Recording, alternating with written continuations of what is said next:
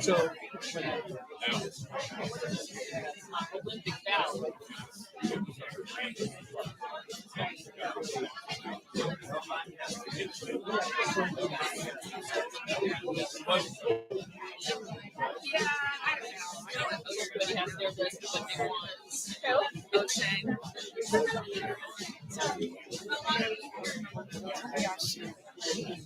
New Moon's mother said they would county and continue to help with satellite parking.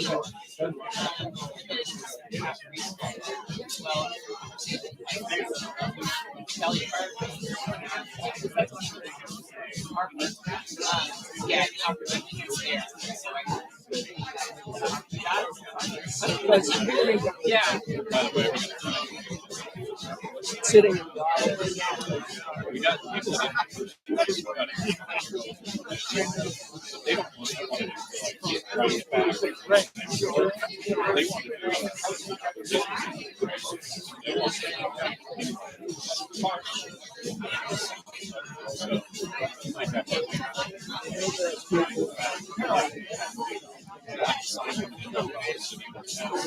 They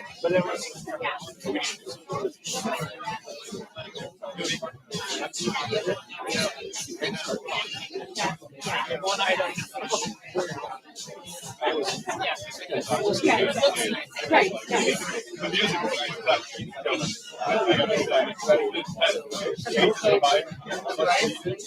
well done.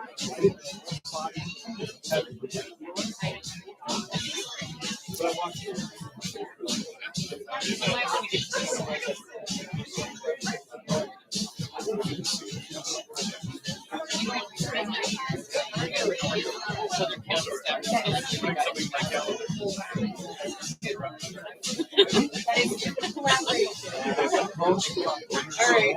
You're having technical. Bye back.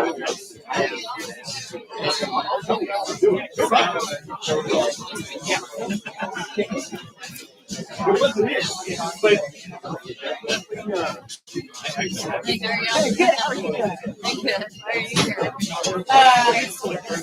What are you doing?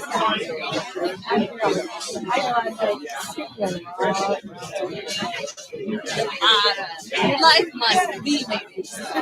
Yes, especially like this happens frequently where supervisors oh yeah.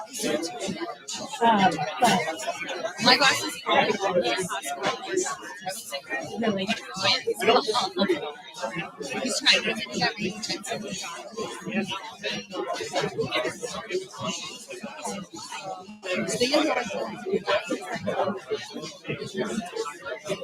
yeah.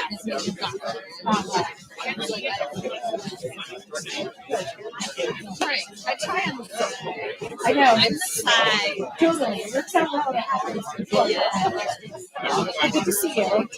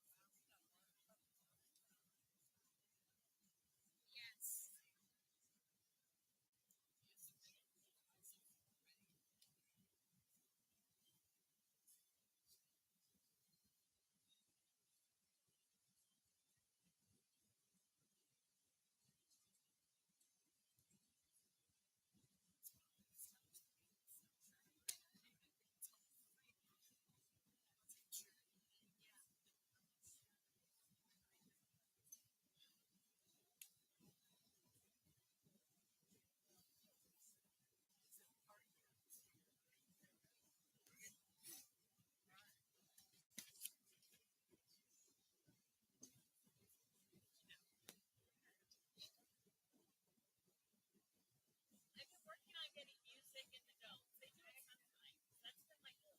Because we need entertainment. It's been Bonnie's like 3-year mission.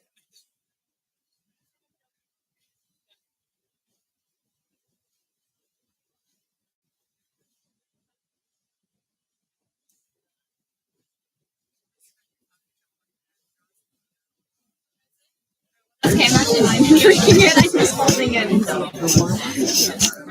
I don't have a. Good morning, everyone. Welcome to the Tuesday, May 9th, 2023 Placer County Board of Supervisors meeting.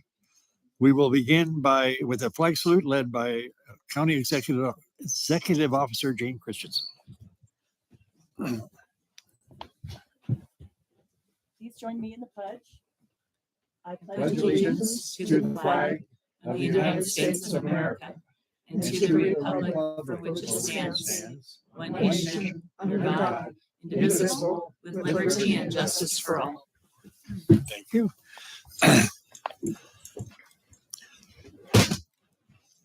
Oh, I think that was going to happen.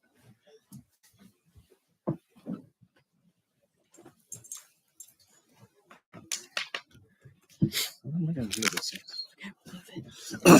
We'll now move to our consent agenda. All items on the consent agenda have been recommended for approval by the County Executive Department. All items will be approved by a single roll call vote. Anyone may ask to address consent items prior to the board taking action, and the item may be moved for discussion. Are there any items on consent that need to be removed or any issues regarding any items? Mr. Chair, I request that we pull item 19, item 24E, and item 28A. All righty. Mr. Chair? Yes. I need to recuse on item 24F, Schaefer's Mill Phase 2FG subdivision final map. My husband's firm worked on that map. All righty. Thank you. Mr. Chair, I need to recuse myself from 31H. I serve on the Board of Trustees in Justice Community. All righty. Thank you. Is there anyone in the audience who wishes to pull any item off the consent agenda for discussion? Is there anyone online? There is, Chair. I'm sorry. Caller ending with 7296. Please unmute your mic. What item would you like to pull from consent?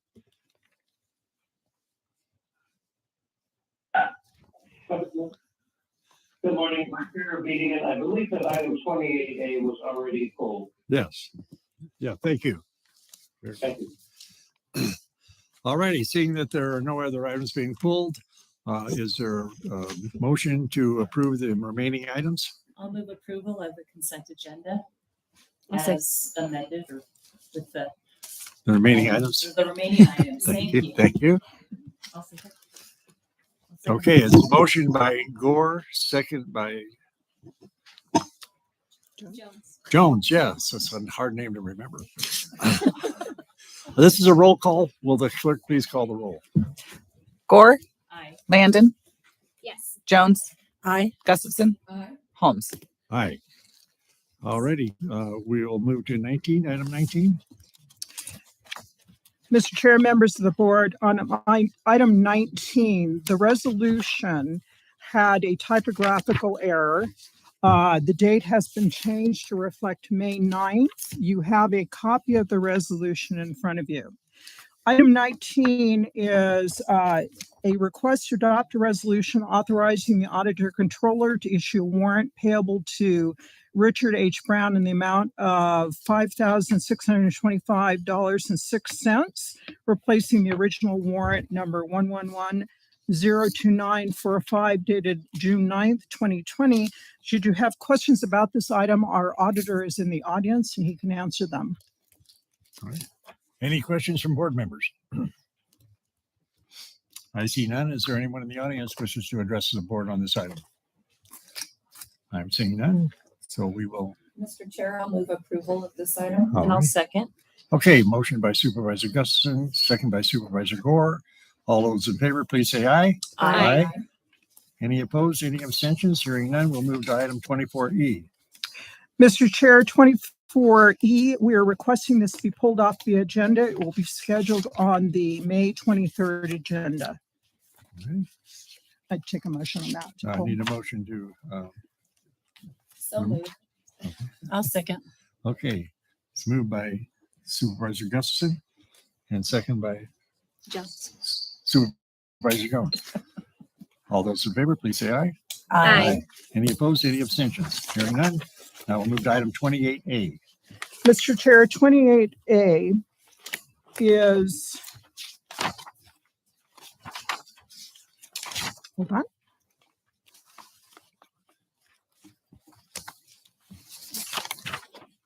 "28A is Parks and Open Space item. I believe Andy Fisher is here. Should you have any questions about the actual item? You also have a member of the public that requested this be pulled.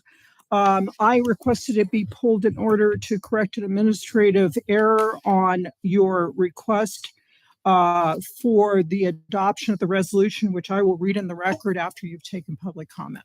Alrighty. Any questions, comments from board members? Seeing none. Is there any public comment on this item? Is there anyone online on this item? Mr. Garabedian, please unmute your mic and give your comments. Thank you. Good morning, Mike Carabedian. With a question for the Board of Supervisors.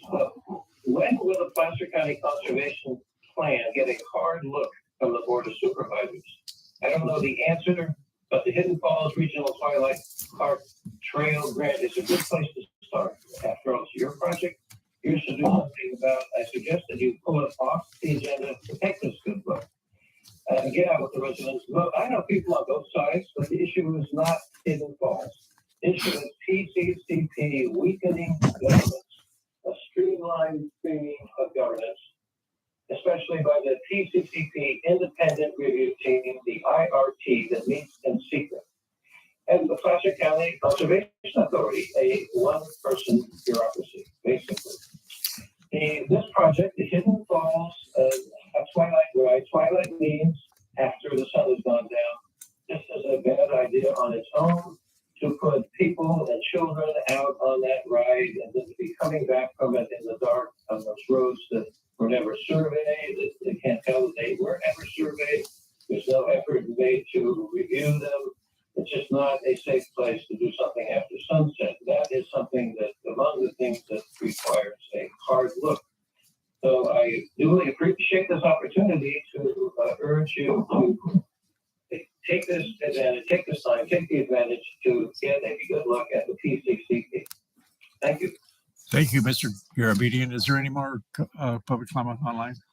None, Chairman. Mr. Chair, if I might, the action before you is the 9th Amendment to a services agreement that the board approved on August 31st, 2021 with Helix Environmental Planning for the design, permitting, and construction management of the Twilight Ride access and parking trailhead project. I would also point out that the board certified a subsequent environmental review for the Hidden Falls Regional Park Trail expansion on March 8th, 2021. There is no relevance to discussion of PCCP with respect to the item that's before you today. All right. Thank you. Any comments from board members? Okay. The chair will- If I might, I will read into the record the yeah. administrative correction on your first requested action, which is to approve the 9th Amendment to Master Services Agreement SCN 103636 with Helix Environmental Planning, Inc. for the design, permitting, and construction management of the Twilight Ride access and parking trailhead project in the additional amount of $136,975 for a total contract amount of $486,056 and authorize the purchasing manager to execute all required documents, including change orders up to $25,000 in accordance with the procurement policy and subject to risk management and county concurrence, and find the actions above consistent with the subsequent environmental impact report for the Hidden Falls Regional Park Trails Expansion Project, certified by the board on March 8th, 2021. You have a revised resolution before you. All right. Thank you. So hearing no more public comment, is the board ready to make a motion? I'll go ahead and move approval of the item. Second. Okay, motion by Gore, second by Gustafson. Uh, all those in favor, please say aye. Aye. Any opposed? Any abstention? Hearing none, the item is moved. Thank you. Now we'll move to public comment. Persons may address the board on items not on this agenda. Please limit comments to 3 minutes per person since the time allocated for public comment is 15 minutes. If all comments cannot be heard within the 15-minute time limit, the public comment period will be taken up at the end of the regular session. The board is not permitted to take any action on any items addressed under public comment. Is there any public comment? Oh, please come forward. Good Morning. morning. My name is Laura, and I've spoken with you folks once before, and I'm always super nervous. I understand you folks. You're doing are too. fine. I'm nervous too. Okay. So I've been labeled a complainer by TRPA at a meeting I attended in January. It's been suggested that I don't like change by our own supervisor. Again, I apologize for being so very nervous. I'm new to civic participation. I'm passionate about Lake Tahoe. My family's lived here for over 100 years. I'm proud of this environment. It's astonishingly unique. As far as the public participation process goes in government, I'm baffled and I feel kind of stupid because I don't know if you really listen. I think you guys already have the plans and the wheels in motion. And I live in a little village. I don't even think it's a town called Homewood. And there are 280 of us there. It's not like Roseville or Auburn where there are stoplights and curbs and tons of folks. But I'm here to express my concerns about pretty much everything. But the amendments that are being proposed for the Tahoe Basin Area Plan, I'm concerned that it's been a long time since an environmental impact report has been done. And I think so much has changed since that report. I don't like the language in the amendments when they were presented to us in October and November of 2022, because it used this paintbrush of, oh, we need workforce housing. Well, you guys got rid of the workforce housing when you allowed for the short-term rental ordinance. And that's when I spoke with you folks before. I was weeping about my terrible block that has 9 homes with 6 short-term rentals. But I digress. The enforcement with the short-term rentals has been a total fail. And I'm concerned with the amendments that that's going to fail too, as far as there are going to be appurtenances on the top floor of these buildings that are going to allow for open air kitchens, but they're only temporary. Well, who's going to enforce that? I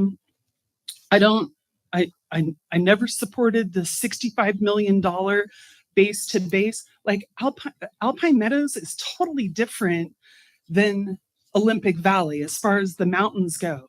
And that base to base gondola did nothing to open up new terrain or decrease anything. It's just a marketing device. I just think the money could have been spent better. The language in the amendment started out talking about the need for environmental stewardship and workforce housing. I think that you folks want to appease land developers. And this is my final point. I thought that all of the building permits that in my lifetime have been in place, I thought those were there to preserve the lake. And I think the amendments to the plan are completely doing away with those protections. And I thank you again. My name's Laura. Thank you folks so much. Thank you, Laura. Anyone else?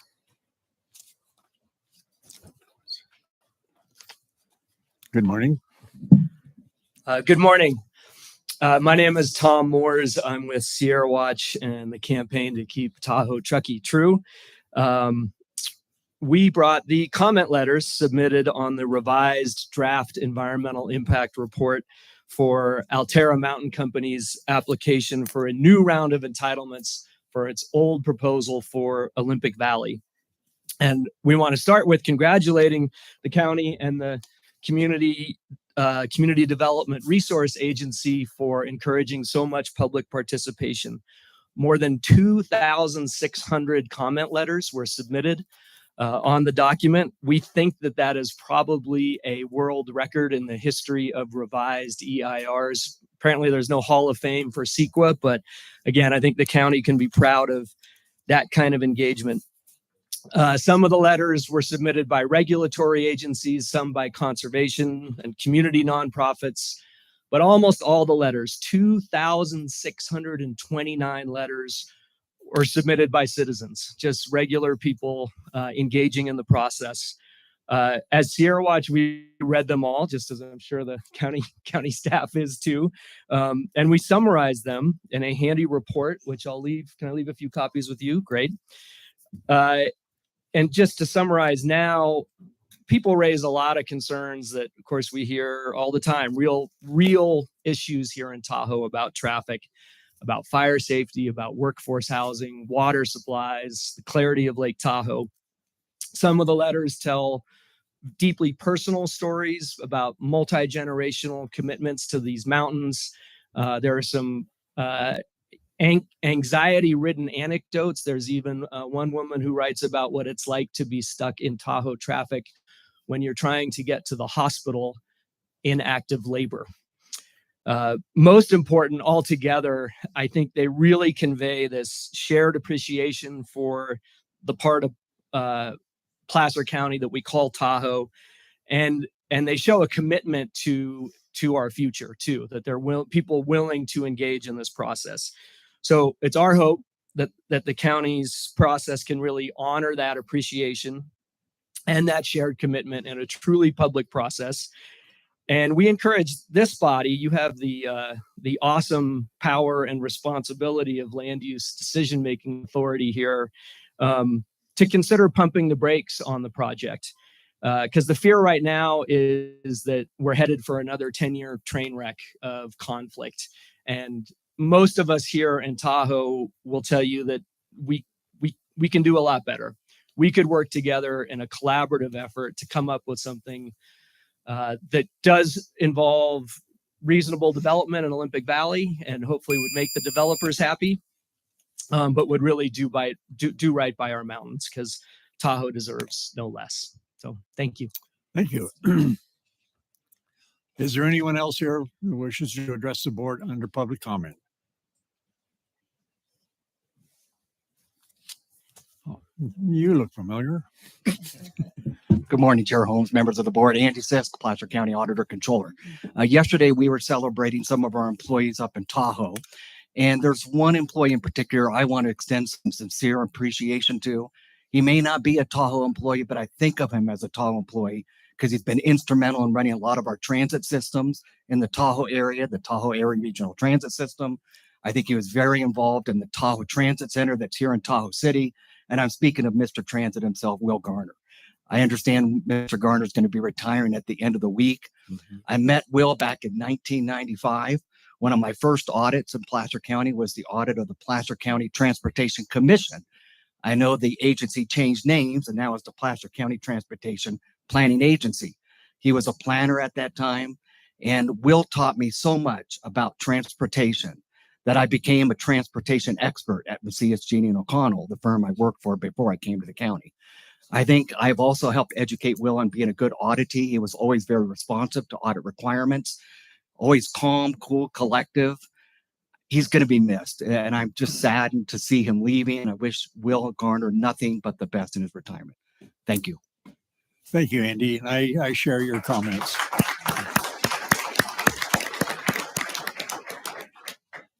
And we're going to miss him as well. I really appreciated working with Will for these now 19 years. Is there any other public comment? Is there any other online? Oh, there is, Chairman. Yes. Cheryl, go ahead and unmute your mic and give your comments. Good morning, Supervisors. Thank you for the opportunity to provide comment. I'd like to mention there's actually a new, what I consider threat in town. Tom Moore's mentioned the large development and all the resident input. On the western part of Foster County, we have Project Winery 8. Project Winery 8 is a project that's proposing a zoning text amendment that will impact countywide. That includes the eastern part of Placer County. They have a certified EIR, and the Planning Commission has recommended increased building heights to 75 feet plus. That's 7 to 8 stories tall, and that will be countywide. Increased building heights, change to the number of participants allowed, amplification. It's an iconic destination restaurant where restaurants are not allowed. And the Winery 8 project has been recommended by the Planning Commission, even though significant impacts of aesthetics, that is, towers on scenic vistas and transportation, have been identified. In 2020, the Winery and Brewery Ordinance was updated. And it was updated with this board's significant and unavoidable impacts. So you had a statement of overriding consideration. And now Winery 8 has significant and cumulative impacts that are being ignored. We were told that there would only be about a few wineries that would be added to this Winery and Brewery Ordinance. And now we're hearing 20 to 30. Rural Placer County does not have the infrastructure to support all these special requests. A winery and brewery ordinance, a winery and brewery district was not put into place. Instead, the proposal is that we have conditional use permits, which are special requests. These conditional use permits have the potential to grant special privilege for each applicant, and this introduces special requests and conflicts of interest for the supervisors. This loophole is in conflict with the general plan. The general plan trumps the zoning text amendment and winery ordinance, and by county law, the most restrictive should apply. The zoning text amendment was only introduced to 3 out of 13 municipal advisory councils, so most of rural Placer County has no idea that this is even happening. A special meeting, Zoom remote only, was held where all of the Placer residents that provided comments were against the zoning text amendment. I urge, this is a call to action to both the supervisors and to all the rural residents to provide public comment to the supervisors. We expect this to be heard in the next couple months. We don't actually have a date. Significant impacts are, if significant impacts are anticipated, then mitigation measures must be provided. If the first large winery produces significant impacts, then it would logically be expected that others will follow.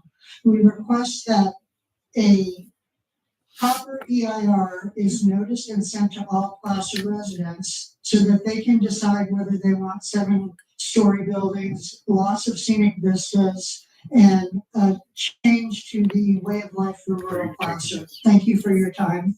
We hope you'll consider stopping this in its tracks. As Tom Moore said, this project should never have even been this far in the process. I think it's a waste of Placer County resources.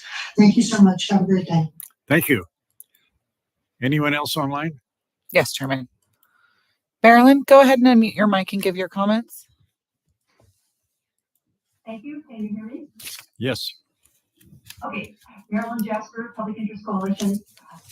We need to give you a heads up, but Cheryl did just do that, because in a little over a month, in June, this most egregious proposal, Project 8, is planned to come before you with literally thousands of pages in documents that are part of the record for you to review if you can find time before it comes before you.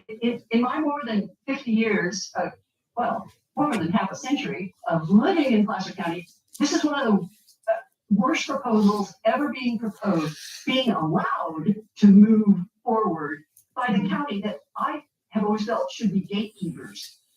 And it's being fast-tracked. Its lack of transparency and excessive manipulations of processes, codes, and the zoning ordinance is shameful. Those regulations were approved over the years in order to protect both the environment and county communities from harmful and or significant impacts. If this proposed project was only a winery with some mitigation measures, it would be palatable. Instead, Project 8 is a de facto illegal event center hiding behind the skirt of being a winery and being plopped down in a bucolic rural residential ag farm area of Penryn. Because it's 80-foot plus tower, by the way, this may be tall, that may be taller due to, excuse me, some loophole language. It will be a monolithic eyesore well over the county's legal height of 36 feet. The applicant realized it would probably not be granted a variance, so Project 8 chose to privately propose a zoning text amendment to change the rules. That alone would be highly irregular or a questionable action for the county to favor just one private party. So the ZTA is now slated to be countywide. And as Cheryl said, it did not go to all of that. And worse, as it's currently written, it eliminates any height limitations for the winery industry only. An overlooked fact is that allowances for wineries are also allowed for breweries. So it's much worse than it looks at first glance. We urge you to dig into the record fully and early to grasp Project 8's unacceptable nuances and impacts. Thank you. Thank you. Is there any more public comment? Yes, Chairman. Carrie, go ahead and unmute your mic and give your comments. Hi, can you guys hear me? Yes. Yes, okay. My name is Carrie. I'm a resident of Placer County, and I'm here also to provide comments on Project 8 Winery, which will be located in Penryn, Newcastle area. As the person earlier stated, I'm new to civil engagement, and I must say I'm really concerned about what I've learned about the process thus far. The developer proposed a plan that requires significant variances from the county general plan. And instead of my county holding up the general plan that was developed, and I have to believe that that general plan required incredible time, thought, and input. And then the general plan is being explained away. The county uses what one lawyer called torturous language to try to explain away why the county does not have to protect the hill that the Octagon Tower would be built on. The 8-foot tower would silhouette against the skyline for the county's own verbiage. And the county planning folks agree that the general plan talks against doing so. But then the county states they can work around the plan because that particular provision is non-mandatory.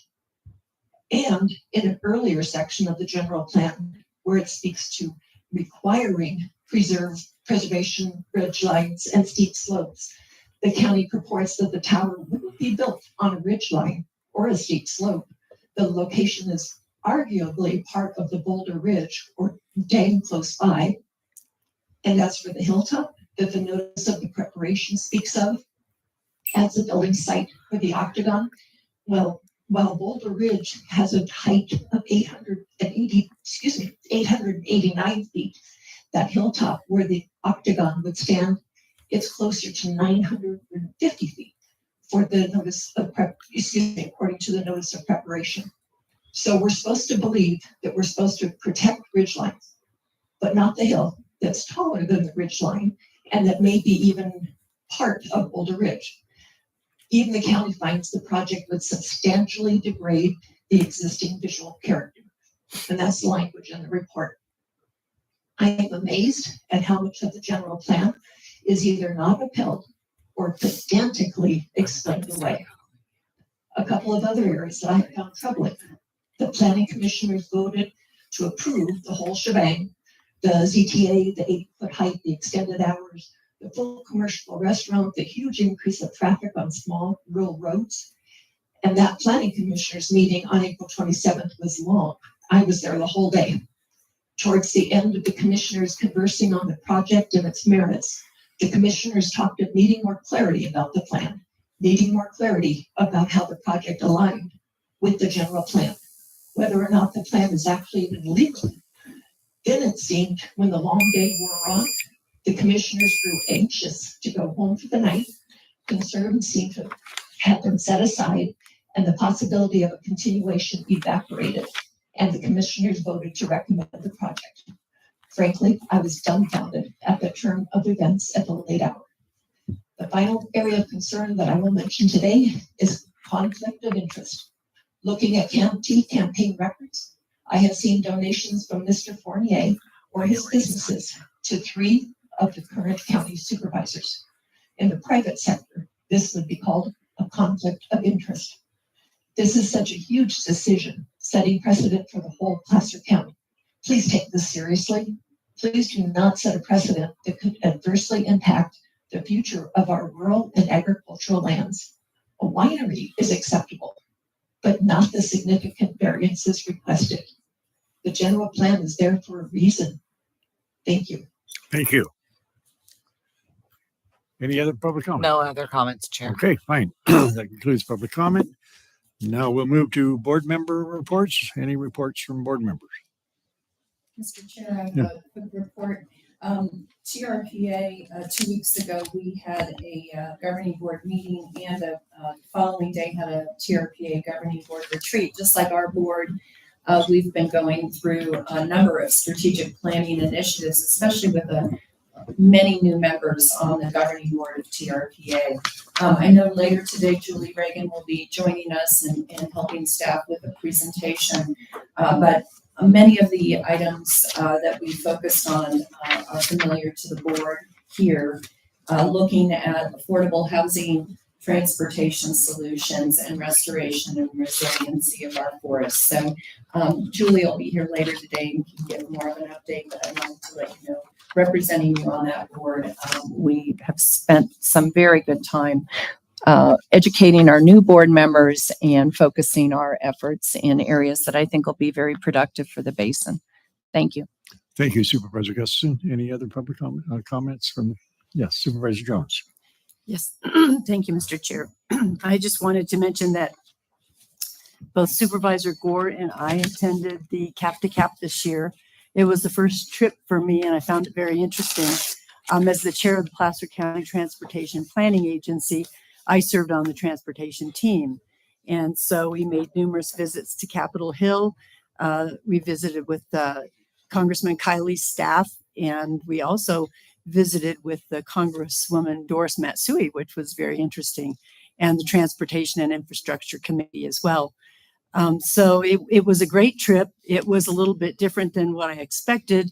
I expected to carry forward some of Placer County's needs regarding transportation, but found out that we were sort of overruled by a more regional request. And so I look forward to next fall when we go to DC to legislate for Placer County needs at that time. Anyway, it was a great trip, though. I really enjoyed it. Very, very busy, though. Thank you, Supervisor Jones. Seeing no more comments from board members, I just want to thank county staff for taking the board on a tour of all of our facilities in the Tahoe region. Very, very informative.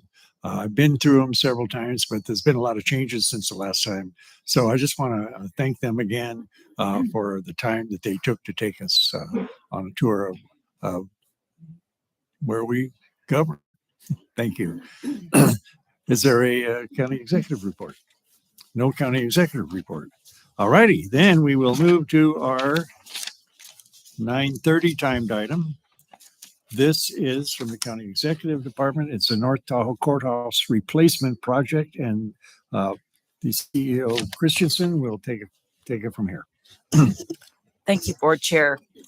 The action before the board is to authorize the chair to sign a letter of support to the California Judicial Council's Court Facilities Advisory Committee regarding moving forward with the North Tahoe Courthouse Replacement Project. Replacement of the 63-year-old facility known as Burton Creek has been deemed critical and necessary as confirmed by the Judicial Council's capital facilities plan, and as the board witnessed itself when we visited just a few months ago. The lack of space in the Tahoe City Courthouse is dire. There is no room to provide self-help services, jury selection is handled off-site, and there is no jury box in the courtroom. There is also no space to install computers for public viewing of case files. There's no space for security screening and no space for file storage. The clerk's office space is inadequate and only allows for 2 to 3 people to wait to speak to the clerk. Accessibility in the courthouse is also critically inadequate, and the facility needs significant ADA improvements to make it more accessible to the public. The county and the court have had a long-standing desire to co-locate the replacement Tahoe Courthouse with the county's Tahoe Justice Center, which would result in economic opportunities for the Judicial Council and the state. This is also supported by the Judicial Council's 5-year facility plan, which anticipates that alternative site selection would be a challenge due to the lack of available and cost-effective real estate in the vicinity. With that, I'm pleased to see the Honorable Judge Alan Panesci of the Superior Court with us, as well as Jake Chatters of the Court Executive Officer of the Superior Court. So with that, I'll turn it back to you, Chair. Thank you. Any comments from board members at this time? Is there anyone in the audience that wishes to address the board on this?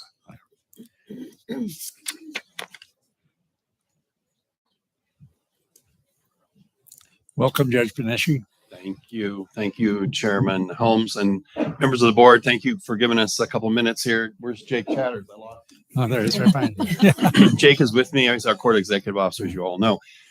Thank you for this support letter. Thank you, Supervisor Gustafson, for appearing and giving a statement at the Court Facilities Advisory Committee meeting a couple months ago. We do appreciate your time. Sheriff Wu, also Morgan Geyer, thank you for your continuing support and for appearing at that video at that meeting. We continue to need your help to save taxpayer monies, a very prudent use of taxpayer money, if nothing else, to have the courthouse remain where the county sheriff's office is for so many reasons. The people of this community deserve, and the people who travel here who may need to get into court for whatever reason, deserve a safe and efficient courthouse and courtroom. All the things that county executive officer indicated are all true. You've heard about them and you've seen them for yourselves. It is a dangerous circumstance. And again, this community has to have a courthouse that's safe because of the distance of this area to the south part of the county. I do want to, again, thank all of you for your continuing support. It is a worthy project. It's an important project, one that's been around since 1980s, I hate to say, unfortunately. And we've tried all sorts of different efforts, and this is the best chance we have to get this done. So anyway, I do want to let Jake say a couple things of thank you to some of your additional staff that's been helping us throughout this process. Thank you, Judge Panesci. Thanks, Judge. Thank you, Board of Supervisors. So just a quick additional thank you to Jane Christensen and all of her staff, Paul Brackenridge, who is here, Steve Newsom from Facilities, Genevieve Vargas. So there's support on the staff side for us to define the project, to better understand TRPA's rules and requirements, really have made this the best chance we have to replace the facility, and particularly at the current location, for all the reasons that Judge Panesci mentioned. So we just thank you for your continued support, for staff's continued support and effort on this multi-agency and multi-branch function. So thank you. Thank you. I agree. This is a dire and critical need for the people in North Tahoe and the Tahoe region.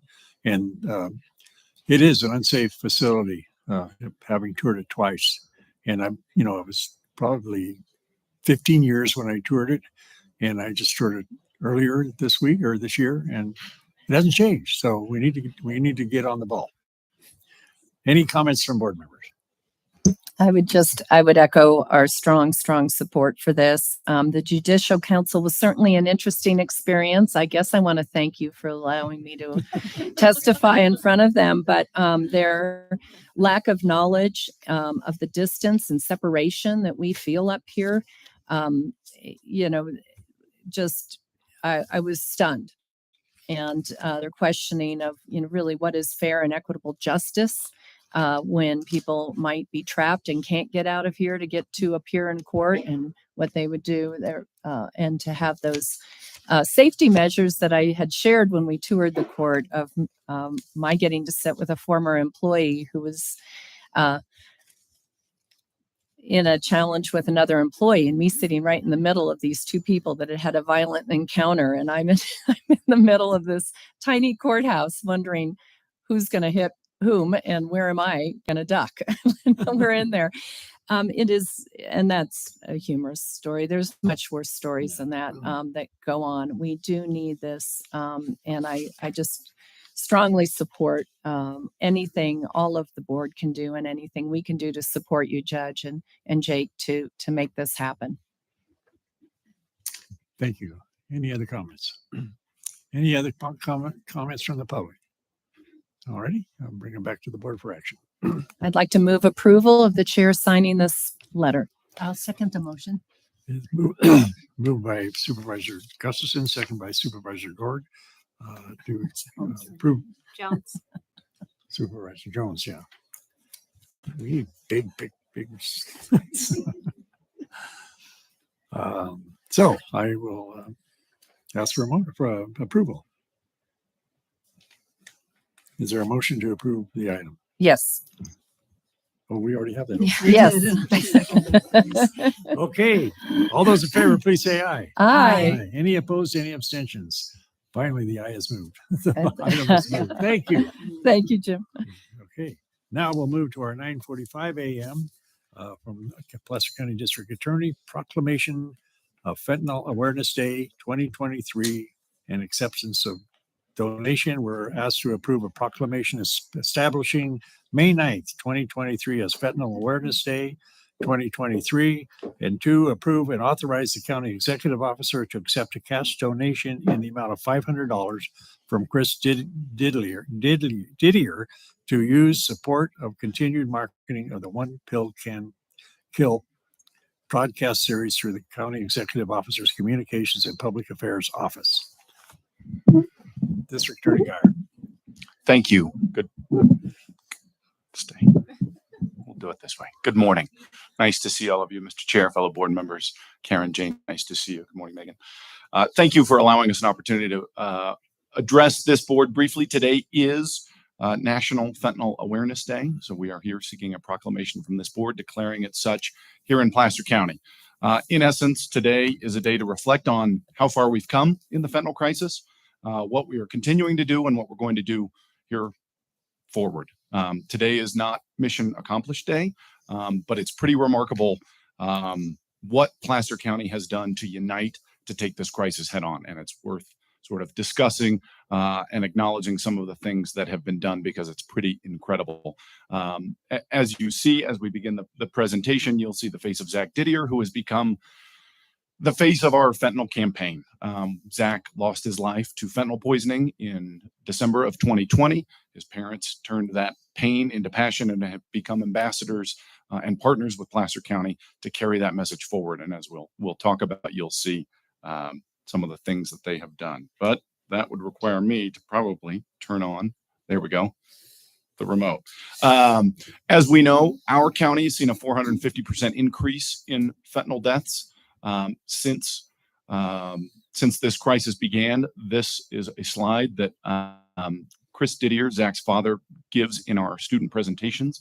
And it highlights in 2014, the yellow represents the amount of fentanyl deaths combined with, in comparison with other types of drugs in 2014. You'll see that yellow band represents fentanyl, exclusive fentanyl deaths, a very narrow band through there with the H meaning heroin being the largest cause of drug deaths.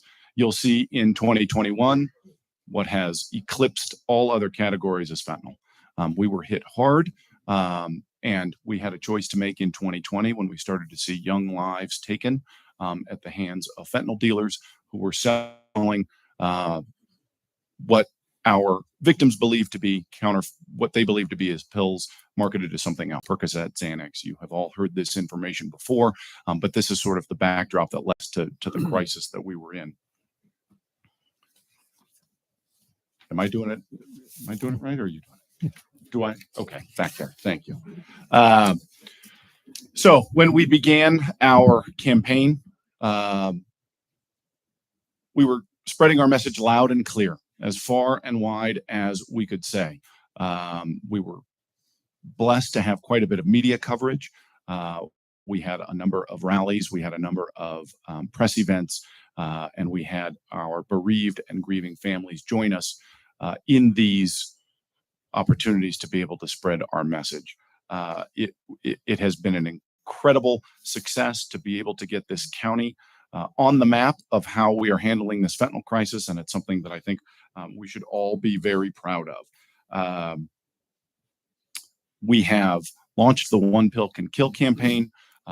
We have launched it digitally. We have launched it visually. We have launched this campaign everywhere. And I think one thing that we can look back on throughout this crisis is the ability of our county to work together from every angle of this crisis, from our law enforcement to our public health, to our nonprofits, to our health and wellness providers. It is incredible the amount of information and resources we have given to the residents of our county. It is inspiring. It has inspired other counties to follow suit. It has inspired national media markets to take a look at Placer County and serve as a model for other counties to try and tackle this crisis. And we did it from the beginning. We had a choice to make, and we rose to that challenge.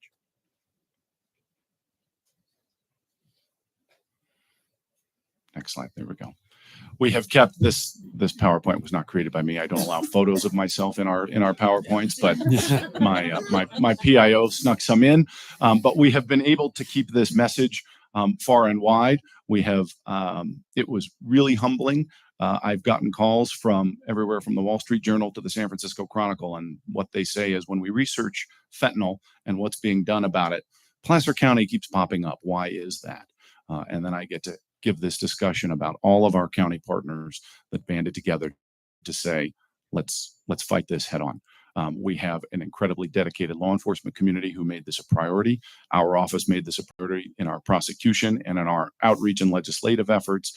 Dr. Rob Oldham and HHS made it a priority to spread awareness. You can't find so many different areas of a county coming together to spread a unified message more than you have found here in Placer County.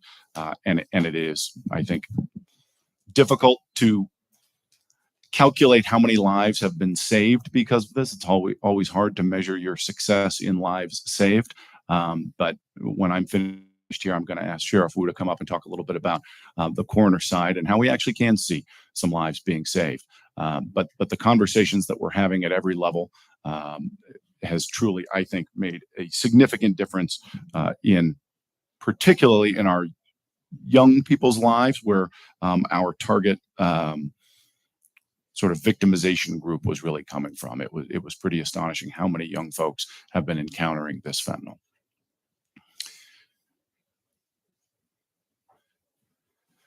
We took not only the digital marketing, as you saw, hopefully you saw some billboards on 65 and I-80, but you saw buses. We partnered with the Treasurer Tax Collector, so all homeowners in Placer County got to get not only bad news with their tax bill, but a little bit of good news with fentanyl information. The story of Zach Didier and the One Pill Can Kill campaign went out to every registered homeowner, thanks to Tristan and then Treasurer Tax Collector Janine. It was pretty incredible to be able to reach that many people and the amount of people that have come to us and said, hey, we saw that information. Normally we throw whatever flyers in there away, and this time we actually followed the information and learned quite a bit. If you went to see a movie in Placer County over the last 2 years, you will have seen fentanyl ads. You will continue to see more marketing along the fentanyl campaign, but we have blasted it everywhere we can, and it's been pretty remarkable. As you can see, 1.3 million impressions. That's fancy for people clicking, I think. I am a little bit of a novice when it comes to the social media, but we're getting lots of feedback from all angles of this campaign, and it's pretty remarkable. One of the things that really set Placer County apart was our podcast series. And I will thank Wendy Williams in the back and the entire PIO staff for the county for really taking this concept and turning it into an absolutely beautiful product that has been talked about by everyone, including, as you'll see on the lower left there, the administrator of the Drug Enforcement Administration, Ann Milgram, literally said that this is a model for counties all across the nation to follow. The content is the Didier family talking about their experience. It is the law enforcement side, it's the public health side, it's what we've sort of talked about, every angle, every aspect of the fentanyl crisis encapsulated into these riveting podcast series that people, I think, have really gone to learn a lot about it. And talking about the Didier and Clanton families, Collinton family, excuse me, I always mispronounce their last name. They have given us the greatest gift they could, which is the gift of their story, the story of their children. They have partnered to participate in these podcasts and these educational and outreach events to keep, one, the memory of their children alive, but two, the most compassionate act they could do to save lives. It's really remarkable. I don't know that very many people could find that amount of strength to be able to get up hundreds and hundreds of times and share that story, all for the benefit of young adults and children who can spread that word and save lives. It's truly remarkable. This podcast series has been talked about far and wide. I was at a state DA conference. We were talking about fentanyl, and counties that I hadn't had a lot of contact with said, I've listened to your podcast, and it's inspired us to do more and do more things. It was featured and won an award at the CAPIO, the Public Information Officers Association conference last week, as well as our One Pill Can Kill student rallies. That program won an award as well. Statewide conference in Placer County was coming home with all of the awards for the efforts that they're doing. Speaking of those events, it takes a team to put these together, and it was an entire countywide effort. Our office with Lisa Botwinick and Stephanie Herrera, who are here, have tirelessly gone into these schools with our families, with the Collinton family, the Didier family, sharing their stories with our partners from HHS. And as you see the numbers here, and you heard me during the budget presentation talk about this, 17 high schools in Placer County. Almost every single high school, all but one. So if there's a high school student in Placer County, there is a good chance they sat through one of these assemblies and they heard firsthand from these families. What's quite humbling is at the conclusion of these rallies, the families stay and make themselves available for comments. And there is typically a line, dozens and dozens of students who come up to the families to talk about the impact that their story has had on them, on their families, on their friends. I mean, it is incredibly humbling and inspiring to watch these high school students silent for 45 minutes in assembly, which is a pretty amazing feat in and of itself. But to watch their engagement with these families and the conversations that they're having is truly remarkable. 10 middle schools and counting. We've wrapped up for this year, but we'll continue the middle school effort when school resumes in the fall. 30,000 students, 12 parents, parent information sessions where parents have taken time from their evening to come and listen to this. And you see in the presentation some of the quotes and feedback that they've had. It is truly remarkable. We had just recently the Nevada County District Attorney's Office staff came and shadowed Lisa and Stephanie during one so that they could take notes, and just did their first one last week in Nevada County. So literally it is catching on. We are very proud of it. We open it up to everyone and give all of our ideas and encourage thinking outside the box on new ways to make this message to get out there. Our investigations and prosecution, the goal of our fentanyl campaign was to hit this crisis from all angles. The outreach effort is what is ultimately, I think, going to make the biggest difference, but the backstop of that is accountability on the criminal side. We are blessed in Placer County to have such engaged and dedicated and talented law enforcement. The sheriff's office has made this a priority. Our special investigations unit, and in particular, there is an investigator with the sheriff's office who has personally investigated the majority of these fentanyl deaths. He has put in hundreds and hundreds, if not thousands of hours to investigate all of these. Ultimately, we've had 4 people that have been charged. When you investigate hundreds of cases and you have 4 cases charged, that's a pretty low percentage rate of investigation to charging, which is pretty standard for these types of cases. But it gives everyone, all families who have been affected by fentanyl poisoning and fentanyl overdoses, the opportunity to know that the case was looked at. That if we could make a case, we would. If we couldn't, at least they know we tried. Time is of the essence. Being able to access digital information is what ultimately makes these cases prosecutable in court. And that often isn't there. But those conversations and the effort put into the cases with these grieving families is incredibly important for their healing process and for our community. It's probably not surprising that this county gets very small when it comes to investigating our fentanyl dealers. They're connected, and investigating one that may not lead to a filed case leads to further investigations and can improve other cases. We, for the first time in 2021, filed murder charges against a fentanyl dealer. That is something that's happened in about 4 or 5 other counties. We were one of the first. I don't take that lightly. I don't want to do it. But when the facts and the circumstances of the case match with the law and it's the right thing to do, that's what we're going to do. We couldn't have done it without the investigation side from our sheriff's office and our special investigations unit. They are top notch. They have poured their hearts and souls into these cases and made seeking to hold these dealers accountable entirely possible.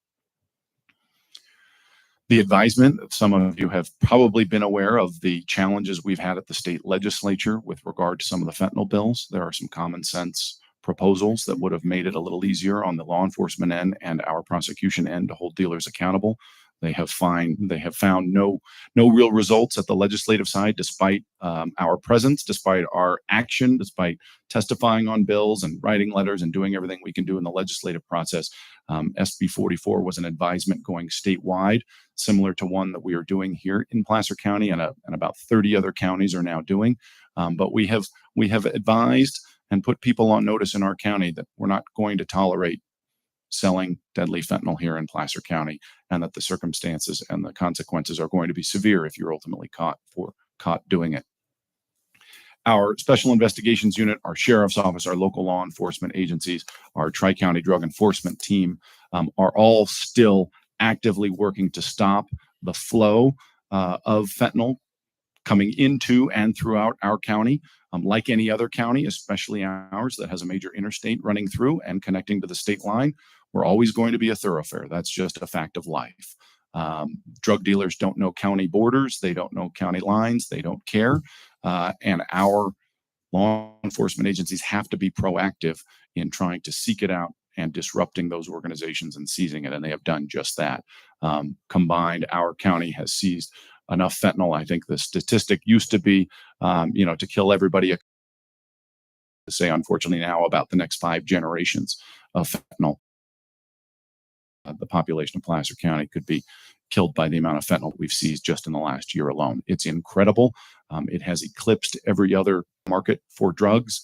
And we're on the front line of trying to seize it and take it. And we're incredibly effective, and we will continue to do it. As I tell everyone, we're not going to enforce, arrest, or prosecute our way out of this problem. The real solutions are going to come on the outreach and educational component, but you have to have that heavy hand backstop of prosecution and enforcement. The collaborative model has allowed us to attack it from every angle. So we are here today to acknowledge what we have done. We could not have done it without the support from this board. You have been to our events, you have listened, you have heard everything we have been doing. You have been supportive. You have been a partner in it, and we can't thank you enough. Today, we're not out of the woods. We're going to continue all of the things we have done. We're going to adapt. We're going to change, and we're going to try and continue to get our message out on all fronts of this, but we couldn't do it without our wonderful partnership in this county. So today we will ask for your continued support as we continue to tackle this crisis on every front. It has been incredibly humbling to work with all of our different agencies in Placer County to really tackle this from the beginning. It is probably one of the highlights of my professional career is watching this county come together in the face of an enormous epidemic and crisis, and see everyone say, what can I do? What can I give? What can we do more? And every aspect of this county has done that. On this slide here, you have seen our partnerships. Everyone involved in the One Pill Can Kill campaign has been just incredibly selfless, from the Didier family to our Sheriff's Office, to the Office of Education, HHS, our PIO, everybody within the county, and obviously our health and wellness partners beyond the county government has been just a complete success story.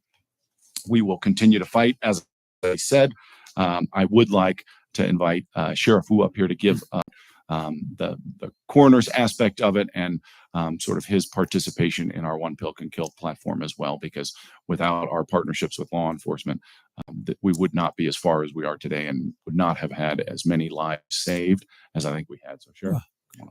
Before you do that, District Attorney Geyer, I want to, your passion is evident every time I see you speak about this. I thank you for your leadership and your strong commitment to bring this issue to the awareness of our community, particularly of our students, our young people. And I want to thank you for being the leader that you are. And we're behind you all the way. I just want to thank you. Thank you very much. I just get to lead a very great team with a lot of good partners. Well, good morning, Chairman Holmes, members of the board. Good to see you this morning. Thank you for allowing us time to speak on such an important topic. I couldn't be more proud to be part of Team Placer as we stand up here today to address what we've done in the fentanyl crisis. You know, my partner in the criminal justice system, District Attorney Geyer, I really want to thank him and his team for their leadership. Dr. Rob Oldham and Public Health, it really has been a collaborative approach. And I think what's made it really unique is the ability to engage and the willingness of people like the Didier family to turn their tragedy into some triumph and really make it their passion to go out and educate members of our community about the dangers of this fentanyl crisis. And you know, I think Morgan glossed over it a little bit, but if you looked closely at that one slide, it was a CBS 13 slide where it talked about the district attorney is prosecuting a first ever fentanyl related murder charge. And I can't thank Morgan enough for his willingness and his leadership to blaze the trail in the state of California when our investigators were working these cases, and his willingness to take that on and prosecute them. And it really has been a collaborative effort and a multi-pronged approach. We did the education, the awareness, but we also have the enforcement arm. We saw early on what fentanyl was doing to our community, and I'm really proud of our ability to pivot and I think respond somewhat quickly where maybe other jurisdictions haven't, and bring everybody together in this collaborative way. Starting, you know, Morgan talked about some of the statistics. Being also your sheriff and your coroner, we started to see these fentanyl-related overdoses in our community, overdoses in the cities and in the unincorporated areas of the county. For the last 3 years, that trend has continued to increase year over year. Last year in 2022, we lost 38 members of our community to a fentanyl overdose. I stand before you today on Fentanyl Awareness Day, very proud to be part of Team Placer, because I really think through Morgan's leadership, this collaborative approach, and quite frankly, the board's leadership and support, we are truly making a difference. And year to date so far through the coroner's office, we have 5 confirmed fentanyl overdoses. Still too many, but you can obviously see that we are impacting that trend line that we've seen continuously go up year over year. This is the first year so far in 2023 that we're seeing the statistics go down. So I'm proud to be part of this criminal justice team. I'm proud to work with the district attorney, and I think the hard work and the effort are starting to pay some dividends, and we truly are saving lives. So thank you. Thank you. With that, I will give a final thank you to Megan for helping put this presentation together today. I would also like to thank Landon Wolf, who was very supportive of this on getting it from our staff to this point. And another thank you to Lisa and Stephanie, who have lived and breathed this issue nonstop. Lisa and Stephanie know that every time there's an issue and I have an idea to try and tackle it, they're the ones that are ultimately going to roll up their sleeves and get it into action and give up their nights and weekends to educate our community on these things. So an extra special thank you to them and to Dr. Rob and to Wendy for their efforts to collaborate as well. So with that, we would request the proclamation and carry this message forward and remotivate ourselves to continue doing all of the good work that this county is doing with your support. With that. Thank you. Before I have the honor of reading this, is there any comments from, I see Supervisor Jones has a comment? I do as well. I just want to say how impressed I am by all of our law enforcement. And I did attend the One Pill Can Kill event that you hosted at the Blue Goose, that you all hosted for us. And it was extremely enlightening. And the families that were there, it was amazing that they could even speak of these tragic deaths of their children. But it was something that everybody who attended needed to hear. And so it is making a difference. And whatever we can do to get into that last high school, let us know. I hope it's not in my district. We're working on it. Thank you so much. Supervisor Landon. I just wanted to say, Morgan, Wayne, Dr. Rob, having five teenagers myself, I just want to say thank you so much for what you're doing. It's so important. And I just hope and pray that we don't have to see any more deaths from this, but I'm so proud of you guys and so proud of the work that you're doing and PIO as well. Thank you for what you're doing. It's just so important. Thank you, Supervisor Landon. Supervisor Gustafson. I just want to echo all of that to Sheriff Wu and your team. And Morgan, thank you for championing this and making this county proud that we're doing everything we can to protect our young people. Thank you. Alrighty. Is there anyone in the public that would like to make a comment on this item before I read this proclamation? Anyone online? Did you say no? Okay. Alrighty. Mr. Chair, I would like to propose, should we approve before you read the proclamation? Sure. I would like to propose that we approve a proclamation establishing May 9th, 2023 as Fentanyl Awareness Day 2023, and also to approve and authorize the county executive officer to accept a cash donation in the amount of $500 from Chris Didier to use in support of continued marketing of the One Pill Can Kill podcast series through the county executive office's communications and public affairs office. I'll second that. Okay, motion by Supervisor Jones, second by Supervisor Landon. All in favor, please say aye. Aye. Any opposed, any abstentions? Hearing none. I'll now read the proclamation. In the matter of a proclamation recognizing May 9th, 2023 as Fentanyl Awareness Day in Placer County. Whereas Placer County acknowledges there has been a 450% increase.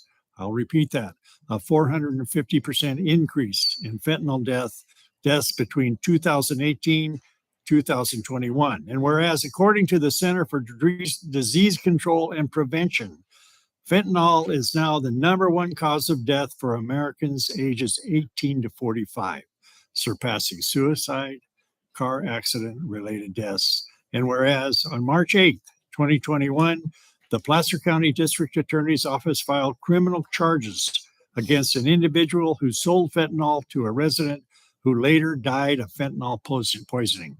And whereas on February 16th, 2022, the Placer County District Attorney's Office filed a criminal complaint against a defendant for charges of murder and possession of a controlled substance for sale as it was related to a local fentanyl-related death, which was a result of a comprehensive investigation by the Placer County Special Investigations Unit. And whereas on March 4th, 2022, the Placer County Sheriff's Office, committed to fighting the fentanyl epidemic, issued a public service announcement regarding the increase in fentanyl-related deaths in the county as being reported by their coroner, as well as increased investigative efforts. And whereas on April 22nd, 2022, Placer County collectively launched the One Pill Can Kill campaign to address the increasing local and national fentanyl crisis and fake prescription pill epidemic that has presented significant challenges for the Placer County community. And whereas the One Pill Can Kill Placer campaign has been a tremendous success through county collaboration and the commitment of the bereaved families who have lost loved ones to fentanyl, who have turned their pain and into purpose to help educate Placer County residents on the dangers of fentanyl. And whereas the One Pill Can Kill Placer campaign led by the Placer County District Attorney's Community Outreach Division has spoken to over 30,000 Placer County students alongside surviving families. And whereas Placer County acknowledges the importance of this countywide cross-agency collaborative effort to address the fentanyl crisis. Whereas the Board of Supervisors does find that the aforesaid conditions and scope of extreme peril warrant and necessitate the importance of passing a proclamation of this nature. Now, therefore, it is hereby resolved that the Board of Supervisors of the County of Placer, State of California, hereby declares that Placer County is committed to fighting the fentanyl epidemic at every level. Be it further proclaimed that Placer County stands behind the efforts of the One Pill Can Kill campaign. And I'll bring this down, but I'll ask the board to join me because we're all in this together.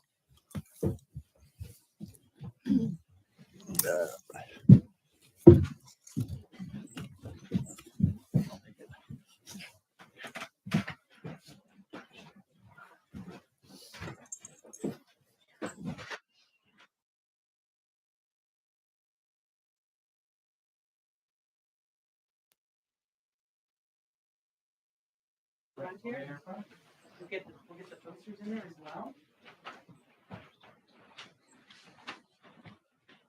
Kind of scrunch together if you could. Right on. And second, in a little bit, thanks, Lord, if you could run a little bit further.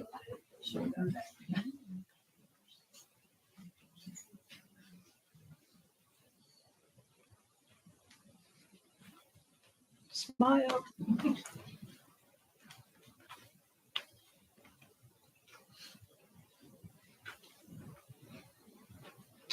Beautiful. Thank you.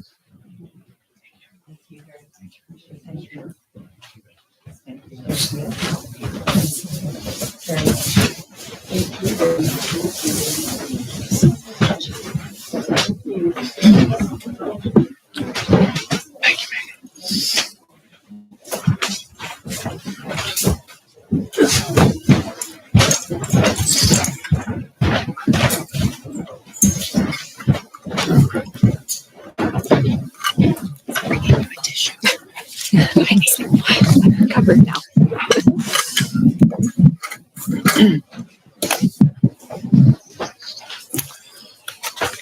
Thank you, everyone.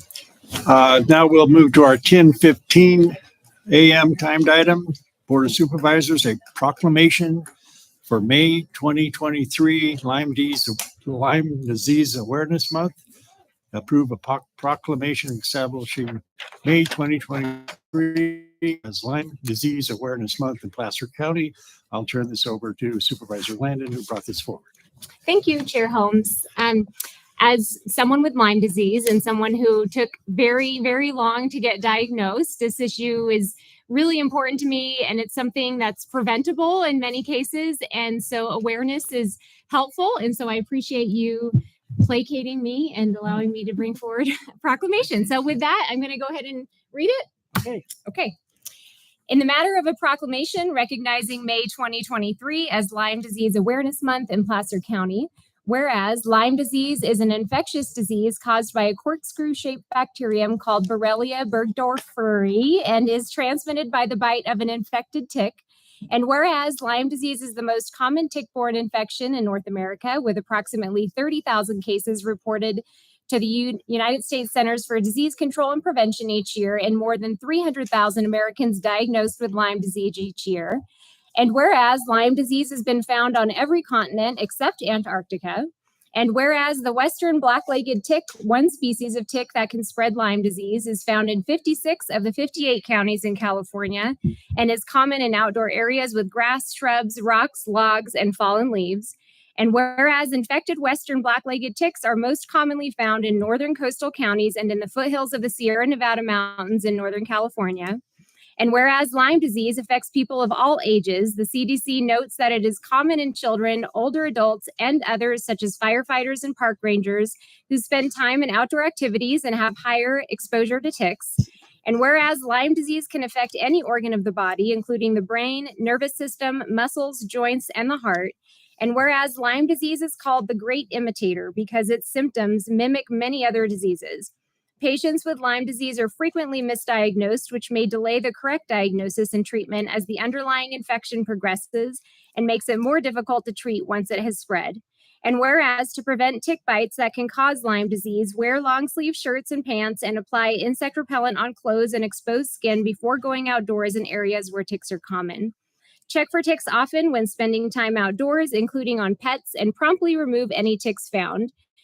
And whereas increased public awareness can help combat this public health concern by encouraging the prevention of the disease and ensuring its early detection and proper treatment.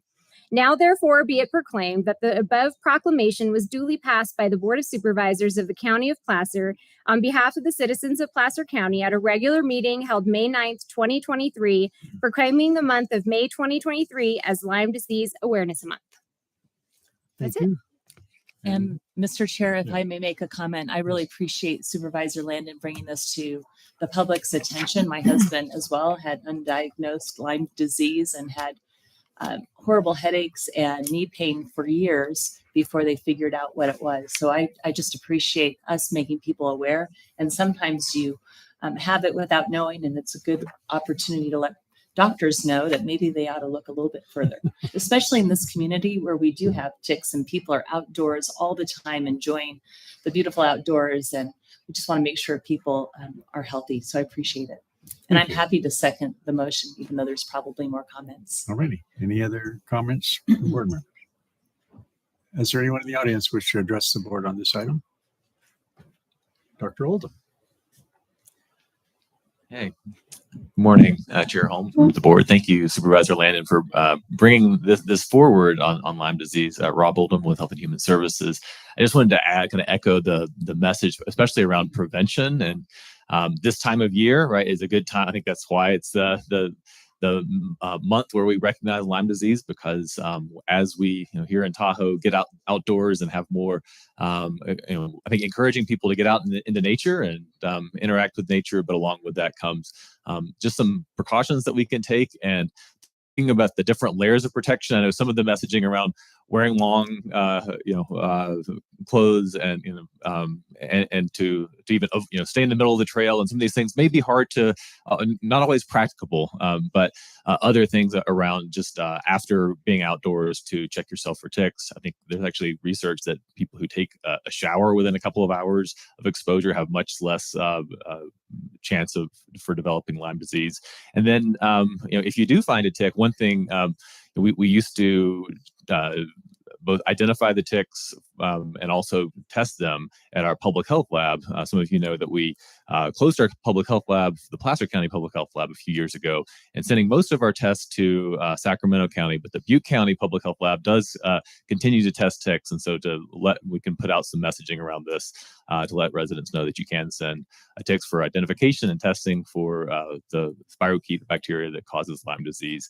But just really appreciate the opportunity to get the word out. I think kind of combining the message around, we want to celebrate, get outdoors and encourage our children to do so. It's good for our health and our mental health, but at the same time taking some precautions, because it can be a very challenging disease to diagnose and to treat, but it is treatable. The other is around if people start to develop a rash. There's actually it looks like a target rash that can develop within days to weeks after a tick bite, to get medical attention, because it can be treatable. So thanks again for bringing this to the public's attention. Thank you, Dr. Oldham. Any other comments from the public? Is there anyone online? Chair, yes, we have Megan from Mosquito and Vector Control on the line. Oh, okay. Megan, go ahead. Thank you. Okay, thank you. Thank you, Supervisor Landon, for this proclamation. My name is Megan Milano. I'm the Public Information Officer for the Placer Mosquito and Vector Control District. I'm here on behalf of our district to just share our support for this official declaration for May to be Lyme Disease Awareness Month in Placer County. During peak tick season, October through April, our staff collects ticks at designated tick surveillance sites in the foothills. We identify the different species of ticks found and we test for tick-borne diseases like Lyme disease. Our district will identify species of ticks from the public, but we don't test for ticks that are submitted by the public or are found on people. We recommend that if someone has been bit by a tick or is experiencing symptoms, they go directly to their doctor. We do work on sharing tick prevention messages through our outreach methods and agree that increased public awareness can help combat this public health concern. So like mentioned in the proclamation, we encourage Placer County to remember the 5 Ds of tick prevention: defending yourself with repellent, dressing protectively, and staying in the middle of trails and away from the brush on the side of trails, discouraging ticks from around your home by clearing debris and dense vegetation, doing regular tick checks for several days after being in a tick habitat, and like Dr. Oldham said, showering or bathing as soon as possible after being in a tick habitat, and then detaching ticks immediately using proper technique. So I encourage our community, if you have any other questions, to visit our website, placermosquito.org. We have a lot of information on tick prevention and the ticks that we find in Placer County. Thank you. Thank you. Appreciate that. Any other public comment on this? No more public comment. Already, there's a Mr. motion. Chair, Oh, I have a question. Sure. As you just mentioned, that there's proper procedure for removal of ticks. Do you also have that on your website for those of us who've never experienced it and now might happen to have that situation and have to know what to do? Yes, that's all on our website, placermosquito.org. We have a page dedicated to ticks and prevention and how to properly remove a tick. Great. Thank you so much. All righty. Thank you. All right. We have a motion by Supervisor Landon, a second by Supervisor Gore. All those in favor, please say aye. Aye. Any opposed? Any abstentions? No item is moved. Thank you, Supervisor Landon, for bringing this forward. Do you need to take that down to anybody? Or? Oh. I'm giving it to you. To your own self.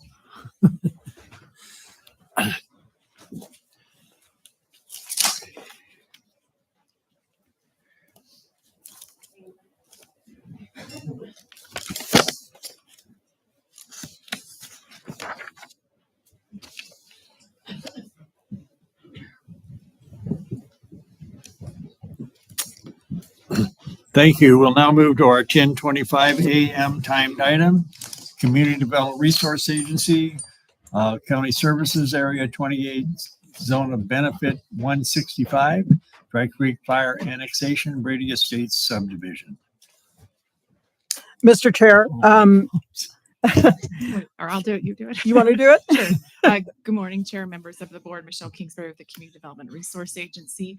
Staff unfortunately will have to request that this item be pulled off calendar. We'll be bringing it back at a later date. We had some errors and we'll be coming back with a corrected version. All right. Well, thank you. Thanks for hanging around. Got a couple more items coming up. Okay. So seeing that our 10:30 timed item is here, we're going to move to item 5, Community Development Resource Agency. This is a 2023 annual adjustments of impact fees. Oh, you're back. It's me again. Good morning, Michelle Kingsbury with Community Development Resource Agency. Item number 5 on your agenda is to seek your approval for the annual increases and a couple of fees that the CEDRA department administers. These are fees that are that were adopted pursuant to the Mitigation Fee Act, which is 66,000 of the government code, if anybody'd like to read up on it. But the few fees that we do have at CEDRA that are subject to the Mitigation Fee Act, one was the PCCP fees, which were brought forward on May 18th for your approval for the annual increase. And these are the other ones that we have. One is the Riolo Vineyard Specific Plan Infrastructure Fee Program. The other is the Placer Vineyard Specific Plan Infrastructure Fee Program. And the third fee is the Affordable Housing and Employee Accommodation Fee. For the first two fees, the Riolo Vineyard Specific Plan and the Placer Vineyard Specific Plan, those are fees that are charged to the developers within those specific areas. The fee increases for those are 2.2%. They'll go up on an annual basis, and the owners group and participating property owners were notified of that, and staff has not heard any objections to those annual increases. For the third fee, that's the Affordable Housing and Employee Accommodation Fee. It's going up by, I know it's over 5%, I believe. So it'll go up from 2.45 cents to 2.59 cents based upon the escalator that was adopted when that fee first came forward. So with that, I'm happy to answer any questions. Otherwise. Okay, any questions for Michelle before I open up the public hearing? I see none. So I'll open up the public hearing. Is there anyone from the public wishes to address us on this item? I see none, so I'll close the public hearing and bring it back to the board for action. I'll move approval. And I'll second. Okay, it's been motioned by Supervisor Guston, second by Supervisor Gore. All those in favor, please say aye. Aye. Any opposed? Any abstentions? Hearing none. We'll now move to item 10 to item 6, Community Development Resource Agency, Price Index Adjusted Community Development Resource Agency fees for fiscal year 2023-24. I would seek council's approval since this is a timed item. I think I'm 1 minute off. Oh, I'm sorry. Wow, I'll come back in a minute. Okay. Don't go away. Take item 12. Yeah. The department. We will take item 12 then. Health and Human Services. This is Health and Human Services fees not subject to annual increases. Yes. Good morning, Chair Holmes and members of the board. Rob Oldham with Health and Human Services. I'll try to do it in about a minute. Get us back on time. So this is asking for your board to adopt a resolution regarding HHS fees not subject to annual inflationary increases. You'll recall back at the April 4th board meeting, your board passed an ordinance to amend Placer County Code Section 2.116.110 to clarify that certain health and human services fees should not be subject to annual inflationary fee increases. Are now requesting to adopt a resolution so HHS fees that are not subject to these annual inflationary increases are captured in one resolution. So doing some finishing up our fee spring cleaning. This also clarifies that if fees are increased by the state, that HHS can charge these state required increased fees at the time and then update in the following year as part of the usual fee schedule and the updated resolution. So unless you have any questions, I'm happy to hand over. Okay. Any questions for Dr. Oldham? Seeing none, anybody in the public want to address this item? I see none on Zoom. Already. We'll bring it back for action. I'd like to propose approval. All right. I'll second. It's been moved by Supervisor Jones, second by Supervisor Landon. All those in favor, please say aye. Aye. Any opposed? Any abstentions? The item is moved. Thank you kindly. Thank you. Now we'll move back to our 10:35 timed item. Michelle. Hi, good morning again for the final time. Michelle Kingsbury, the Community Development Resource Agency. Casey High, our Administration and Fiscal Operations Officer, was unable to make it today, so I'm presenting this item on her behalf. This is the item before you today, requesting your approval to adopt a resolution, is the annual increase of the CEDRA application and service and deposit fees. You'll see a range of fee escalations that anywhere from 3 to 9, a little over 9%, just depending upon what fee it is and the escalation tied to that subject fee. It's an annual increase that we bring forward every year. If your board so chooses to adopt the resolution, these fees, updated fees will become effective July 9th. I have sent out emails to both our West Placer BIA as well as the Contractors Association of Trucking in Tahoe, just providing them this information that they can pass along to their respective builders to make them aware of the fee increases that are coming forward. So with that, happy to answer any questions for you. Okay, before I open the public hearing, does any board members have questions? Supervisor Gore. No questions, but just a comment. None of us like to increase fees, and we have to do it because of the inflation rate and cost for labor. Everything has gone up. So we don't like to do it, but it's one of those necessary evils. And I just wanted to state that because we understand that that's money that comes out of our applicants' pockets in order to get projects done within our community. And it's just the cost of doing business, which is unfortunate that we've had a lot higher inflation of late. All righty. Thank you. Okay, I'll open up the public hearing. Is there anyone from the public wish to address us on this item? Is there anyone online? Chair, I see none. All righty. Thank you. And the chair will entertain a motion. I'll move approval and I'll second. Okay, it's been motioned by Supervisor Gustafson, second by Supervisor Gore. All those in favor, please say aye. Aye. Any opposed? Any abstentions? Hearing none, the item is moved. Thank you. Thank you. And now we'll move to item 13, Human Resources, updates to schedule of classifications and compensation ordinance. This is to be brought forward by Hannah Ohanan. Hello, Hannah. Good morning, Chair and members of the board. My name is Hannah Ohanan, and I'm Senior HR Analyst. And I'm here on behalf of Human Resources to request the introduction of an ordinance, waive the oral reading, amending the uncodified schedule classifications and compensation to revise salary grades for Deputy Agricultural Commissioner, Sealer, and Lifeguard, and to create the new classification of Property Tax Analyst. As you're aware, Human Resources periodically recommends modifications to the county's schedule of classifications and compensation. And all classification updates have been approved by the HR Director and CEO in classified and unclassified services. At the request of the Agriculture Department, Human Resources updated the Deputy Agricultural Commissioner Sealer classification and conducted a market analysis. It was determined that our current salary is significantly below the relevant labor market, and therefore we are recommending the salary range to be updated from Management 427 to Management 447 to ensure alignment internally and externally with the market. This adjustment will result in a fiscal impact of approximately $36,000 annually, and the department is able to absorb this into their current budget with no additional impacts to the general fund. Secondly, with regards to our lifeguard classification, there have been ongoing recruitment challenges due to the seasonal temporary nature of this work, as well as the remote location of the Dutch Flats pool.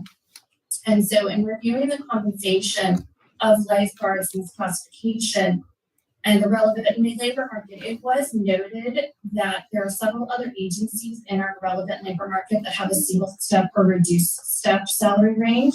So while we are above the market or very competitive in the market with our range or our top step, due to the temporary nature of the work, few individuals do progress to those upper steps. And so therefore we are recommending that the unclassified U11 salary grade range A be abolished as there's no incumbents, and range B be adjusted from a 10-step scale to a 4-step scale, with the top 4 steps of the current grade becoming the new salary grade. This would result in a fiscal impact of approximately $4,000 annually. And once again, the department is able to absorb this into their current budget with no future impacts to the general fund. And then lastly, at the request of the Auditor Controller's Office, HR did study a senior accountant assigned to the Property Tax Division. While it was determined the overall scope and level of work aligned with the current existing broader classification of a senior accountant, There is a specialized unique skill set associated with property tax that does support a new single allocation classification.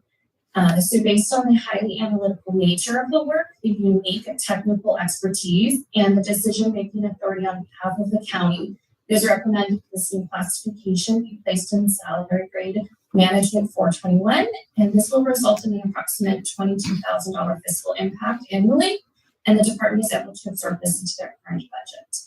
And with that, I'm happy to answer any questions you may have. Thank you, Hannah. Any questions from board members? Supervisor Gore. No, thank you. Sorry. No. Okay. All right, hearing none. Is there anyone in the public wishing to address us on this item?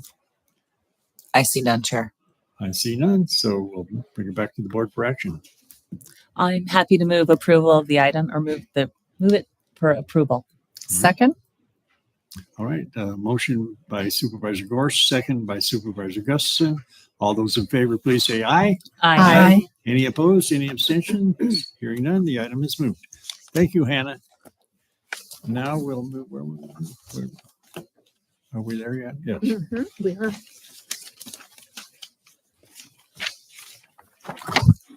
We'll move to our 1040 timed item. This is from Public Works, a fiscal year 2023-24 assessment and fee report.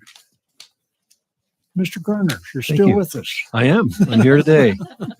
And good morning, Mr. Chair and board members. And this is another one of those annual items regarding fees and charges. It's that time of year. And so this one in particular is about our county service areas, zones of benefit, assessment districts, permanent road divisions, all being referred to in this item as special districts. There's about 160 of these special districts, and within there's about 183 different assessments that collect funds for road maintenance, park maintenance, fire service, library, and transit services. And most of these are within Public Works for road maintenance, but there are some that are managed by our other departments that take care of these various services. And so we bring them forward all in one item here. All of the districts, every one of them is listed on Exhibit 1 to the resolution. It shows the assessment rates for the current year and the proposed for the upcoming year. And I certainly we can take any questions, but the recommended action today is threefold. It's number one, to conduct a public hearing to consider the fiscal year 23-24 assessment and fee report, four county service areas, assessment districts, and permanent road divisions.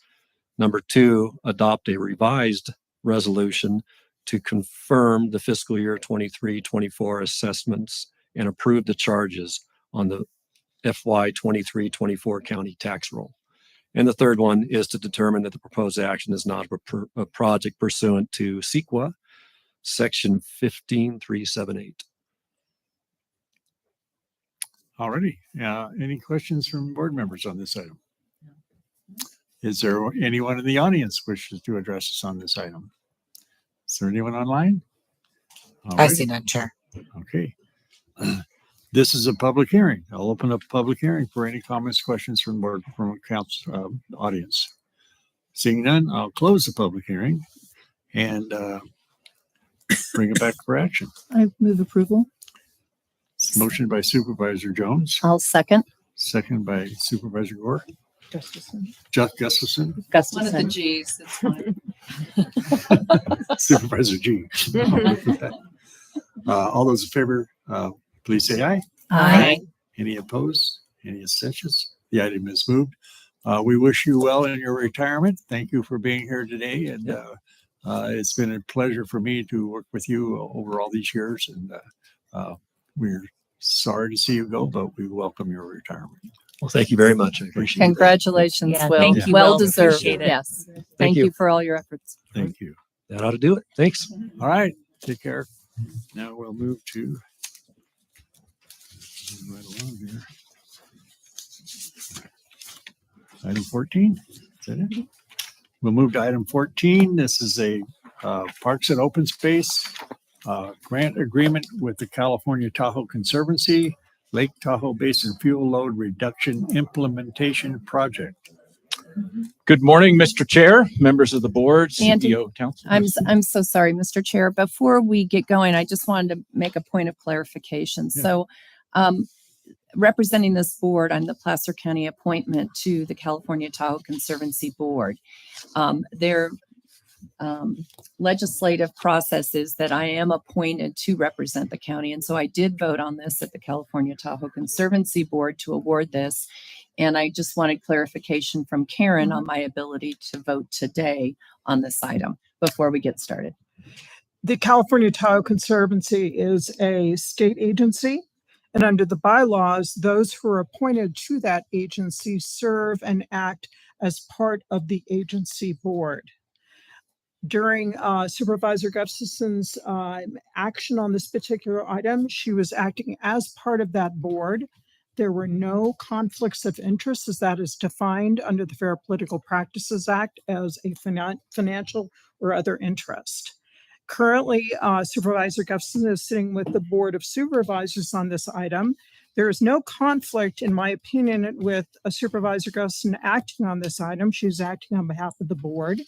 It is to consider a non-competitive grant, and it is to consider the receipt of grant funds to the county. If you have any questions, I'm happy to answer them. No, I just wanted to make sure we were absolutely clear when we have those dual capacities that we investigate that, we take it seriously. And I appreciated County Council's help on that. Thank you. Thank you, Supervisor Gustafson. Okay.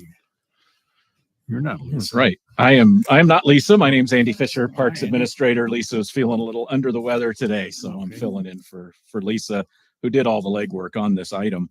An item that I am really excited to bring forward today because this is really a shot in the arm to an issue that has been a high priority for your board, which is wildfire risk reduction. You'll recall a couple of years ago, following the Defensible Space Ordinance that was passed by your board and the growing obvious awareness of wildfire risk in our county, we worked with the Parks and Open Space to put together a 3-year program to treat fuels, vegetation, on all of the county-owned properties that need that. And as it turns out, there are many more county properties than parks that we've accumulated over our 100 and some years of existence. Over 400 properties we own. We did an assessment of all of those properties and determined that about 135 of those properties needed fuel work for fire risk reduction and healthy forest. And so we've started out, we're in the end of the second year of that program. We're making great progress. And so what we have in mind, I want to describe as we go into those properties. This is not clear cutting. This is taking properties that are overgrown, that you'd think of as a thicket, too thick to walk through. And we're shaping up, taking out the understory, the brush, the dead and dying trees. So what we're leaving are the healthy trees with less competition for sunlight and water that get healthier, creating more of a park-like setting in these properties.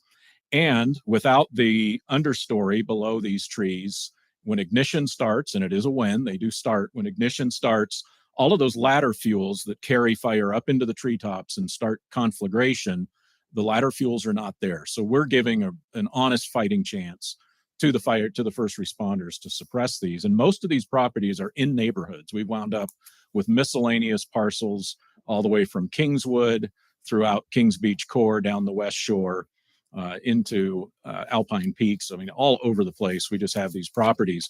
We're getting calls all the time from the neighbors saying, please help us. And so this is a great shot in the arm, and I should introduce the item, I guess. This is to ratify a grant application and authorize the Director of Parks and Open Space or designee to execute a grant agreement with the California Tahoe Conservancy and required documents, subject to County Council and Risk Management concurrence, in an amount of $658,457 for that fuel load reduction on county properties within the Tahoe Basin. And I want to introduce Milan Yates, who I will ask in a moment to talk about their part in this. As we were working with the regional partners in fuel load reduction with I'm drawing blanks, North Tahoe Fire, with the Tahoe Regional Planning Agency, all of those folks, we interfaced with California Tahoe Conservancy. They approached us and said, we have been given state funding and we think we can help you with your work that you're already doing in the basin. And so we said, oh, bring it on. We'd love to hear that. So that is exactly what they've done. And I'd like to turn it over to Milan to talk about CTC's role in this and their larger role in regional fire safe planning. And then I'll close real quick. Okay, thank you, Andy. Thank you, Andy.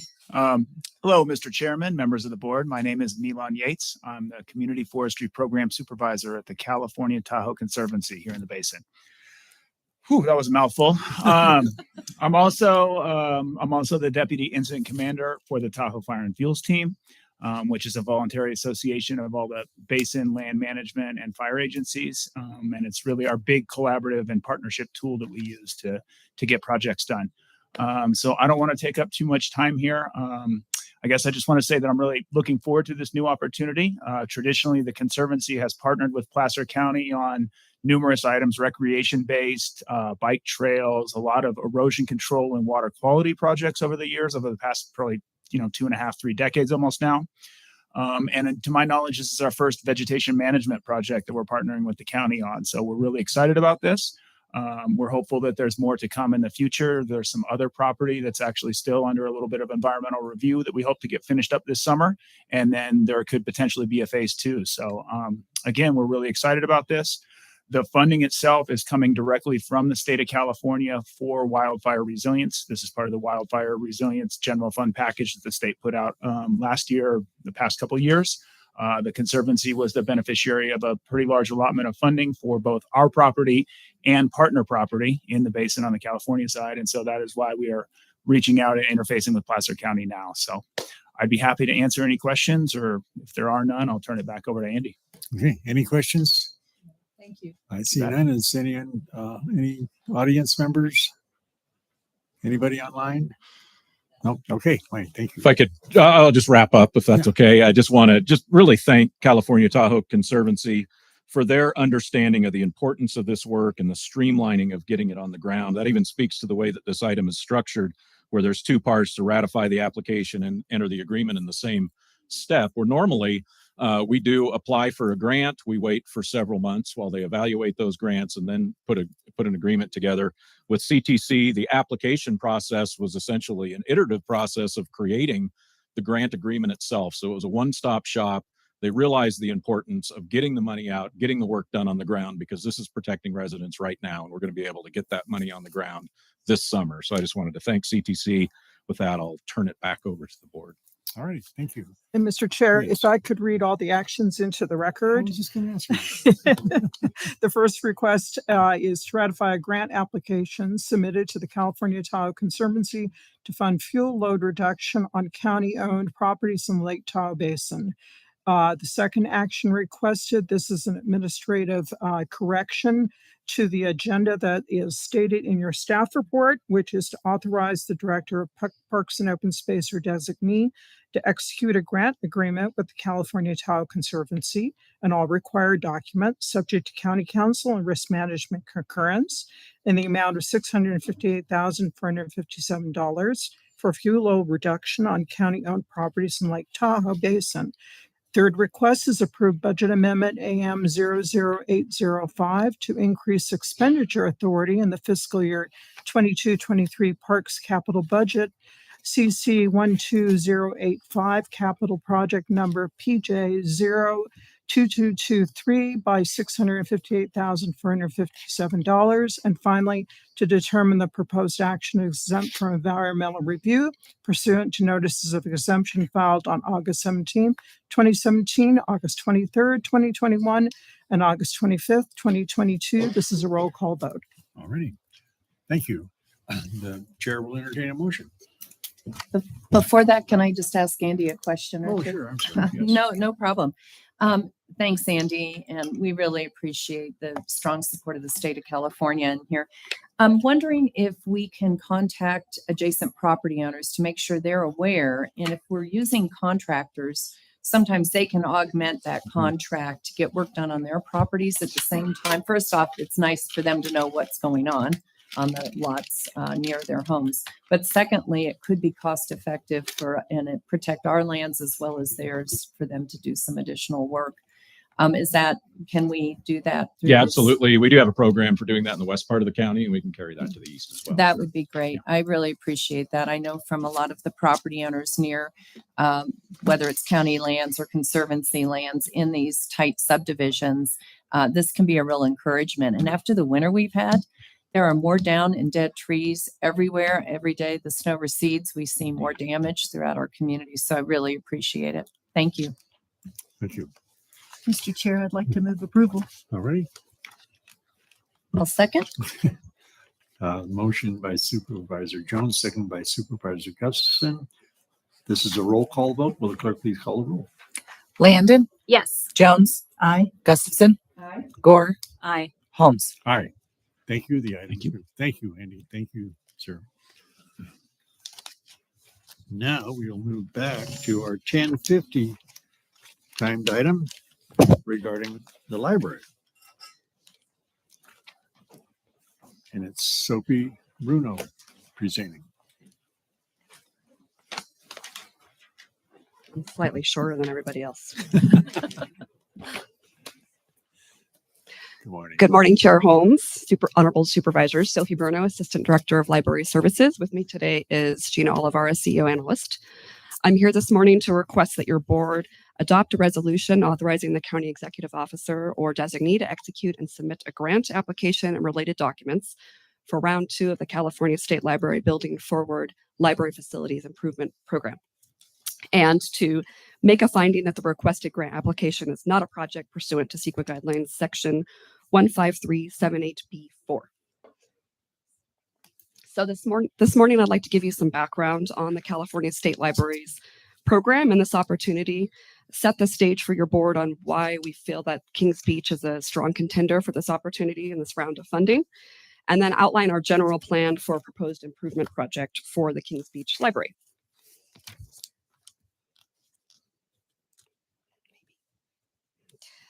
In 2022, the California State Library created a really unprecedented opportunity for cities, counties, or special library districts statewide to apply for up to $10 million per library facility to address critical infrastructure, accessibility, and technology needs, with the requirement that the governing entity match any awarded monies dollar for dollar. And indeed, at that time, your board adopted a resolution authorizing us to apply for 2 grants, one for the Kings Beach Library, which was not awarded, and one for the Auburn Library, which was awarded and which we'll be discussing momentarily.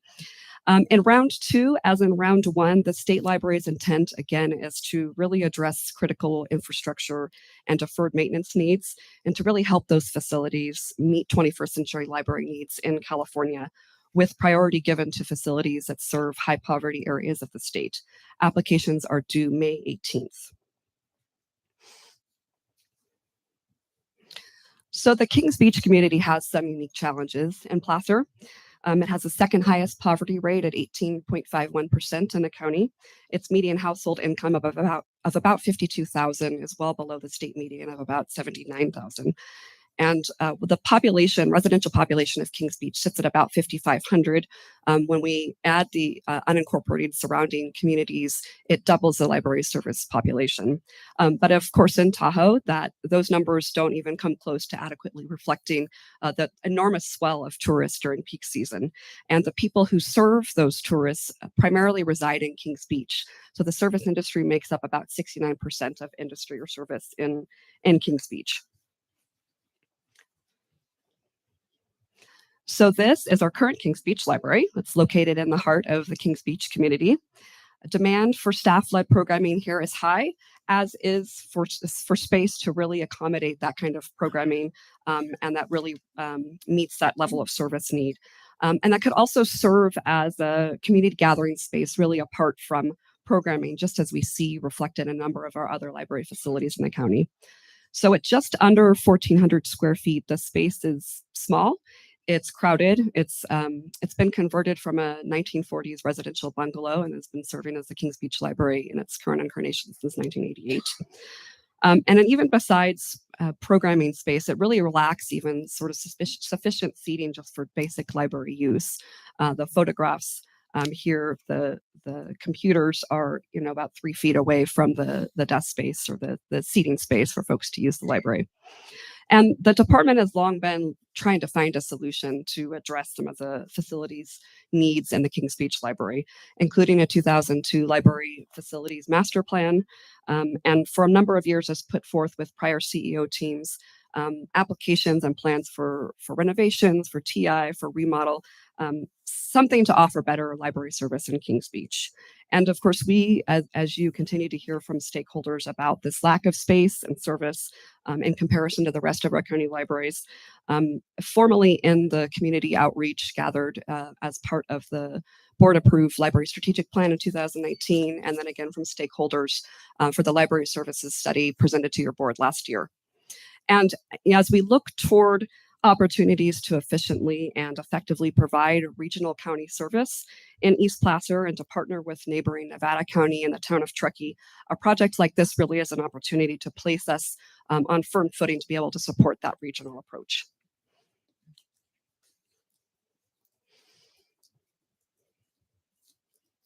So I don't have to tell your board, but demand for any space of any kind for any reason in the area it's extraordinary, right? With all of our commitment to service, though, we've been working with the Tahoe CEO team, with our county facilities team, to think about and cost out a scope for a tenant improvement on a county-owned facility. What would that look like? Kind of map out next steps on what our approach could be, and how could we better solve these issues. Our application in round one was really a kind of grander scale look at Placer County Library Service on the North Shore, and envisioned an all-new library facility to serve both the Kings Beach and Tahoe City communities.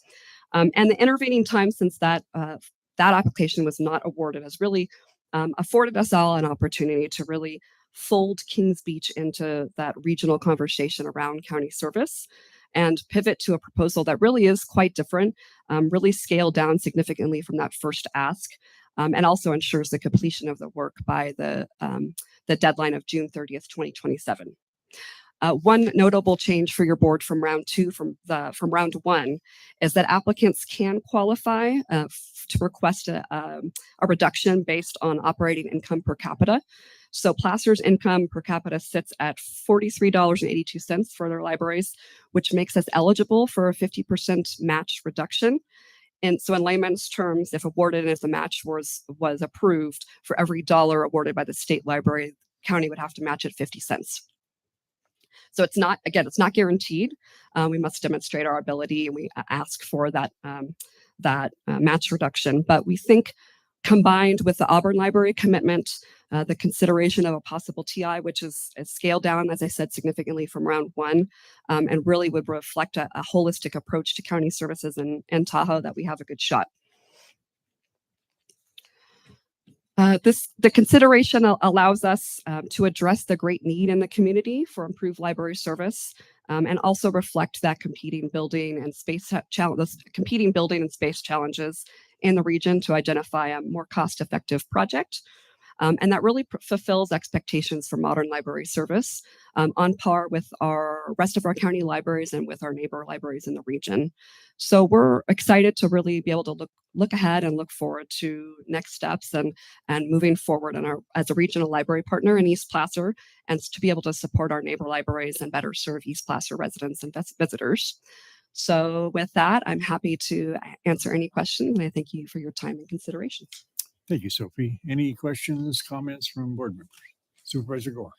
Thank you, Sophie. I appreciate it, and appreciate us having the opportunity to see the Kings Beach Library yesterday. You can see how well loved it is in the community. You answered my question about the match. That's good. How much do you anticipate requesting in the application? For how much? Well, I hesitate to share numbers without being able to validate it. We sort of have an idea. Applications are due next week, but I really hesitate to say it publicly before the board without being able to validate those numbers with our facilities team and with our architecture external vendor that we're working to figure that out. So you're still doing a little bit of work to determine absolutely what you'd like to request yes. funds for. Yes. All right. Thank you. I yes. appreciate that. Yeah, you're welcome. Thank you. I could tell you though, Supervisor Gore, that the original ask was something in the neighborhood of it was $16 million total with a match request of about $7 million. And it's scaled back significantly from that, if that kind of helps put some of it in context. Supervisor Landon. Thank you, Sophie. I have just kind of a quick question on, so the tour was very insightful and revealed that really kind of doing an expansion at the current library is not an option just because of where it sits. So would it be an option, and is this even an appetite at all of utilizing the Boys and Girls Club in the elementary school as potential meeting space? I know that the walkability of it is really important. And so I guess that's my first question. And then the other piece is it on the table to keep the current library and then also do something else? Is that part of the conversation as well? We would absolutely love to, whatever the pleasure of the board is. We absolutely know that the current space, the current Kings Beach Library is right in the heart. And we do see, as you mentioned, the Boys and Girls Club, the elementary school is right up the street. So it's hard to find a more centrally located and easily walkable space. And so recognizing that we don't want to miss that opportunity or don't want to make it more difficult for customers to access the library, we're very open to the idea of transforming it into a space that is available for library programming, for community programming, some sort of maybe concierge or small collection that people can still pick up their holds and still browse, a small collection that maybe rotates if indeed there was another library space in Kings Beach that was farther away. I certainly recognize that opportunity and we'd be happy to support it. Okay. And then the question about utilizing the Boys and Girls Club, have any of those conversations happened? Utilizing the Boys and Girls Club to actually use the library itself, or? Yeah, for maybe programming options, or I don't know if that is even workable. I just figured I'd ask. No, it's a fair question because they're definitely a group that is our Tahoe library staff has worked with for a number of years, and they regularly are walking down for story times, for summer reading events. And so I think it's ripe for any kind of development of that opportunity, of that partnership. Okay. Yeah. Thanks. You're welcome. Thank you, Supervisor Landon. Supervisor Gustafson. I want to appreciate the staff and all the hard work. It was great getting everybody to the site yesterday and looking at the community. We had a chance to drive around a bit and see the great access to that site, but the limitations on that site are so challenging. And so those partnerships and collaboration on other facilities, I think, are going to be really important. And I appreciate the staff's looking at that and trying to reinvent how we utilize other existing buildings or modifications and partnerships. So thank you. Appreciate it very much. Thanks for your support. Thank you. Any other comments from board members? Anyone in the audience wish to address the board on this item? Someone's coming right up. Right behind you. Yeah, my name is Andy Duncan. I'm a Kings Beach resident, and my kids have enjoyed that library many, many times over the years. It's an amazing facility, but even more importantly, the staff there are great. They knew my kids by first name when they would show up. They always have great programs. So I would just encourage you guys to keep it in Kings Beach. It needs to be in the grid. It needs to be in the neighborhood. And appreciate the time. Thank you. Thank you. Good morning. Good morning. My name is Mandy Stewart. I'm an analyst with Nevada County. Excited to be here on behalf of Nevada County. So good morning to Chair Holmes and the rest of the board members. Excuse me. I also get a little nervous for my friend in the back. As I mentioned, my name is Mandy Stewart. I'm an analyst with Nevada County, and I'm here on behalf of the Nevada County District 5 Supervisor, Hardy Bullock, as well as our chairman, Allison Lehman, to express support for Placer County's Building Forward Grant Program Round 2 application. Understanding the unique needs of the Tahoe Truckee region, staff have been holding joint meetings between our counties, exploring a regional approach to the delivery of library services. Nevada County, in partnership with the town of Truckee and the Friends of the Truckee Library, is in the planning stages for a new 20,000 square foot library to improve library services in the North Tahoe Truckee region. While these discussions are in early stages and yet to be formalized, we are exploring a regional hub model for the Truckee Tahoe area. Specifically, we are envisioning a centralized library hub in the region to improve access for all residents, to offer dynamic programming and provide community gathering spaces. The concept of a centralized library hub would not replace smaller but important neighborhood libraries like those currently in Kings Beach and Tahoe City, but instead would offer increased access to more materials and programming at a larger library in the region, coordinating and aligning resources for robust and sustainable service delivery. A joint powers authority will be established, including the County of Nevada and the Town of Truckee, to construct, finance, and own the new library facility. And we welcome the County of Placer as a founding partner of the JPA, which also may include other partners. Nevada County is also applying for a Building Forward Round 2 grant to fund planning, design, and the permitting phase for the new library, and staff have coordinated the proposal development. This grant funding will allow both counties to make a substantial progress to further the delivery of library services in our region and further promote regional collaboration and coordination for the delivery of library services to our rural community. Even as multiple jurisdictions, we understand that we are one region and that collaboration best serves our communities. Several successful regional models exemplify this reality, including Tahoe Forest Hospital, Tahoe Truckee Unified School District, and our Placer, Nevada County collaboration with Health and Human Services. We wish Placer County success with the Building Forward grant and remain committed to working together on a regional library approach, including shared capital and operational commitments that support our entire Truckee and North Lake Tahoe communities. Thank you for your time. Thank you. Anyone else wish to address us on this item? Anyone online? I see none, Chair. All right. Bring it back to Supervisor Guston. I wanted to thank Mandy for being here and articulating again the work that we've all been talking about to look at how we better coordinate services. You know, when we have a snow day up here and we're cut off from the other end of the county, it's often a day when schools are out, but parents would like activities, good activities with their kids. And with working parents, those days off are treasured and an ability to get to the library and use that. So we want to make sure that we find ways to keep our libraries functioning, especially in those days when other services are closed down. So I really like the approach. We have a lot to explore on it still, but I am very supportive of looking at opportunities to collaborate. We do that with so many other of our service deliveries up here because of that separation we get with the summit and the Sierra Nevada mountain range, which brings lots of snow and weather this year. So,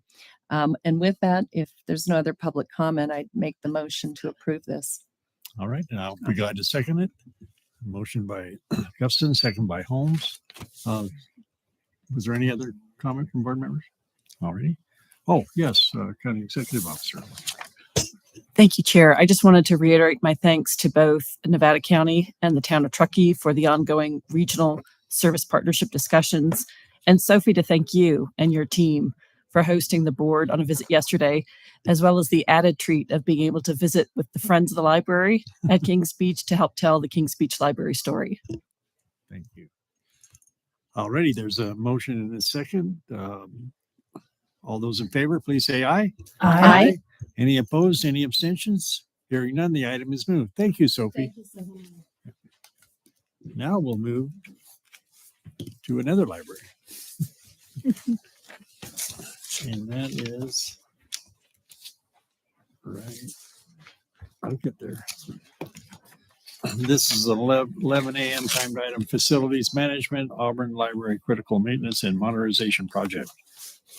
And this is Jennifer Costa. Hi. Hello. Good morning, Chair Holmes and members of the board. I'm Jennifer Costa with Capital Improvements Division. I also have Genevieve Vargas and Paul Breckenridge and Sophie Bruno and Gina Oliveris here to help address any questions you may have. Today, we are here bringing before you 3 actions related to the California State Library Building Forward Grant for the Auburn Library located at 350 Nevada Street in Auburn. First is to approve a resolution authorizing County Executive Officer or designee to execute the award agreement and certificate of compliance with the California State Library for the acceptance of the Building Forward Library Infrastructure Grant Program, funds totaling up to $4,901,035 for infrastructure upgrades at the Auburn Library, and take all actions necessary to implement the award agreement and certificate of compliance for the Auburn Library Critical Maintenance and Modernization Project upon County Council and Risk Management concurrence. The second is to approve a fiscal year 2022-2023 budget amendment to increase appropriations in the general fund contribution to the facilities infrastructure and cancel general fund capital reserves in the amount consistent with the board's direction of up to $4,901,035 and increase appropriations to the facilities capital project Auburn Library Critical Maintenance Modernization Project by $9,802,070, which will be offset by grant award and a contribution from the general fund, and if required, use of library reserves for a total project cost of $9,802,070. The third is to determine the actions requested are exempt from environmental review under the California Environmental Quality Act pursuant to CEQA Guidelines Section 15301. A little bit of background. The Budget Act of 2021 allocated $439 million in one-time funds to the California State Library to address life safety, critical maintenance, and infrastructure needs at the public libraries throughout California. In early 2022, the California State Library announced the Building Forward Library Infrastructure Grant Program, prioritizing funding for local libraries located in high-poverty areas of the state. Placer County Library Services determined that the Auburn Library and Kings Beach Library best fit the requirements based on current facilities assessment and long-term planning. An outside consultant was hired to help prepare the application, and the team submitted an application they felt aligned the facility needs with the eligibility for the grant. On March 8th, 2022, the Board of Supervisors adopted a resolution authorizing staff to submit the application. In September 2022, the state notified the county of their intent to award grant funds totaling $4,901,035. The county must match the dollar for dollar the award amount for a total project cost of up to $9,802,070, which must be expended by March 2026. With the award amount being less than the application asked, facilities management started reviewing the areas which were not funded based on determination from the state. While we tried to capture funding, ultimately those areas did not get approved. These include interior improvements, specialties, equipment, and finishes. We also reviewed projects completed at the library in the past 10 years. This includes replacement of the carpet in 2015, funded by Facilities Capital Projects, vestibule work completed in 2018, funded by the department, exterior access upgrades and landscaping completed in 2019, funded by Facilities Capital Projects, shade structure completed in 2021, funded by the department and CEO's office, replacement of the roofing and HVAC units in 2022, funded by Facilities Capital Projects, and lastly, the study rooms just completed in 2022, funded by Facilities Capital Projects. Facilities management also worked with library services to reduce scope elements which were not critical upgrades, including eliminating infill of the loading dock and exterior glazings, to name a few. We also worked with various entities, building maintenance, building department, PCWA, and PG&E to better define the scope, resulting in additional savings. We gathered all the due diligence and worked with a cost estimating consultant to validate the project scope aligned with the grant program budget.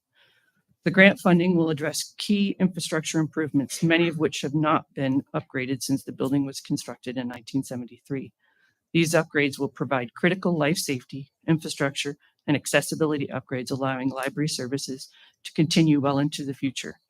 The primary scope elements included, but are not limited to, a life safety sprinkler system, infrastructure upgrades to the electrical, service, power, and distribution system, and telecommunication system, accessibility upgrades, including renovation of public restrooms and installation of new single occupancy restrooms, installation of an elevator and accessible ramp for staff in delivery, an open stair for public access to the second floor, minor modifications to the HVAC distribution system, dedicated HVAC units for the telecom and future automated materials handling system, and new ceilings as well as lighting and lighting control systems. The budget for the project estimates construction costs at $7,056,693 and the non-construction costs at $2,745,377 for a total project cost of $9,802,070. It is our intent to leverage the use of additive alternates for cost containment during bidding. The project will include infrastructure improvements in anticipation of the parallel project for the automated materials handling system, which currently is funded in the county's 5-year capital improvements plan for fiscal years 2023, 2024, and 2024 to 2025. If approved by the board today, Capital Improvements and Library Services will submit the required documents to the state and receive the final award agreement and certificates of compliance documents, which will be reviewed by County Council and Risk Management prior to being executed. Regarding the environmental impact, the actions before the board today are exempt from environmental review under the California Environmental Quality Act Guidelines, Section 15301, existing facilities, interior and exterior alterations. Regarding the fiscal impact, the total cost of the Auburn Library Critical Maintenance and Modernization Project is estimated at $9,802,070, which requires a fiscal year 2022-2023 budget amendment of said amount. The county dollar-for-dollar match contribution for the project is up to $4,902,035, comprised of general funds and as-needed library reserves. We respectfully request the board adopt the resolution to execute the funding agreement, approve the budget amendment for the matching funds through the general fund contribution, and determine the above actions are categorically exempt from review under Sequest Section 15301. We are happy to answer any questions the board has or bring Sophie in for more library department related information. Thank you. I don't have any questions, but I'm fully supportive of this action. I want to thank the library staff and all those involved in securing the grant. And then I feel that we're blessed through Placer County to have the resources to match this grant and do the necessary upgrades to the Auburn Library. In 1973, I was actually in Europe bumming around, and I came back. There was a brand new library there for us, and so I've enjoyed it ever since. And so I look forward to the improvements. Any other comments from board members? Supervisor Gore. Yes, thank you. Appreciate the presentation, and I appreciate the briefing that I had with staff last week, I believe, and I really had a lot of sticker shock. But it was helpful to understand how big the scope of the project was, how expensive projects are. There was certainly a need for the upgrades for that library. Certainly understand that. One of the questions I had, and maybe you have that information, is that what I'd like to know is how much money we have in the library fund and what the plans are to use those dollars. I understand there's definitely the need for the automated sorting equipment, which I think is very important. I know it makes it much more efficient for libraries to operate with that in the future. But I would like to talk a little bit about what we have in that fund. And I bring that up because we have so many capital projects in the county. I mean, it's just, we've got so many projects up here in the Tahoe area, just throughout the county, so many capital needs. And so I want to look at those dollars and see what might be possible to use from that library fund to augment the capital request here.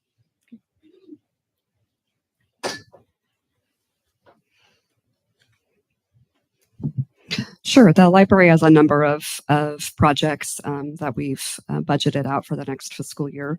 And looking at the remaining fund balance currently sits at about $1.5 million that could be used as the board directs to help support this project. We think it's a really important opportunity, and we're happy to support however needs to get it done. So, but that's a portion, right? How much is in the fund currently? Do you know? And then that amount gets augmented every year based on taxes, correct? Or property taxes. There's Daniel. Aren't you glad Daniel you're thought here he today? was going to be able to get answer away some from us, questions, but Daniel. Appreciate that. We saw you. Good morning, Chair Holmes, members of the board. Daniel Chatney with the County Executive Office. Currently, the library fund as a whole has about $3.8 million in fund balance. Part of that is restricted for contingencies, so 5% of their operating budget, and I think 700,000 of it is restricted for capital assets specifically. So to speak to the specific projects that they have designed, I'd ask Sophie to come back up, but I think some of those are the materials handling project in the Auburn Library as well. But 3.8 million is the current fund balance. Right, but we can't use all of that. Correct. And that makes sense. And I certainly wouldn't want to, right? Because I know that there are other projects, there are other libraries, right? If we have libraries here throughout the county. But I do think with those dollars that are set aside, they're allowed to be used for capital and or operating expenses. Is that correct? Supervisor Gore. No, not necessarily. Once funds hit fund balance or reserves by county budget policy, those are restricted for now one time or capital expenses, not for ongoing operations. Okay, costs. so these would be used for one-time operations, correct? Or one-time capital operations. Correct. And that being the case, I do think that this is a great opportunity to use some of those dollars. I'm not sure if we used those funds for the most recent upgrades for the Auburn Library with the roof and a number of items. I don't know if that money came directly from the general fund or if we use some of the library funds there. But I do think that this is an opportunity to use some of those funds for this project. And maybe that's $1.5 million. I think that would be a good use of the library funds in addition then to the additional amount from the county capital funds. All right. Any other questions, comments? I'll chime in that I too strongly support the project and really appreciated the staff work on briefing me on how much infrastructure, how old the infrastructure was in that building, because we have spent a fair amount on Auburn Library already, and we want to continue to support its use and repair that infrastructure and be prepared to move forward on that. I do like the idea of making sure we look at the library fund and make sure that we are having adequate funds if we do get the Kings Beach and library grant, that we're able to also match that grant. And so furthering our general fund dollars to make sure we can support all of the needs is in everybody's best interest. And that includes looking at the library fund as well. So I would leave it to staff. But I do support what Supervisor Gore was expressing, that, we want to provide equitable use for all of our county constituents at their libraries and making sure that we're preserving money, whether in the general fund or library fund, to meet all those needs. Alrighty. Anyone in the public wish to address this item? Is there anyone online? Yes, Chair. Michelle, go ahead and unmute your mic and give your comments. Thank you. Good morning, Supervisors. My name is Michelle Bass, and I wanted to express my support for accepting the California Library Grant for the Auburn Library Facility Projects, if the grant match can be accomplished without depleting the library's perceived reserves. I see that the resolution, as written, leaves the library's contribution potentially open-ended should the county incur other general fund priorities before the projected completion in 2026. I've been heavily involved with Placer County Library Systems since 2016, and I believe I have attended every Library Advisory Board meeting since 2017. I've been a leader among all of the Placer County Library Friends groups and helped to plan and host the last All Friends meeting in 2019. I even participated in the library's current strategic plan that was accepted by the Board of Supervisors. I'm a library power user and a literacy advocate. I believe in my heart of hearts that this is a facilities project on a county building to facilitate extending its useful life. I'm thankful that the library administration was able to secure a grant to aid in the needed facility upgrades and potentially keep this location as a library for decades to come. I understand for the current resolution that a subsequent meeting would be required in order to tap the library's reserves, but I wanted to put a thought of a cap on that in the discussion now instead of leaving it up to debate in the future. Without a cap on the possible contribution, I'm not sure how library administration can properly budget and plan for the future of our county library service. Current reserves are being allocated for things like a new bookmobile, the automated materials handling, and salary reserves should we have another recessionary period, so the communities the library service don't lose vital access again because they're forced to reduce hours. Perhaps the cap can be a potential contribution that would be proportional to the Auburn Library service area population. For example, maybe the cap can be 25% of the general fund match amount, because I'm assuming that at least 25% of the system-wide use comes through Auburn. That way, the potential contribution could be set aside in their budget until the project completion as a contingency. And upon completion, the monies could be reallocated as library administration sees fit for board approval in the subsequent budget year. As a taxpayer, I see the library reserves as belonging to all of the library service area population, and a potential depleting of those funds for a facilities project is not equitable for all, especially those who have recently had their libraries closed. Previous boards have been supportive of the library system, but it has been piecemeal and reactionary instead of comprehensive and with a long-term vision in mind. I recently gave comment at your Planning Commission's meeting regarding the current general plan update and the lack of any goals, guidelines, or metrics on how library service is to be provided in the counties. Without all of the necessary data and goals, we have no way to measure the success of our efforts or provide equitable service to those in our library jurisdiction.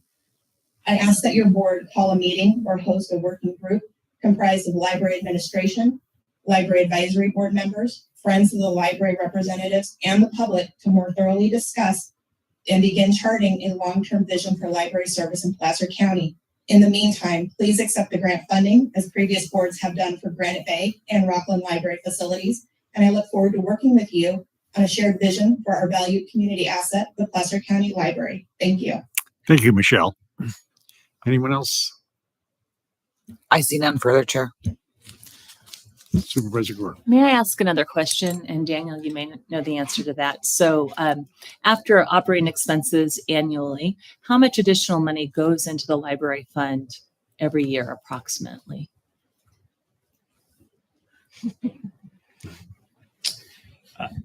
Chair Gore, maybe your turn to be chair next. I don't know why I keep trying to say that. Chair Holmes, Supervisor Gore. The last couple of years coming out of COVID has kind of increased that amount. The general fund historically has provided a set level of funding, roughly about $1.9 million a year. So really any other revenues that come in as property taxes increase, the direct property tax revenue that benefits the library has been increasing as well. And with that flat general fund allocation, but as their expenses have decreased for library closure hours and staffing issues and things like that, that gap of revenue to expenses has grown, and those funds have been stayed within the library fund. So I don't have a per year average. Generally, we budget flat, so revenues equal to expenditures. We don't budget a revenue add to fund balance. But that's just been happening over the last couple of years because of the revenue increases and declining expenditures. Okay, but I mean that's helpful, and we know that money's going into that fund, not as much probably as happened in COVID, but will happen. I appreciate the comments, and I really want to make sure the library gets upgraded. I think that it would be a good use of some of the library funds to go towards the our match, right, along with the general fund. And, we can leave this up to staff, but I would say between $1 million and $1.5 million and make that determination, taking that from the library fund. Because the reality is, if there's other projects that we have in our community, we would also look not only to the library fund, but to the general fund, just like we're doing here. So it's not that I think it's a balance. And so I would recommend that we would move forward, but asking that it's either 1 to 1.5 of the library fund as part of the county match. Thank you, Supervisor Gore. I would not be in support of that. This is a large library system, has a lot of needs. We have the funding available for this project already with our general fund match. So I would not be supportive of utilizing any of the county library fund for this project. Any other public comment? Any other comment from board members? Well, I think that was a motion and I'm going to second it and ask not if the maker of the motion would amend it to leave it to staff to look at and ask our CEO to look at whether it's appropriate or not to have some match from the library fund, because I don't know what the right dollar amount is. I do think it's fair that we've accrued this money in savings and it needs to go to one-time expenses. And it seems like that should be used, and then the general fund can go to so many of our other needs. So that, but I would like, I'm not comfortable saying what the amount is up here. That is really up to libraries and Daniel and Jane to work out. So. May I ask a question of staff? Would we have to bring this back to our board, or can we? I can make a motion with the amount from a portion from the library fund to go to this need, but I don't want to make. I want to make sure it doesn't have to come back to us. I want to make sure that we give them the discretion, and then we can make the. What if could I make a suggestion that on item 2 it says, and use of library reserves if required or as accepted or as agreed to by staff instead of if required? Does that make sense? Is a good direction? It makes sense. And yes, and to your point, Supervisor Gore, the deadline is such that we would need to have direction at this time because we don't have the opportunity to be able to come back to the board. We're all supportive, I think. And what a great comment letter book that we received. So thank you all of you that aren't listening in or maybe are listening and don't want to speak, because we did get all of your comments and appreciate them very much. Libraries are only quiet as a general idea, but not as a general rule. So the library is 50 years old, and there could be very well some cost overruns. And I think that's where the library fund would come in to cover those. So I don't appreciate taking library fund away from the library system when we do have the funding available now for the general fund match. Supervisor Landon.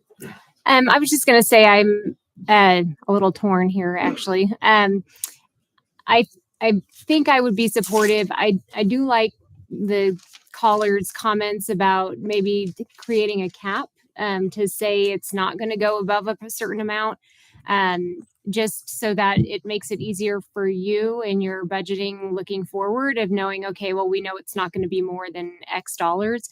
I think I'm struggling with what that dollar amount is. I would feel more comfortable saying under $1 million as opposed to going up to 1.5 and using up all of that piece. I don't know where Cindy and Bonnie, where you are with that. I'm happy to up to $1 million, and we'll let staff make that final determination. That would be fine.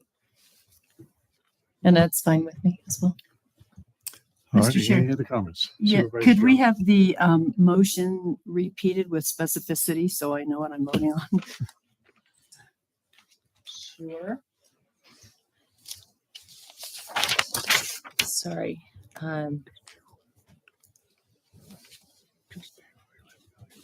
All right. So yes. So under 9A2, agree to the offset the grant award and a contribution from the general fund and use of up to $1 million of library reserves for a total project cost of 9.8, et cetera, $1 million. Okay, there's a motion. I think the clerk should call the roll on this one. Who got the second? I seconded and I agreed with the second. Yeah. I mean, with the motion, the revision. Gore, Aye. Landon, Yes. Jones. I think no, because I'm not in favor of using the library funds. Gustafson, Yes. Holmes. No, I'm not in favor of using the library reserves. The item has been approved by a 3-2 vote. So thank you, everyone, for your participation. Thank you. All right. So now Where are we? Now we're at 15. Okay, we'll move to item 15A, hot mix asphalt in winter patch, multiple vendors, and it's Brent Wood. Good morning, Supervisors. My name is Brett Wood. I'm your purchasing manager. I am joined today with Mr. Matt Randall, hopefully on Zoom. And we are here today to request the approval from your board for competitively awarded contracts with Vulcan Gravel Inc. of Auburn and Grass Valley, as well as Don Robinson Sand and Gravel, and a negotiated contract with Tiger Aggregates in Truckee for the purchase of hot mix asphalt and winter patch products as needed in the maximum aggregate amount of $1,070,000 for the period of April 1st, 2023 through March 31st of 2024, and seeking your board's approval to authorize purchasing manager to sign all required documents subject to departmental concurrence and available funding. As a bit of history for your board, this was originally presented in May of 2019 as competitive contracts where we awarded Vulcan Materials Company in Roseville and Grass Valley and Don Robinson Sand and Gravel in Auburn. We did not receive any bid responses in the Tahoe area, so we implemented a negotiated agreement and presented that to your board at the same time with Tiger Aggregates of Truckee, California. We need to have multiple vendors for these services to have hot mix asphalt and winter patch products available at different locations throughout the county. Therefore, we have multiple vendors to serve those different county yards. With that, happy to answer any questions you have and respectfully request your board's approval. All right. Any questions, comments from board members? I think it was just go. Go. We need roads repaired. Any comments from the audience or online? Yes. Oh, please come forward.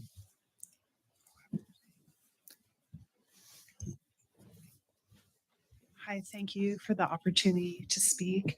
My name is Laura, and the potholes are terrible up here. We have trenches, but what I find interesting is that the North Shore, like Burton Creek, Lake Forest, to Tahoe Vista, they're trenches. But the West Shore, like once you get past the new roundabout, the whole West Shore is pretty good. Like there's one pothole at Ward Creek, and I just am like, why is that? And I understand that there were different contractors when the the gas line project was being done with the big plates in the road. My impression is, now I don't know anything, but there's something different, maybe the material that was used between the project on the West Shore and the project that I believe it's Q&D has been doing on the North Shore. And that's just an opinion I have about that. And then this is kind of something to do with it. I don't like the salt. I think the salt is ruining our roads, and it's not salt. Caltrans is like, don't call it salt, it's brine. But it concerns me that that is going into the lake. I would think that would be something that would be of concern to environmentalists or folks that are concerned about the lake. But my main point is that there's something different between the West Shore potholes and the North Shore potholes. Thank you very much for your time. Thank you, Laura. Any other public comment? All right, see none. I'll bring it back. No, Chair, there is. Sorry. Yes, there is one. All right, I'll bring it back. Ryan, go ahead and unmute your mic and give your comments. Yeah, I'm just curious if this is the same board that denied me when the officers from Placer picked me up, took me to jail, beat me, tied on the blood, strapped me to a chair, made me use the bathroom on myself, then kicked me out the next day, said, "You don't have no charges, you're free to go." I am a black man, it was white officers, and they said, "You're lucky, you're free to go." Like I understand how you guys denied that, because they said I had to submit my complaint to the board, and you guys denied it. And Internal Affairs told me not to give up on it because they reviewed the footage from the jail where they beat me till I vomited blood, and they denied me my medication. Sir, this, You guys, I mean, I see it's an all-white board now, so maybe that's why. But sir, your I comments. don't know why. Your comments are not germane to the item before us. So we had a public comment earlier, and that time has expired. So sorry, we can't accept your public comment at this time. Any other public comment? All righty. Now I will ask the board for action. Just by way of background, the Laura was bringing up some valid comments about the state highways. This is not part of the work that we do on state highway. The county these are county roads that we would be using this asphalt mix for. But relevant to that comment, the whole West Shore Road was rebuilt by Caltrans with appropriate stormwater drainage, and other sections of our road haven't been rebuilt to those standards. And so water is the biggest enemy, I believe, of our roads and the creation of the potholes. So I just wanted to provide that explanation to you on why there is a difference between the two sections of state highway, but we don't get the privilege of dealing with that, thankfully. So I'd be happy to move approval. Alrighty. And I'll second. Okay, motion moved by Supervisor Guston, seconded by Supervisor Gore. All those in favor, please say aye. Aye. Any opposed? Any abstentions? The item is moved. Thank you, Brett. Now we'll move to item 16A. No, what's this supplemental thing? Let's see. Huh? Let's see. Oh, okay. Yeah. Okay, we're moving item 16A, Highway Safety Improvement Program Friction Service Treatment Project. Cheyenne Tony. I don't see anybody. Is there someone here to address this?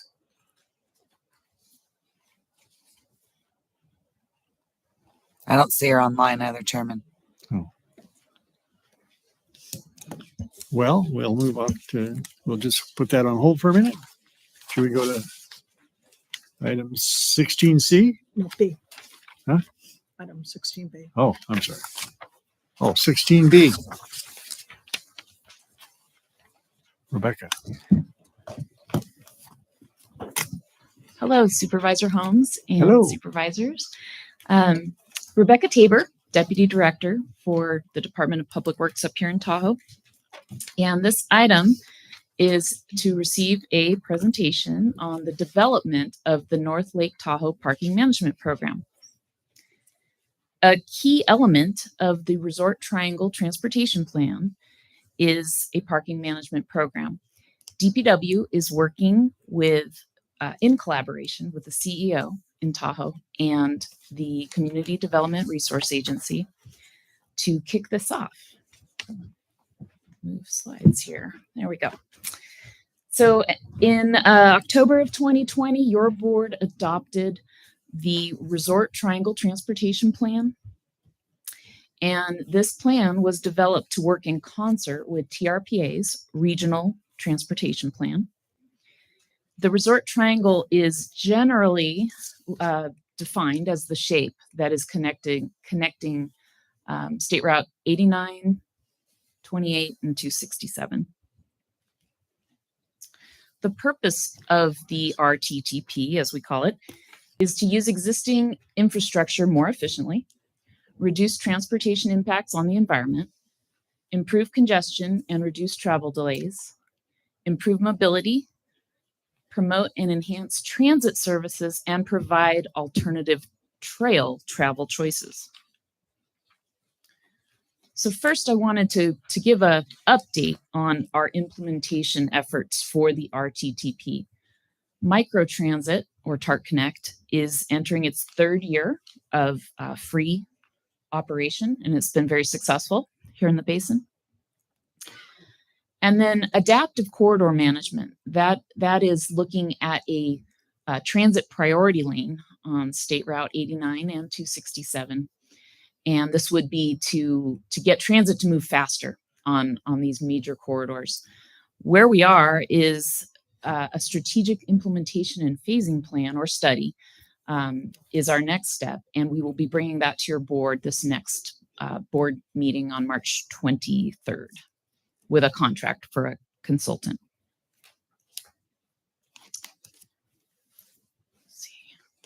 So the parking program goals would be to encourage alternative travel modes and then assure that there's turnover for businesses, for customers, prevent spillover of parking into neighborhoods, and that's in the town center areas, provide for efficient use of available parking and land, and then potentially reduce the cost of redevelopment by requiring less land dedicated for parking.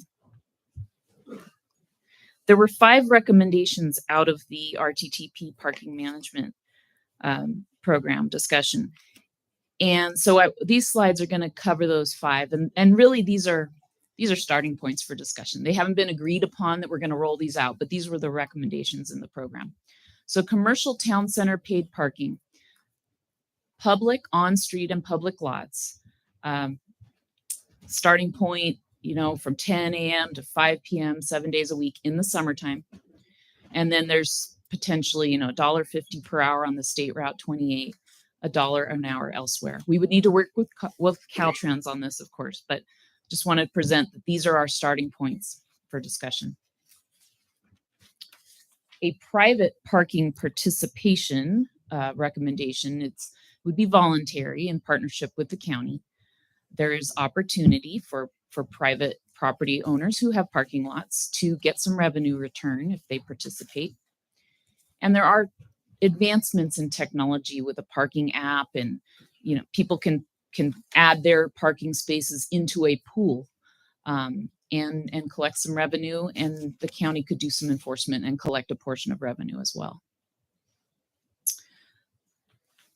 Residential permit parking would be in the town center areas. It's kind of in these green zones in these exhibits on the bottom of this slide. Tahoe City on the left and Kings Beach on the right.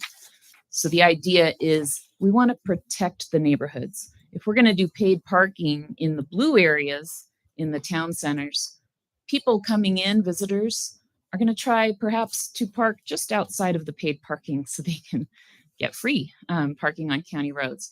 So the concept here is to put in place zones where the residents will get a placard or sticker, and they would be able to park on those roads. But if you don't have the placard, that would be a violation. So they could be cited. Visitors could be cited. We do have this. This is already in county code, and it's in effect in Granite Bay by Folsom Lake. So we could add by resolution other zones. And then summer recreational beach paid parking is an important element. For those peak times in the summer, the beaches see a lot of visitation. So again, some potential starting points: a flat fee rate of $10 per day prior to 5 p.m., $5 after 5 p.m., and again, up for discussion as we move forward this summer. We're going to have some public meetings. We're going to definitely collect input, but we have a starting place. And then, of course, we'll need to work with the U.S. Forest Service, state parks, California Tahoe Conservancy, our partners who operate a lot of these public parking or public beaches. Winter recreational parking management. We experience traffic with our ski resort partners this past winter.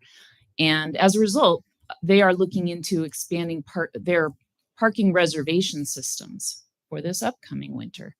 And we will partner with them. Most likely we'll be working with them this summer to get some county enforcement that we are able to provide and see what we can do on that to help them. So our next steps are establishing working groups. We'll be doing that this summer, meeting with many partners, Caltrans, and setting up some meetings with the public. Initial phases, the concept is that we start with the residential permit parking zone, perhaps in one of the town centers, and then establish paid parking also in that town center. We can monitor, see how it goes, and expand for the following year. There are many considerations. Just a few here, but code changes, enforcement, public outreach is very important. We need to address abandoned vehicles. There's capital costs. So all these different elements are part of what we're developing with the program. We are working on an online survey. We hope to get that out in a week or two. And then some workshops that have been set up, May 31st, which is a Wednesday, in Kings Beach at the North Tahoe Event Center, 6 p.m. We'll have a workshop, and then another workshop in Tahoe City, June 6th, which is a Tuesday at 6 p.m. at the TCPUD. And just lastly, in the near term, we're hoping to better organize our existing parking and see where there's some hot spots this summer and see if we can add some signage, better enforcement, see what we can improve this summer. But we'll really be collecting data and then coming back to your board late summer, maybe early fall, with some proposals and some ordinance changes for you to consider. With that, I thank you for your time and here to answer any questions you may have. Any questions from board members, comments? Supervisor Gustafson? Thank you, Mr. Chair. Thanks, Rebecca. I know that various pockets of our community have really wanted this, especially some of the restrictions for residential parking that we've seen in other communities to avoid some of those impacts in the neighborhoods. One of my concerns about paid parking, and I know this is on your radar, is then private lots needing to hire people to make sure that we don't have, say, beach users trying to get free parking and parking in a grocery store parking lot. Then the grocery store needs to hire somebody or participate in our program. So I'm an advocate that we need to do something on parking, and that is part of getting people out of their cars.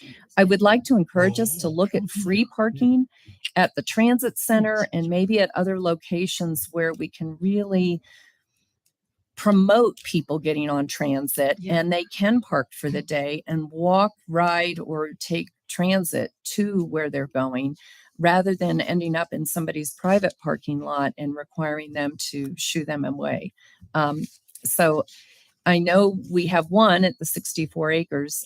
We have some in the Kings Beach community as well that are smaller lots, but anything we can do that really does park and ride idea so that visitors know, hey, I'm okay to be here.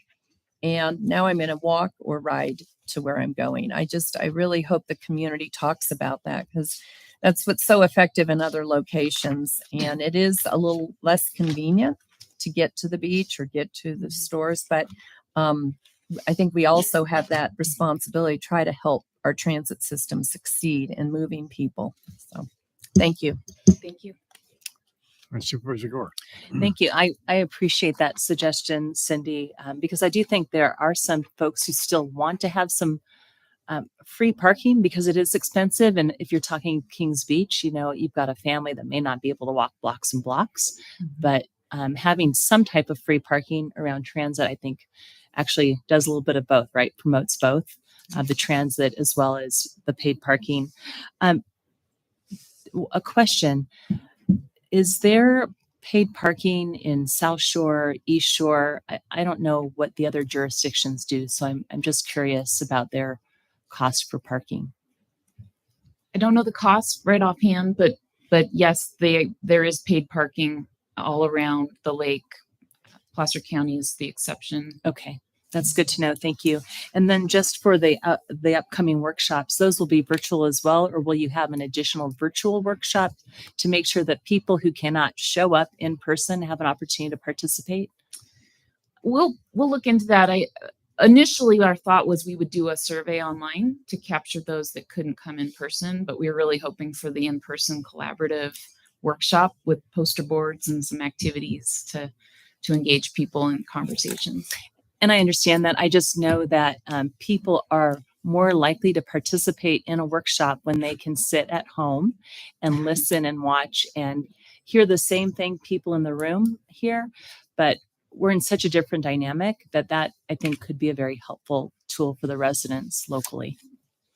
We'll Thank you. definitely look at that. It's definitely available to us. So yeah, we can add that. Thank you. Any other comments from board members? Anyone in the audience wish to address us on this item? Is there anyone online?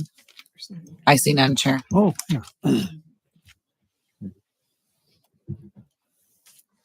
I'm getting comfortable now, so All here right. I am again. My name's Laura, and my concern about the residential permits, like I'm thinking of at the top of Grove Street in Tahoe City, up by the school. It's an easy place to park, and you can walk down to Commons Beach. And if there were residential permits required in any of these areas that are being proposed, like how does a babysitter or a housekeeper go to someone's home and they maybe don't have that residential permit? That would be a concern to me. And then I remember years ago on Jack Pine, where the new Placer County offices are, there was a proposed parking lot that was going to be for public parking. Well, if you drive through that parking lot, 98% of the vehicles there have Placer County badges on them. I love Placer County and I appreciate your vehicles, but a parking lot that was, I think, initially proposed to be public is being used by our county administration, and that just seems a little picky. Okay, thank you so much. Thank you. Any other comments? All right. This is just a presentation. There's no action required. Correct. Yeah. So you have direction. All right. Thank you. Now I see Cheyenne is on board for us now. And so we'll move back to item 16A. 16A. Move these around on me. Cheyenne. Hi, I apologize for the delay. My computer decided to freeze right at the end of Ben's presentation. So anyways, good afternoon, chair members of the board. I am Cheyenne Tony, Senior Engineer with the Engineering Division in the Department of Public Works. Today, I bring to you an item for a high friction surface treatment project. The actions I request is for the board to first adopt a resolution authorizing the Director of Public Works or designee to award and execute construction contract number 001308 to the lowest responsive and responsible bidder, American Civil Constructors West Coast LLC of Benicia, California, for the base bid of competitive bid number 20362 for the construction of the Highway Safety Improvement Program Cycle 10 High Friction Surface Treatment Project in an amount of $622,000 and authorize change orders up to $43,600 consistent with Public Contract Code Section 20142 and County Procurement Policy, subject to County Council and Risk Management concurrence. And secondly, to determine the proposed action is exempt from environmental review pursuant to the California Environmental Quality Act Guidelines Section 15301. So to give you a bit of background on this project, we received a highway safety improvement grant in which we will use the funds to address 7 rural areas of concern experiencing a high run off the road accident rate around Auburn and Lincoln. High friction surface treatment is an aggregate applied to the pavement to improve friction between tires in the roadway, keeping cars on the road. Placer County has previously completed high friction surface treatment projects, and the data has shown to reduce vehicular accidents on abrupt horizontal curves. And with that being said, I am happy to answer any questions you have at this time. Thank you, Cheyenne. Any questions, comments from board members? I have one quick question. Supervisor Landon. Hi, Cheyenne. I have a quick question. I noticed at Hungry Hollow and Hardscrabble that there has already been some work done. Is this in addition to that, or was that already done as part of this? Does that make sense? I believe you are probably referring to the crack sealing that may be taking place. And so that has to happen before we apply the aggregate. Oh, okay. We have our road team come in and do all of the crack sealing, and then we have to let that sit for 30 days before we can put the aggregate on top. Okay, thank you. All righty, thank you. Seeing no more comments from board members, is there anyone in the audience wishes to address us on this item? Is there anyone online? All right, I'll bring it back to the board for action. I'll move approval. I'll second. Move Supervisor Landon? Yep. Yeah. Motion by Supervisor Landon, second by Supervisor Gustafson. All those in favor, please say aye. Aye. Any opposed, any abstentions? Thank you. The item is moved. Thank you, Cheyenne. Now we'll move to our supplemental agenda, which is identified as Public Works. Item 16C, Kings Beach Western Approach Project. And it's Mr. Andy Dinkin. Oh, Yeah. Good afternoon. No, it's not quite afternoon yet, is it? Close, Yeah, but it is. late morning here, Chair and members of the board. So my name's Andy Dinkin. I'm with the Department of Public Works, Tahoe Engineering Division. This item concerns the Kings Beach Western Approach Project, which is the proposed project to convert the existing signalized Highway 267-28 intersection in Kings Beach to a roundabout with pedestrian and aesthetic improvements. So for this particular item, we have the opportunity to receive SHOP funds from Caltrans for this project to help fund the construction of it. So what we're asking is, the first action is that your board adopt a resolution authorizing the Director of Public Works or designee to execute a funding agreement between the California Department of Transportation and the county to receive $1.25 million for the Kings Beach Western Approach Project, subject to County Council and Risk Management concurrence. And then the second action is to determine the proposed action is consistent with the mitigated negative declaration for the Kings Beach Western Approach Project, which was approved by the Board of Supervisors on December 15th, 2020.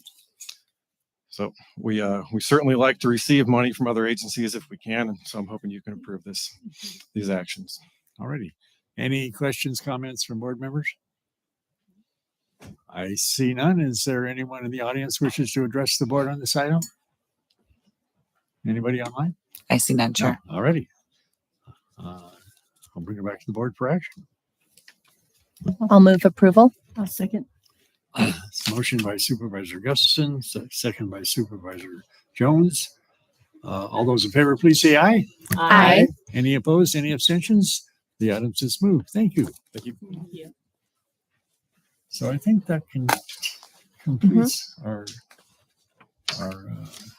department items. We will now adjourn to closed session. We'll return at 1:30 for a 1:30 timed item and a 1:45 timed item.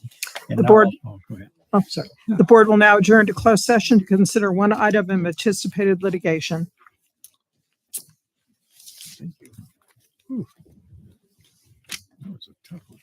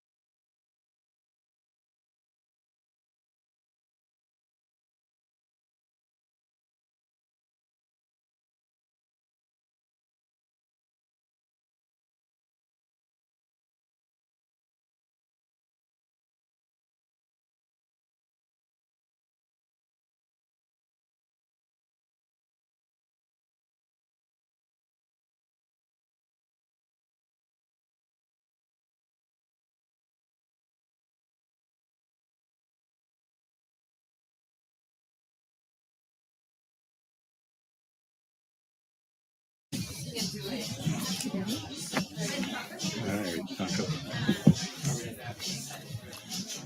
Where am I?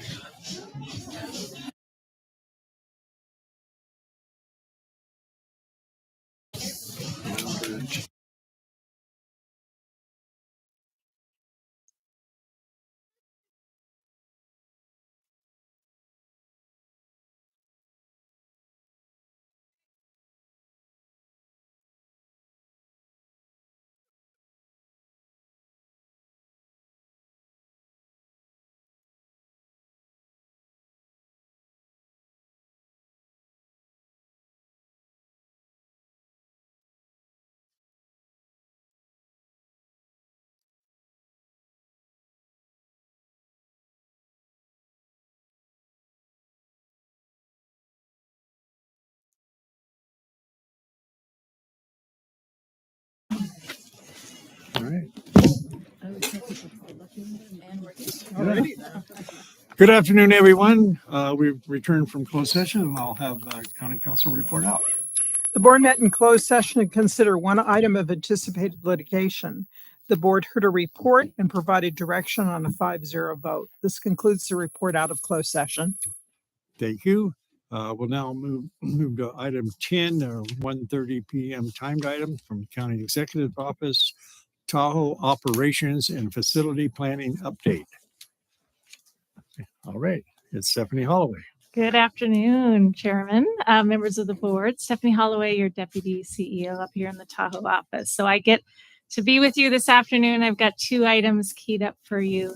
The first one is really kind of a continuation of the tour that we did with your board yesterday, highlighting our current facility, number of our current facilities, and just our kind of overall operations within the Tahoe Basin. So, I think things that we covered on the tour yesterday is just overall constraints, also talking about some opportunity sites, and then I think most importantly, some partnerships and potentially co-location, consolidation thoughts that we have when we think about planning into the future for Tahoe. So I'm going to kick this off. I am joined by our facility services team.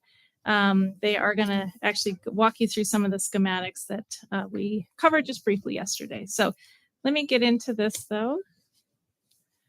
Okay, so you are very familiar with the term waterfall of moves. We've talked a lot about that on the West County. This is the East County edition of that.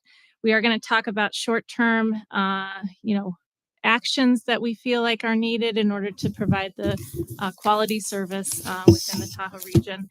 And then also talk a little bit with your board about some long-term options that we've been working on from a planning perspective. We have initiated some conversations just again about expansion. I think we highlighted on the tour for you with our CEDRA department, a lot of efficiencies there, a lot of creative thinking, co-locating workspaces, and really trying to support the operation within the facilities that we have. Crystal Jacobson, our assistant CEDRA director, has done an amazing job of really keeping the ship running with very limited space. So you saw that yesterday.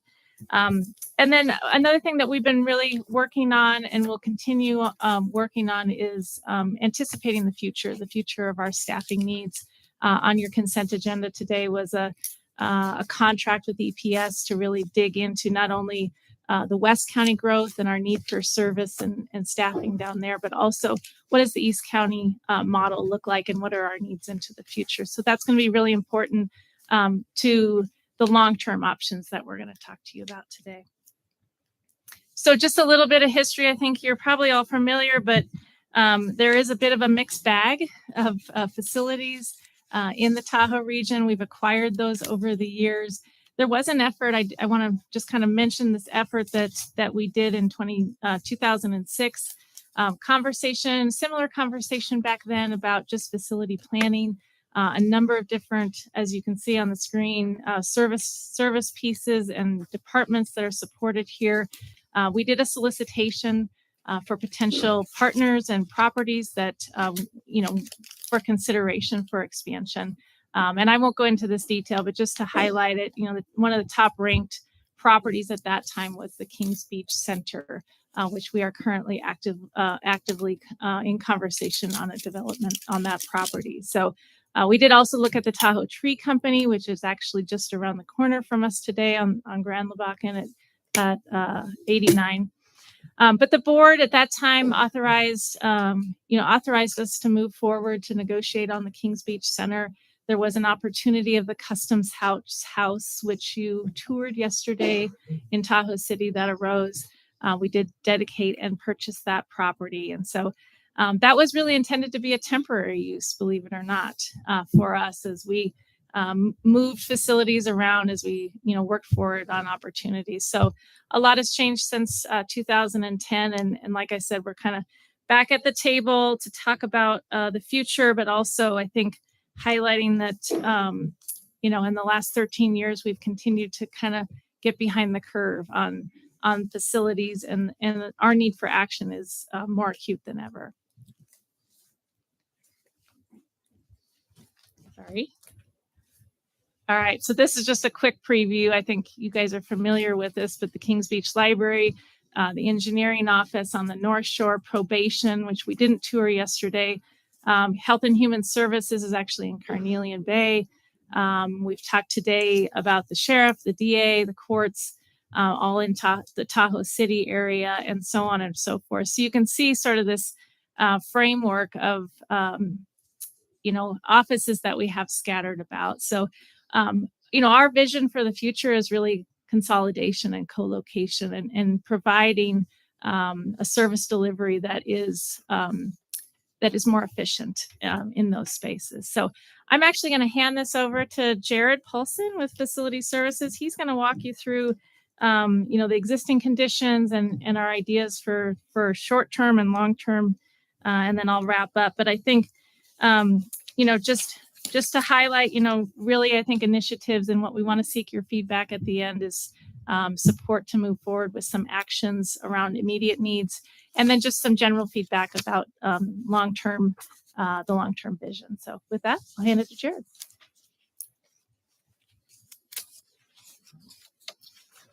Thank you, Stephanie, and good afternoon, board members. I'm happy to be here. I'm Jared Polson, Senior Architect with Facilities Management and Capital Improvements.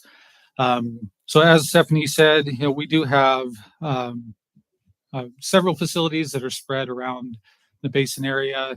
What we're currently looking at, and as Stephanie mentioned, Crystal and her group is doing a very good job of being creative with the spaces that we have. Currently, the majority of the staff that are stationed in Tahoe are working alternate work schedules, sharing workstations, sharing offices. And currently we're working through minor tenant improvements to improve on that. So looking at how we can utilize storage spaces that, as we digitize information, that we can utilize those spaces more efficiently. And looking at the workstations, how we're going more digital than having physical paper. So looking at how we can modify the workstations to accommodate that type of work. But as we, we're looking forward in the future, we really need to understand what our needs are for staff. So that's, as Stephanie mentioned, we are going to be working with a consultant to look at those long-range projections to identify what our needs are now and what we're going to be needing in the future. But as we've done internal surveys and looked at what our needs are now, there is this desire to have more of a centralized, consolidated service method so that we can be more efficient in the way that we provide service to the community members. So through, in addition to looking at these facilities that we toured yesterday, as was mentioned, we're looking at rehabilitation and replacement of the Tahoe Justice Center, as well as the libraries in those areas. So those are ongoing projects that we're continuing to look at. But we're also looking at how we can collaborate with community partners and utilize perhaps shared facilities where we can be more efficient. So we are also exploring options in that regard. And then lastly, as Stephanie mentioned, we are going to be looking at some long-term solutions that we're hopefully going to get your feedback on today. So these are very conceptual diagrams, but they do illustrate the situation that our facilities are in now.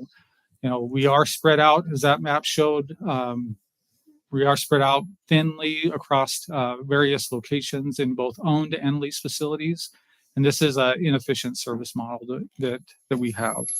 And so really what we're looking at is opportunities to consolidate the growth that we have. So can we consolidate into the facilities we have, and then continue to provide satellite offices in locations that are needed, where there's specialized services that the community would benefit. And then, as we mentioned, looking at the expansion of the court systems in Burton Creek, that's everybody's on board with that, and that's great, but that does displace our DPW roads. And so looking at how we can provide a place for them within the basin so that we can continue to provide those services. So this is kind of a short term, looking at 5 to 8 years in the future, but we still feel that there needs to be more of a long term solution. So if you look at the diagram here, those areas in green, if we are able to consolidate and look at expanding on existing properties that we have, there are potential that we could, in places where we are occupying prime real estate, that we could, that could be used for other community services. But we would need to look at really in depth what we could potentially do with the properties that we own. And then again, looking at how we can locate DPW roads in a central location, but utilizing the properties that we have now. So that's kind of a short-term 5 to 8 year horizon. But looking beyond that, we would still utilize those expansion opportunities within the sites that we own, but maybe we can look at adjacent properties that are in close proximity, and either partner or acquire with them, so that we can look at mixed use opportunities where we can provide housing, more office spaces for needed expansion to provide county services, but then still provide those prime real estate locations for services, and looking at providing in satellite locations specialized services that are needed for those communities. So that's option one. Option two is we could look at a model like we did in 2006, where we have a co-located location in a single Tahoe government center. And what this would mean is that we would find a potential site where we could build and construct facilities that are needed to house all of our Tahoe needs. And this would be a central government center, still providing opportunities for satellite offices in communities where there are specialized needs. And then any improvements that the county did in those short-term looks could be utilized for community services. So it would be an investment into the community. The short-term could be utilized for future opportunities. So with that, I'll hand it back to Stephanie, but I'm happy to answer any questions when we get to that point. Any questions at this time? I see none. Thank you. All right, well, I'll just close it out, and we'll make this brief. We did spend a lot of time kind of covering this yesterday, but again, our short term and the direction I think we'd like to seek from you is just the need for expansion of the facilities that we are in today, and using them more efficiently, consolidating where we can onto county property. That is really, I think, are the best use of our public dollars at this point. And then as we work through the EPS study, really better validating our need for future staffing, for future services in the region, and then looking to these long-term options, possibly even soliciting those that might be interested in partnering with us in potentially advancing that into the future. So that is the presentation. I think I might have some next steps here. So that's basically what I just covered: engaging with the firm, talking to property owners, and then also with anything that we do in the basin, validating capacity and yield studies of those properties. So that is my presentation. I'm happy to seek your feedback and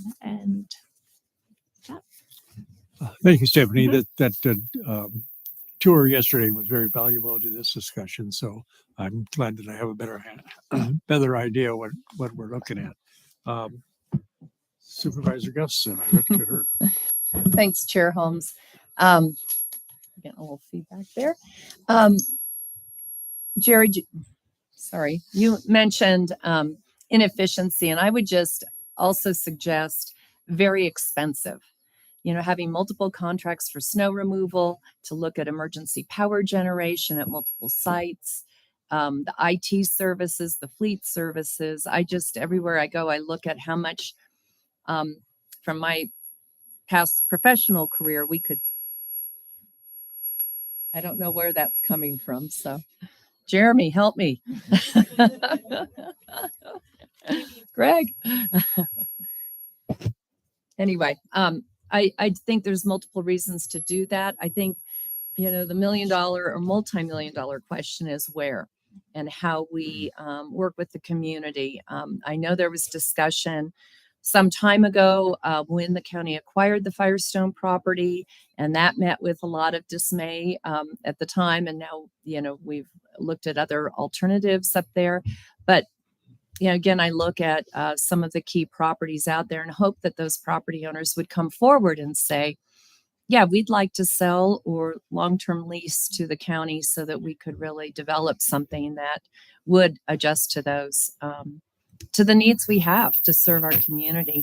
And the sharing of resources, I think when we visited last quarter, when we visited the sheriff's station, and they were talking about how long it was taking the deputies to shovel off their vehicles in the middle of the night to get out and get on patrol, that isn't what we want to see. And if we can build actually some sort of covered parking for a lot of our fleet vehicles, they'd last longer, they'd be better protected, and more immediate response to the community's needs. We don't want them shoveling off their vehicles when there's an emergency. So anyway, I think there's a lot of benefit to this, and I thank you, because I think the community can really benefit from understanding where we are and not going to multiple locations looking for the department. So thank you for your efforts on this. Supervisor Gore. Thank you very much for the presentation. And I think it all comes down to, we know there's a need, right? We saw very clearly that there is a need for some more space. And I think it just comes down to the dollars, right? And as we look at the opportunities, what makes sense? Because it's not just straight funding of a building or an addition, but it's all the other operational costs that Cindy just mentioned, right? So that has to play into it as well. So that it's not an easy task, right? And I appreciate the work you're going to do to try to expand some existing options. And then it just comes down to the dollars. And we're supportive, and we'll let you take the lead and we'll follow. But it's just not easy, but we see the need, right? And you all see the need. And I think making sure our residents know that it's not just about having one big county office. It's really about making sure, yes, we have some library services in Kings Beach. And yes, we need to make sure that the equipment is where it needs to be when you have to get people out of the snow, that type of thing. Appreciate it. Yeah, one thing just to follow that is, and I think Jared hit on it, but one of the founding, I think, goals for an expansion of our use is really to understand the needs of our community as we do that as well. It's not just government service. It's, the potential to add housing and provide community spaces. We talk about libraries and community spaces and emergency services. So, keeping that in mind, that it's not just our existing departments, but that there's community needs too. So. All right. Our county executive officer would like to make a comment. Thank you, Chair. Just a comment and two questions. One, thank you for this. I think this is a really helpful complement to the facilities tour that the board experienced yesterday. My two questions are, and these might be for you, Jarrett. How do you define short-term and long-term for the board? And when do you expect to report back on the findings of these efforts that will inform next steps? Very good question. So immediate term is those tenant improvements that we're looking at now. So we're underway now. So that's immediate. Short term would be in the next 5 to 8 years, looking at how we could expand.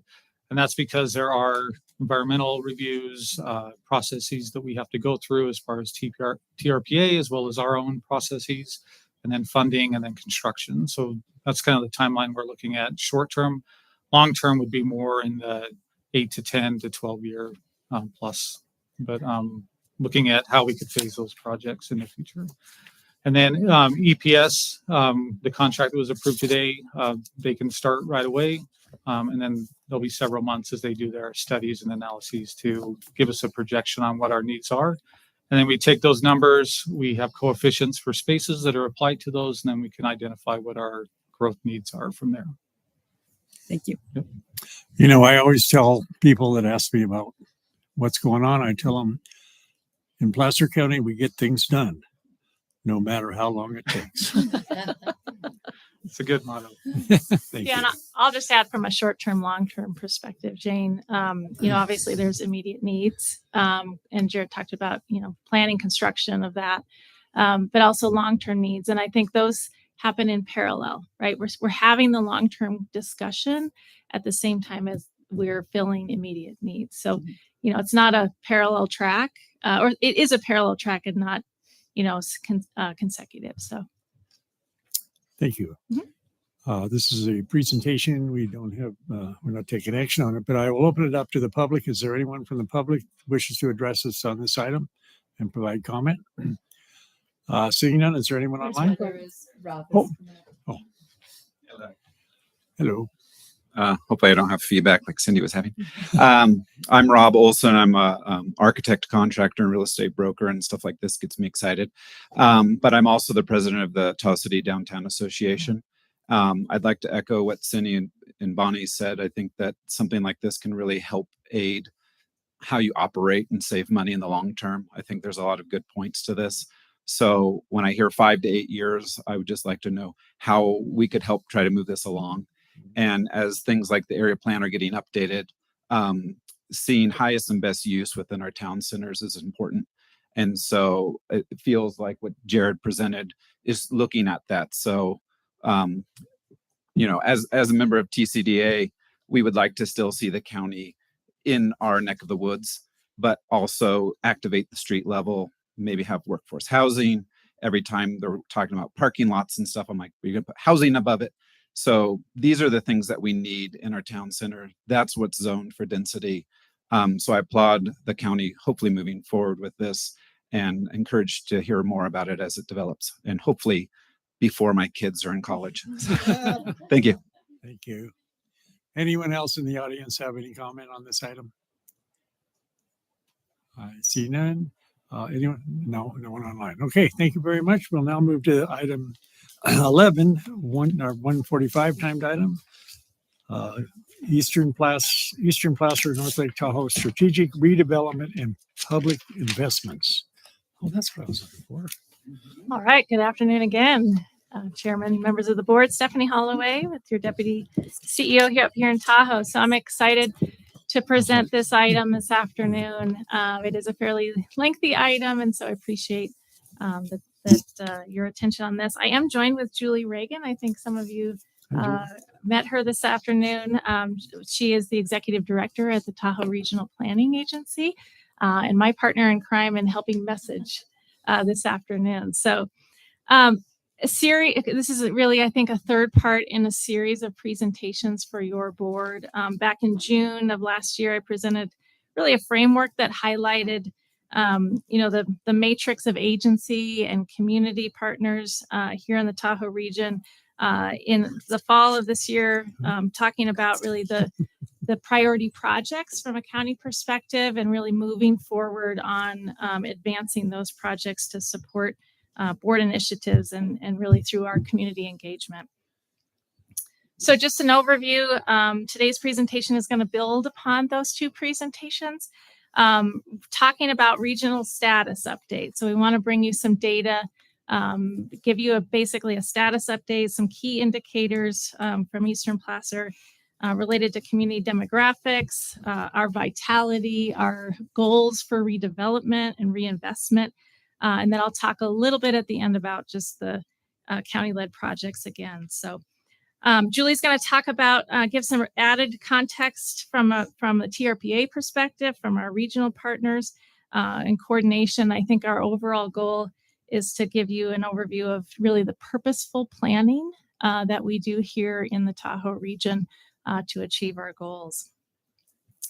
So let me just also highlight, I think you'll hear a lot today about environmentally friendly redevelopment. So that's a term that we use here a lot in Tahoe. Our aging infrastructure, we'll talk a little bit about that as, redevelopment of that is really critical to achieve the regional plan goals. And the regional plan highlights how we do that through reinvestment in our town centers specifically. So we'll outline that. And then lastly, like I said, just kind of a refresh on the number of county projects that we have going on. So I wanted to bring this slide back to you. It's a little bit of acronym soup, but it's important, I think, to re-elevate just the overall partnership and complex constellation, as Jane would say it, of partners that we have in the region, working with these partners on a daily basis to achieve our mission in the region. The other thing I wanted to do just before we got into the details, just to pause here and again recognize our team.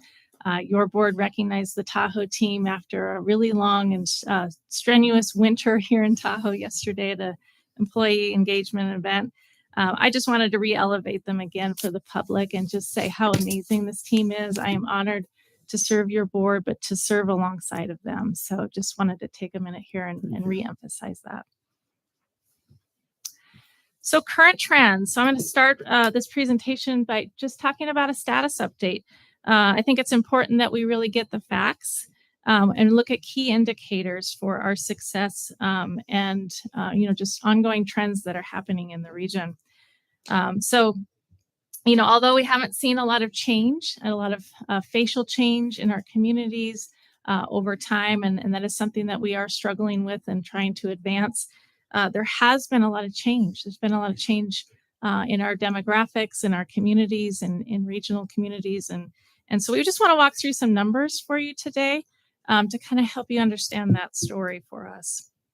So let's start with population. This is a 50-year look back at population. You can see leading up to the year 2000, pretty decent sized growth in our resident population. This is actually numbers, Placer County numbers.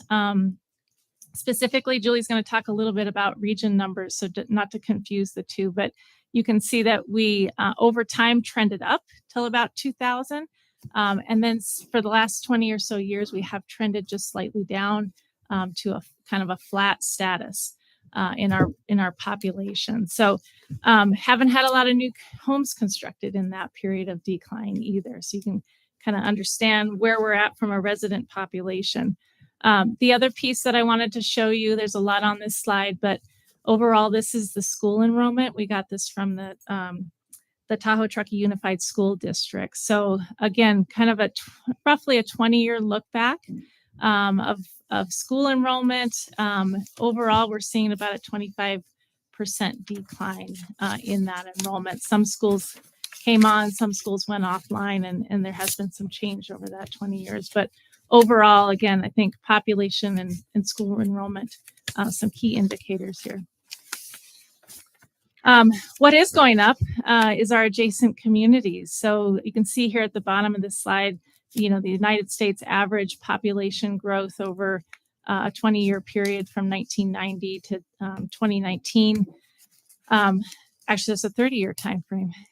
Is going up on a national average of about 14%. Immediately adjacent, those averages are going up more dramatically. You can see the San Francisco, kind of what we call the Bay Area, is generally trending at the same growth rate as the national average. But we do have these communities, these successful communities in immediate adjacency from a drive-up perspective that are growing at a much higher rate. Just to partner that, talk a little bit about traffic data. I could go down a rabbit hole on this one, so I'll try to keep it concise here. But a lot of traffic data on here. I tried to break it down between the Resort Triangle roadways, Highway 89, 267, and 28. And basically, just to summarize what you can see from this data is that areas within the basin, Grove Street in Tahoe City, National Avenue in the Tahoe Vista area, and the Kings Beach area, kind of the areas that circulate within the basin have trended down. We are seeing growth though on the gateways and on the entry points to the basin. Stephanie, Yeah. what's that metric that's being measured here? Is that Oh, miles? I'm sorry. That's average annual daily traffic. ADT is what we call that. Average annual Yeah. daily traffic. Yep. Meaning that Yeah. So is this that is number sorry. of trips or miles? This is trips. Number of Yeah, trips. this is trips throughout the day on average. Yep. And you can see this is again a gross average here. You would show you that if we look at all of this in this transition over this period, we're not seeing a lot of change. It's shifting though, right? Traffic is shifting depending on where people live, where the destination is. We talk about VMT or where they come from and where they go to. So that has shifted over time. But generally on average, we're seeing roughly the same amount of ADT. So let me talk a little bit about real estate and property values. This has changed significantly. I think this is something we talk about a lot in the region as one of our challenges for workforce housing. You can see here, I've tried to break it down, but over this period of 2004 to 2022, we're seeing upwards of 100 or almost 200% increases in the overall sales price, the median home price of homes in the region. And I remember in 2004 looking at a home in Olympic Valley and thinking, oh, I can't afford that home, right? And now I definitely can't afford that home. So a very large change here and a trend upwards really around, the demand for the region of people wanting to be here. This is a slide you've seen before. I actually brought this forward when we talked about STRs. So a trend, upwards on second homeowner occupancy in the region and a trend downward on full-time occupancy. So again, I think this kind of indicates that we have, more seasonal people, that housing stock, those homes in the region are being purchased and used on a more seasonal basis as opposed to permanent residency. And then this is just another piece of data. These are TOT certificates. So our short-term rentals receive TOT certificates. You can see an upward trend of that data point as well, again, supporting sort of that transition. Go ahead. I just had a quick question on that because that's TOT certificates, not STR permits, because we've limited those at the Yes. STRs at a lower number than this. Yeah, and I use TOT certificates. That metric has been around a lot longer. Okay. The STR program, as you know, is fairly new and has had some changes. So this is a better kind of longer term. But they do, in order to get an STR, you also have to have a TOT certificate. Right, but this number is larger because it includes hotel rooms. Absolutely. Okay. Yes. I just want to make that Yep. clarification. So we've limited at 3,900 3,900. Yep. for STRs. But when you see 4,900, that includes hotel rooms, and that can be a North Star or Olympic Valley or okay. Correct. Yeah. Thanks for that clarification. So from here, I just want to transition us, into our goal. And this is where Julie's going to help me with some of our messaging, finding a balance. That is really what the regional plan was developed and intended to help us do. So, we recognize, I think there's concerns. There's concerns you all are hearing in the community of just over tourism and too many people. So our goal here today is really to, I think, acknowledge those concerns. But then help educate your board and the public just about around the controls and the sensitivity of development within the region, and really the framework that was put into place with the bi-state compact, with the regional transportation plan. And so that is our goal here today, just to achieve some higher literacy level, as Jane would put it. So let me talk a little bit, and I'm going to hand it over to Julie. Talk a little bit about our partnership with TRPA. You can see here on the slide the current regional plan is a TRPA-led effort. They updated that plan in 2012. It really sets, there's a number of different components to that. The one thing I do want to kind of focus on and highlight here today is the development right piece of it. The regional plan does set caps. It sets caps on the amount of residential, commercial, and tourist accommodation units that can happen and that will be achieved in the region. So it does set up a framework. I will say that the Tahoe Basin is close to being built out. So we're close to 10% from the limit or the cap of development within the region. And so the regional plan really tries to incentivize and ensure that we're leveraging environmentally superior and environmentally beneficial projects. We'll talk a little bit about how we do that. And then also, providing community benefits as well. So I have a couple more stats here and then I'll turn it over to Julie. But, I think we recognize that approximately 75% of the marshes and 50% of the meadows and those sensitive areas in the region, really had been developed before we identified the need for preservation. So there is a lot of restoration that needs to happen, that is happening in the region. And we're doing that through purposeful redevelopment and reconfiguration. So building off the regional transportation plan, the area plan, our Tahoe Basin area plan really takes land use and transportation needs and to a more granular level. So you can see here sort of our role in implementing the plan from a land use development standards, permitting. Our Community Development Resource Agency has delegated authority from TRPA to do that. So really a great partnership. Just kind of wanted to highlight that. Your board adopted this plan back in 2017, again, focused on consolidation of development within the town centers, being purposeful, again, about where we have that development and why it makes sense to have it concentrated.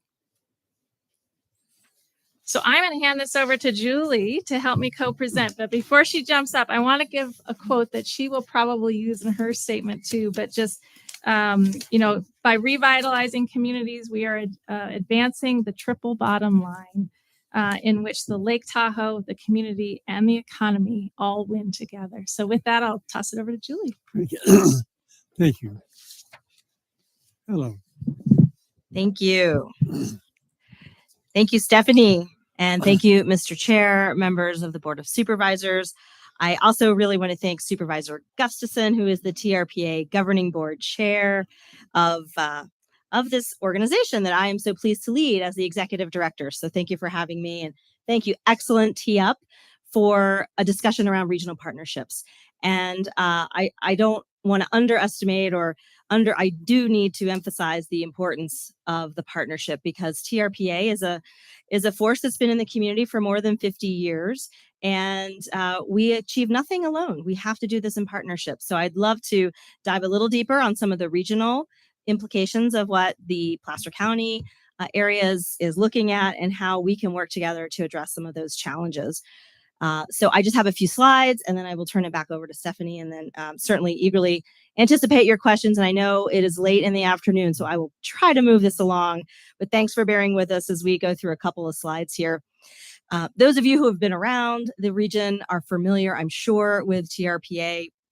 We are an interstate compact, really, that is very unique in the country. There are hundreds of interstate compacts in America and several that deal with natural resource protection, but really none that are structured to manage development and limit growth across a watershed that is a multi-state jurisdiction with 80% of the land that's owned and managed by the U.S. Forest Service. So it's a very complicated landscape with 6 local jurisdictions. And I must say, Placer County has long been an amazing partner, not only on the land use side, but also on that restoration side that Stephanie mentioned, in doing positive capital improvements and investments to maintain this beautiful place.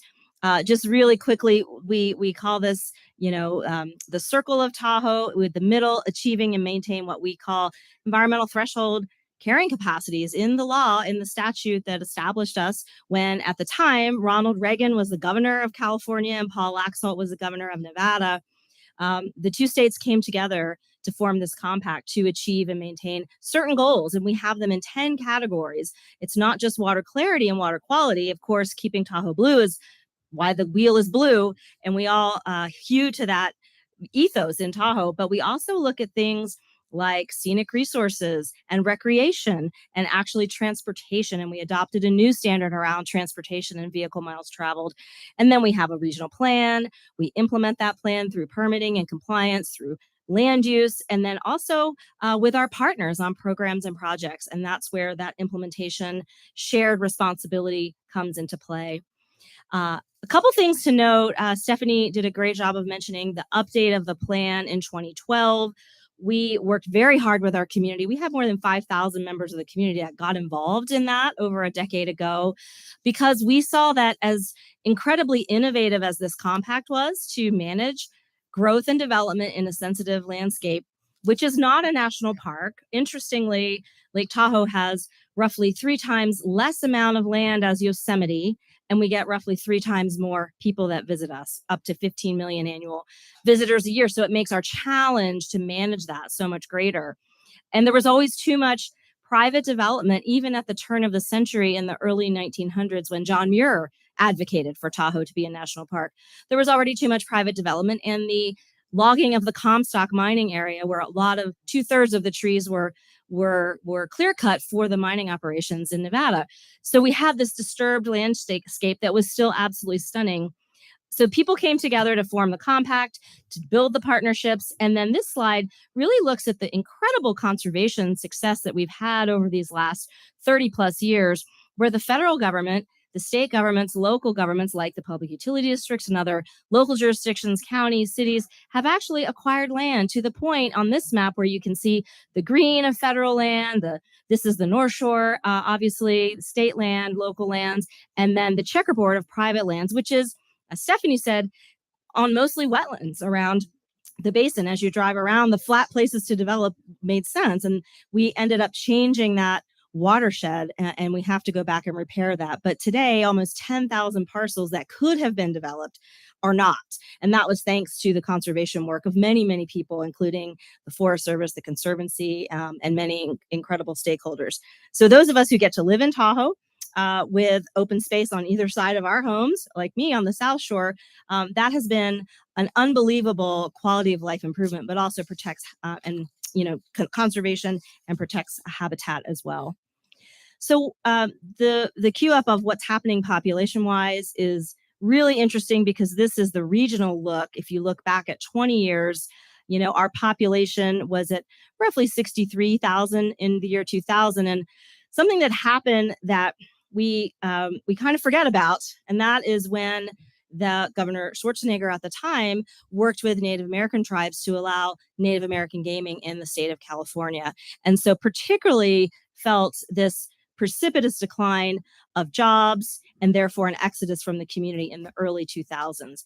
And then you follow that with a recession at the end of that decade. And so we were a free fall of decline of population, which has not really picked back up. So over the last 20 years, we've lost about 12% of our full-time base population. So today we're still a community, and this is California and Nevada, all around the lake, less than 60,000 people. And then at the same time, housing has gone up and incomes have not. So the red line of incomes, pretty flat. And then look at the blue charts.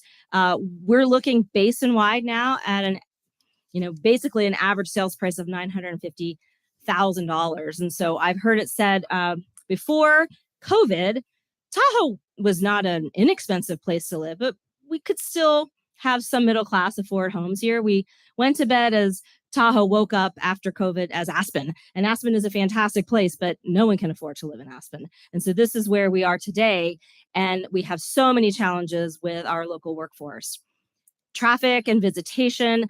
I won't belabor the charts and graphs. The real takeaway is that if you look at things like airport traffic through the Reno Tahoe Airport, rooms rented basin-wide, entry and exit traffic volumes, our vehicle miles traveled. The story overall is that we haven't had a measurable increase in traffic.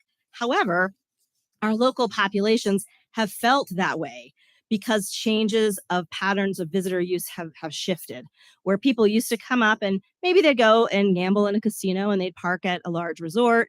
That has changed. People are going to public lands. They are getting outdoors. The explosion in the great outdoor economy, which is our lifeblood and is our bread and butter, has also changed where people go and at what times they go and what kind of peak congestion is a result of that. So the traffic is an issue that is really peak demand as a challenge. And that is difficult when you're in a rural community. And the funding that comes to us, we've made a lot of progress in recent years with federal funding, but we still are largely a rural community. I've heard it said we're a rural small town on the weekdays and a big city on the weekends, and we're not equipped to move that amount of traffic. So our governing board, under the leadership of Supervisor Gustafson, our vice chair, Haley Williamson, and we have a 15 total member board from both states with one non-voting presidential appointee, met and had a strategic planning retreat to say, okay, let's see where we are at this place and time and how can we work together with Placer County, with our other local partners and all the many partners that care about the lake to advance some positive change. And so looking at rethinking our paradigm for planning around the notion of complete communities, there's a term, complete streets, where now transportation planning doesn't just put a road in, but the thought process is let's put in a sidewalk, let's put in some lighting, let's put in some pedestrian facilities and beautification, hanging flower baskets. That's the idea of complete streets. So let's take that a step further and make complete communities that encourage more walking and biking and manage our visitation on this recreation-based travel, peak congestion, all the while putting capital investment in restoration and resiliency, because we know extreme weather events are going to continue, just like we lived through 700 plus inches of snow this year. And so, as Stephanie well said, the big blue chart here is existing development. We are approaching build out. Now, it's still many years away, and there's still a lot of opportunity to affect positive change. But by and large, we're in an infill, small R redevelopment scenario. And our goal is to get more affordable workforce housing with that sliver of the pie that remains and make it in a way that concentrates development so that people can walk around, enjoy biking, not have to get into their car because we're an auto-oriented land use. That's just the way we grew up after the Olympics. So we're trying to encourage smaller sized units that encourage, less of the large home that maybe are not occupied, but a few weeks of the year, and really get a heartbeat back in our local town centers. So incorporating a housing strategy for affordability and trying to remove barriers into a transportation planning, holistically oriented, that is what we're focused on. So the picture up top you'll see is something that Tahoe City was a pioneer in putting in sidewalks and facilities, crosswalks. We need to do more of that on the South Shore. I'm sad to say there's still a lot of places that don't even have sidewalks. And we have a community that many have to walk to work. And so that's something that we have to go back and retrofit and then encourage more mixed use so people can avoid the scenario on the left and more on the right, where you don't have to get in your car to go get milk, to go to, drop off your kids at daycare, go to the pet store, but you can actually do that all in one place. And that's the idea of what we're trying to get to here in the basin. And with that, water quality remains our touchstone because the clarity of the lake is what unifies us. Everyone has a lot of different ideas about how best to move forward, but we can all agree that we want to keep Tahoe blue, that we want to have a positive experience when people look at that lake. I drove around Emerald Bay this morning to get here.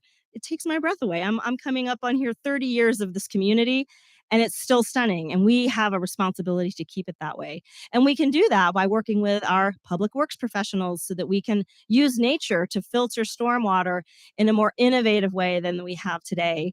We have a very elaborate system of land coverage, and it was put in place for a very good reason. And we're looking to take that to the next level and use Mother Nature to help streamline some of that going forward. Visitation, we all know in the last couple of years, it has felt like the visitation has gone through the roof. And I think in some quadrants, maybe that's the case. But in fact, I think what we're seeing by and large is that we haven't even hit that peak of 2019 in many places around the lake. And so again, it's where people are congregating that we can do better, do a better job to manage. So we are partnering with the land management agencies like the Forest Service, our state parks, looking at ideas around better shuttle systems, looking at reservation systems. Sand Harbor State Park on the Nevada side might be piloting a reservation system this year. We're talking to the same with California. How do we look at other areas like Muir Woods in the Bay Area? They've had some pretty successful programs that have really smoothed those peaks and created a better experience overall for users. So that's something that TRPA is working with the partnership, and Placer County is at the table in what's called a destination stewardship plan.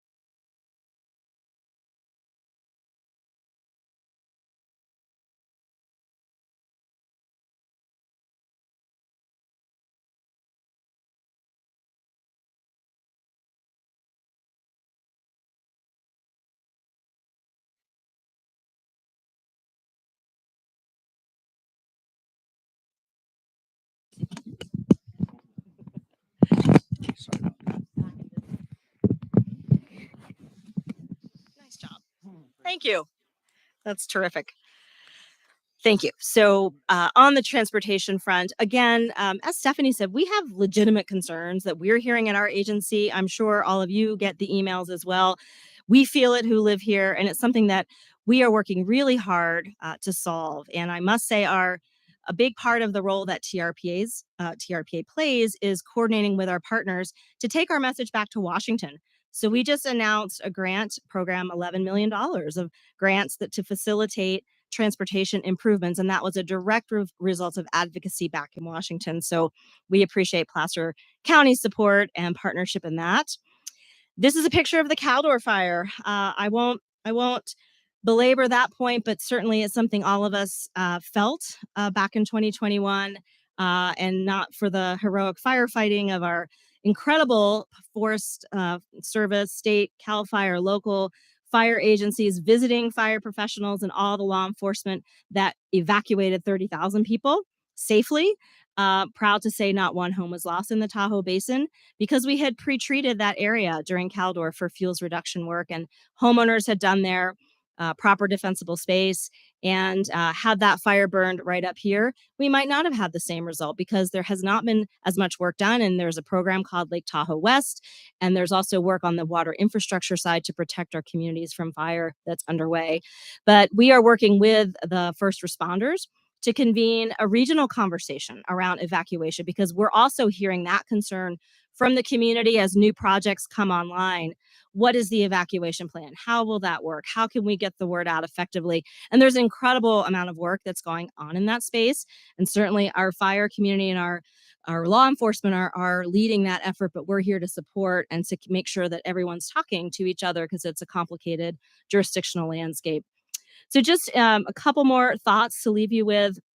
In terms of restoration, our environmental improvement program is on par with the programs like the Chesapeake Bay Restoration, the Great Lakes Initiative, the Everglades, in terms of America's commitment to restoration. And one of the things that we've found in doing this work with our partners, building a climate resiliency action strategy, looking at that forest action plan, how do we thin the forest and better prepare for in the era of mega fires, looking at aquatic invasive species. We're also looking at things like cutting the green tape. How do we get projects on the ground faster, increasing the pace and scale of restoration and land use improvements at the same time? So that's something that our board has told our staff to, really go and get some big things done. We have a generational investment of infrastructure money that could go anywhere. Let's bring it to our region to support these initiatives. So we're working together with many of our partners, about 80 partners strong. And we have so far invested over $2.7 billion in that restoration over the last 26 years and created about 1,700 jobs per year in doing that. So it's not just an investment in our environment, but it's also a job creator as well. Because we love to say at Tahoe, the environment is the economy and the economy is the environment. And then all the while we're doing that, we have a lot of big projects on the horizon, and the timeline is short for those. And many of them are here on the North Shore. You've been touring and hearing about them. A couple on the South Shore to share, the Lake Tahoe Event Center, the Tahoe Blue Event Center is under construction, and that would have opened this summer, but because of a supply chain electrical switchgear, they cannot open until probably late summer, fall. But it is underway, and the Barton Hospital acquired the old casino, the Lakeside Inn, and they're building a hospital on the south end of the lake at State Line. And then on the North Shore, there's a lot of great activity. Our board just approved the Biltmore Crystal Bay, which will be a Waldorf Astoria, and that we think will revitalize the entire North Shore and bring a lot of environmental benefits as well. The Calneva has been sold, and so that's an exciting opportunity for redevelopment, plus the other Kings Beach, Boatworks Mall, and many other projects coming down the line. And so we're going to need the continued partnership of the county to work collaboratively together to ensure that these projects continue to advance that progress that we so desperately seek. And so with that, I will turn it right back to Stephanie, and I appreciate your attention. Thank you.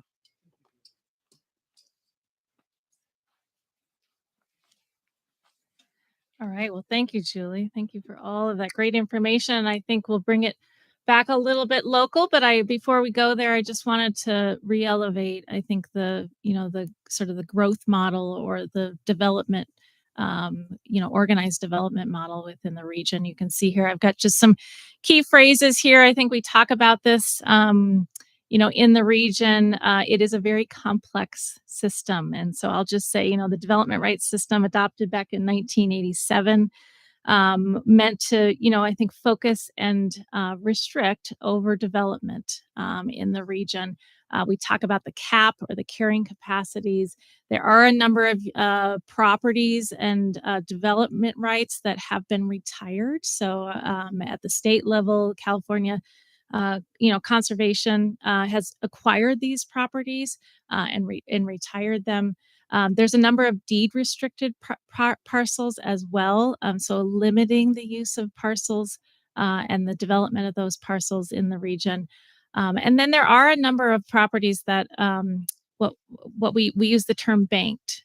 So there's properties that have essentially gone offline temporarily. They've either been redeveloped or are waiting redevelopment. Or they've been, properties have been demolished, and we have development rights that are in the bank. And so you can see the units here. There is a very detailed tracking system. I'll go through that. I think I have some numbers here for you regionally. So these numbers came directly from TRPA. Thank you, Julie and Dan Segan. Regionally, for in the region, as I mentioned in the beginning, we track commercial tourist accommodation units and residential units. You can see here around that 10% is what we're left to talk about, to refocus into our town centers and revitalize. So a lot of numbers here, but these are regional numbers. These are Placer County numbers associated with that. You can see here our mix is a little different than the regional average. I'll just highlight here the tourist accommodation units, and you can see there's 206 units that have been banked. So those are purposefully banked to support your board's initiatives about economics, supporting our economics within the town centers to, hopefully bringing new hotels and new tourist accommodation units online. We have acquired some of these units we do receive from TRPA. They do have an allotment that we get. Some of it we have banked. We've purchased these development rights and banked them for future use. So, pretty useful tracking of commodity system within the region. So let me talk a little bit about what's coming coming before you, hopefully in the next couple of months. Crystal Jacobson's here to talk and any questions that you might have. I don't want to spend too much time on this, but just to give you a preview and to give you kind of a lead up to that conversation. So redevelopment of private property. We've made a lot of investments from the public dollar. We really need to have those private property reinvestments to match as well. So one of the things that we've been actively working on and trying to identify are what are the barriers. This photo on the right. I mean, I think your board was in Kings Beach yesterday. Hopefully, you were aware and sort of understood the level of potential, I'll call it potential redevelopment that is there. And we really need to try to incentivize that and understand why we're not achieving those goals. So a number of things that our Community Development Resource Agency has been actively looking at from town center revitalization, building height, form. These are things that we've identified, I think, through many conversations, not only from the private side, but community side, housing. How do we achieve more housing for the region?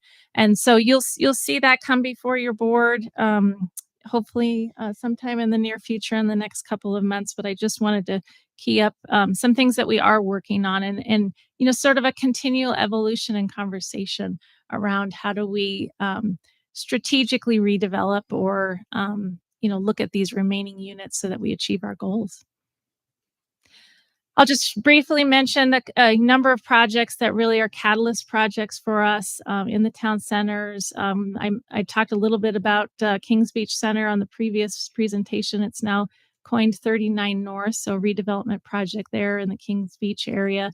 Boatworks, the Boatworks Mall in the Tahoe City area, another highly sort of catalyzing projects that we anticipate coming forward in the Tahoe City area.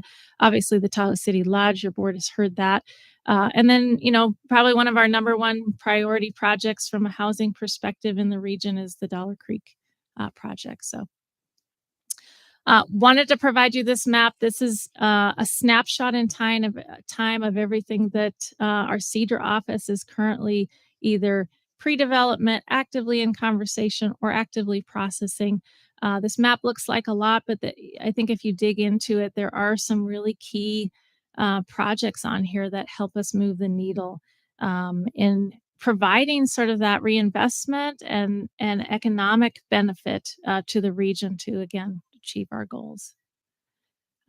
This slide just basically, I know you've seen this slide before from Jane, but I wanted to re-elevate really the county dollar here, the dollars that we commit to the region, that your board reinvests in the region.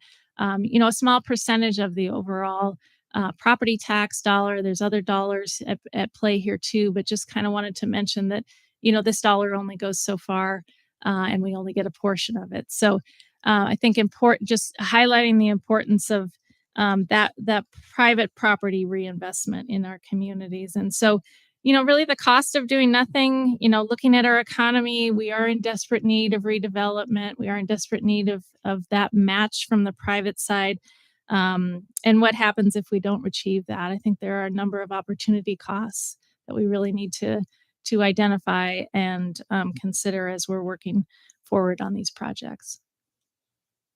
So with that, I'm gonna breeze through this. I know this is a long presentation, but just wanted to elevate really the private public partnership from the state, federal level.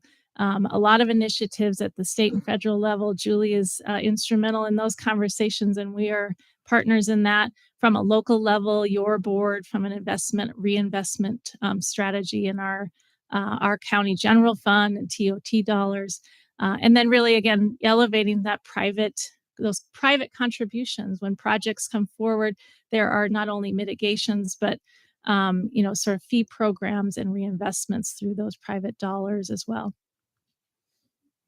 Our county projects, we already talked about this. I'll breeze through this, but I just wanted to re-elevate our housing initiatives, our transportation projects. Some of these you heard today in previous conversation. Still a focus on alternative transportation, our trails, our rec, supporting our economy. And then lastly, I brought this slide forward again as a preview. I anticipate a bigger conversation and some ongoing work that we're doing in Tahoe City at the fire station.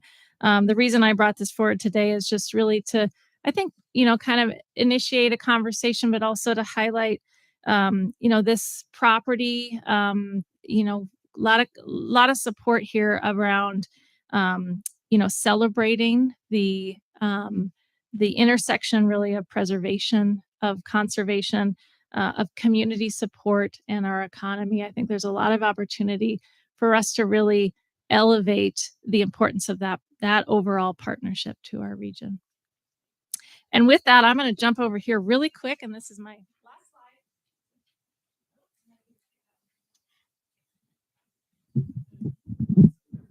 It does.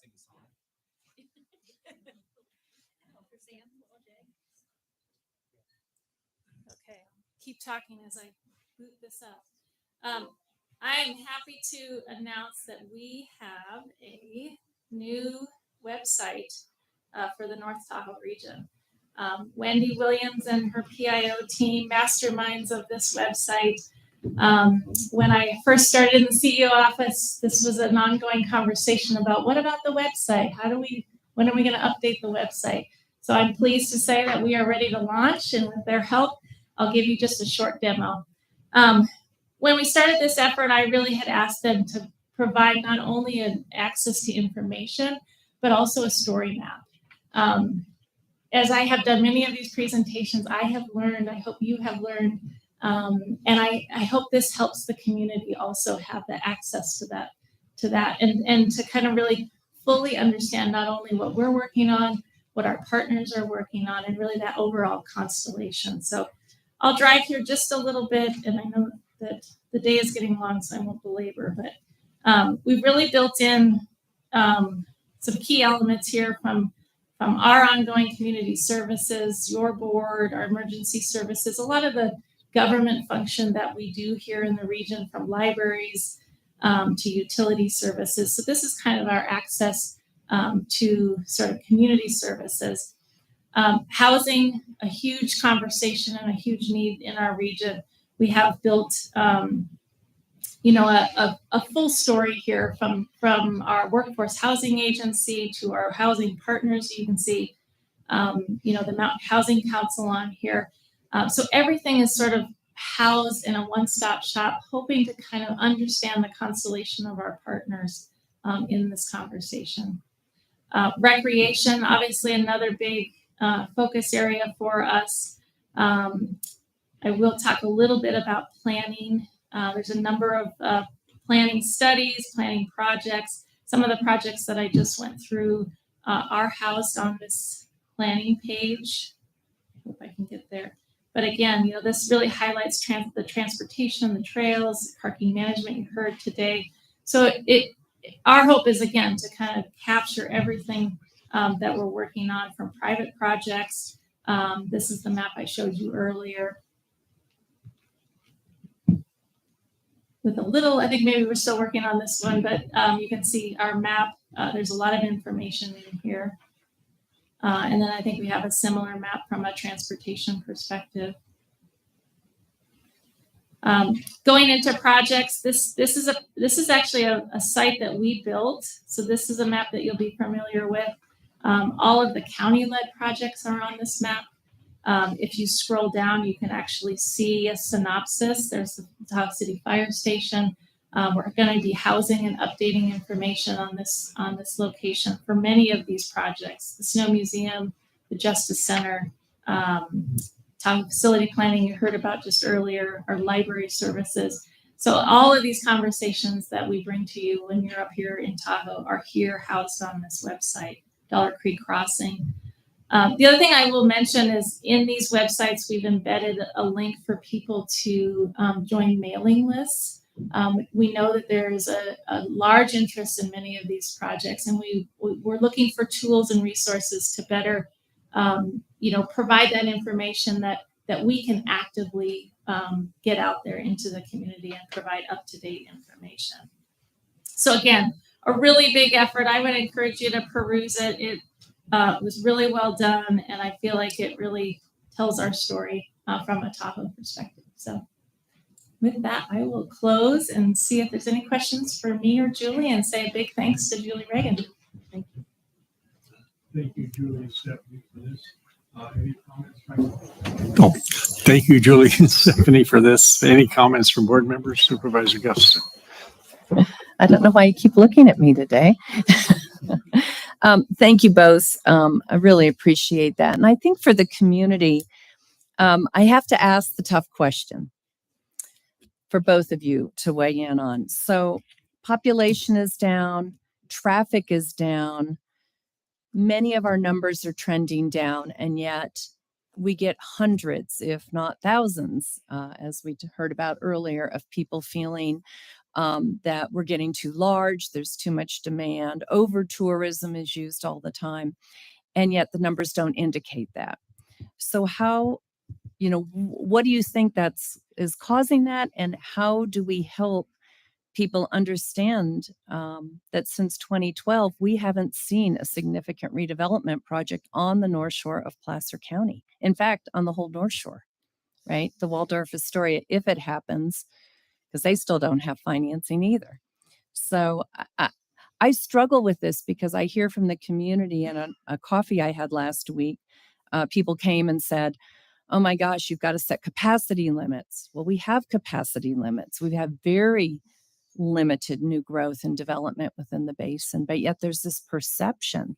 And we also hear that we, the county, are greedy, and yet we're trying to reinvest in communities that will only help the community, or in properties that will only help the community achieve its environmental goals. So any wisdom you could shed, and I appreciate you bringing the dialogue forward today, because the facts are so different than people's perception. Thank you. Mr. Chair, if I may, thank you for the question. Member Gustafson, Julie Reagan, TRPA Executive Director. I have been a study of the community for 30 years. My background is in communication. So this is a really interesting dynamic that I've experienced just in my career, in my lifetime. And you see these cycles of change that happen. And if you so rightly pointed out, we have a regional plan, we have growth caps, unlike anywhere else in the United States. And all of the projects that have been discussed to your board today were contemplated in that environmental analysis, in that regional plan. We're not looking at going beyond that. We are staying within those limits. But the land use patterns have shifted and people react to that. And so one of the unintended consequences of growth management in a limited supply area is that prices continue to rise, and the requirements are rigorous, and that incentivizes bigger, more expensive properties. And I think what we've seen during the recession, things cooled down, projects started to happen in a good, positive environmental redevelopment fashion, and then COVID happened. And so a lot of projects are now starting to pop out. And I've been talking to a lot of our staff members who've been traveling again and going to different places in the country. And we're not alone. A lot of places are feeling post-COVID that things are changing so rapidly. And this business is changing, and it's becoming something that maybe the local community, didn't support. So I don't think we're alone in this phenomenon, but I do think we have an opportunity to work together to innovate our land use system so that we do not necessarily encourage that top-end luxury, which seems to be of most concern from what we're hearing, of like only the elite, can build anything in Lake Tahoe. And that's a valid concern. So, our board is addressing it, our staff's addressing it. We have a Tahoe Living Working Group trying to find housing for that missing middle, just really trying to maintain and hang on to a middle class so that people that work in this community don't have to drive 2 hours to get to their jobs. And so that's something we have an opportunity right now to address. But there is a disconnect. And I do think that the changing patterns of visitation, the advent of technology, I'm also getting my part-time going to school for a PhD, and I've been doing my dissertation on this topic around over-tourism. And the advent of technology has a major role in all of this, because what used to be a local's secret hiking spot, secret waterfall, secret trail is now on Instagram and selfied, all over the internet. And that has changed national parks, that has changed resort communities around the globe. And our management strategies have to evolve to address that, because people do react to feeling crowded, even though maybe the overall numbers aren't necessarily spiking, but certainly people at one time at one trail might be. So we have to evolve some of our strategies, but it is an emotional reaction. And, just living through COVID, people experience a lot of things. And I think our country is still kind of coming out of that, even from a mental health standpoint. So there's a lot of underlying issues, but I think the upside is we have an opportunity to address some of those issues, and at the same time, make more environmental gains, because with climate change is not waiting for us. We have to keep making those kinds of positive improvements, because we do have a lot of rundown properties around Lake Tahoe, and the built environment doesn't match the splendor of the natural environment. And so we have an opportunity to address that, and I think improve quality of life at the same time. But Stephanie might have other thoughts. Yeah, no, I mean, really great points, Julie. I guess what I would say is, just to double down, patterns have changed. People's habits have changed. People's interests have changed from gaming to outdoor recreation. And so, we're living that, we're feeling that. I think we tend to focus on peaks, right? We're telling kind of the overall story here from an average. And as a worker and liver in this region, it's, I travel the roads, and I will tell you that, during a normal commute, I am not impacted by traffic, but there are those peaks, right? That we all feel it, that there's strain on the system. And I think that is the shift that we need to take to better manage those peaks, and really that strain and those strainful times on our systems, on our recreation, on our transportation, on our communities. To Supervisor Gustafson's point, like, how do we better adapt? How do we manage this destination in a better way that we can provide sustainability, but also elevate the user experience? And in some cases, I think that's going to be reservations or restrictions. And again, I think that's not to put limits on it, but to improve the experience for all. So we are needing to evolve. Things are different, and we are tracking that. And I think we are working collaboratively to solve it. So. Well, thanks. I appreciate that. I know that it is certainly the perception that things are so much worse. And at least, I think for those of us local know, we used to face traffic jams daily all summer from Sunnyside to over Dollar Hill. And that doesn't happen as much in the summer peaks. And certainly in the wintertime, our businesses in Tahoe City are saying revenues were down this winter in the Tahoe City area. That doesn't mean Olympic Valley didn't have congestion problems in North Star, and we did see the traffic counts up in those areas, but down as people went past there to come into the lake. And so I think that's really important. I think and you've done a great job today with presenting some of what the facts are, because it's so easy to say over tourism. As long as I've lived here, people have wanted to put the gate up after they got their home here, right? we love it here. We don't want it to change because now we're here. And you have to fight yourself, because I'm one of those, right? I think I actually liked it better when we had more locals, because we had more of a community fabric working together to solve these problems. And that feels like it's a bit missing. But I do appreciate the tax chart too, showing that over 60% of the property tax dollars we collect go to the schools. And so when people say, oh, the county just wants, to help these developers for the county's well-being, no, it's for the community's well-being and the environment's well-being is what we're trying to do. And I know that, and I know my colleagues know that, and TRPA, but that's the challenging message to deliver. So I really appreciate the first steps forward in trying to get that message out there. Thank you.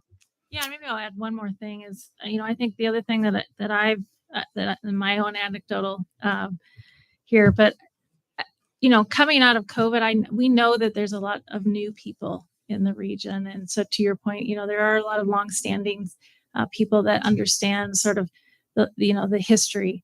There's a lot of new people too, and I think that shift too, and sort of this expectation shift between being a visitor and being a local is something that we're seeing too, and just not realizing that maybe it will take you longer because you're new to sort of the other side of the equation. So if that's helpful.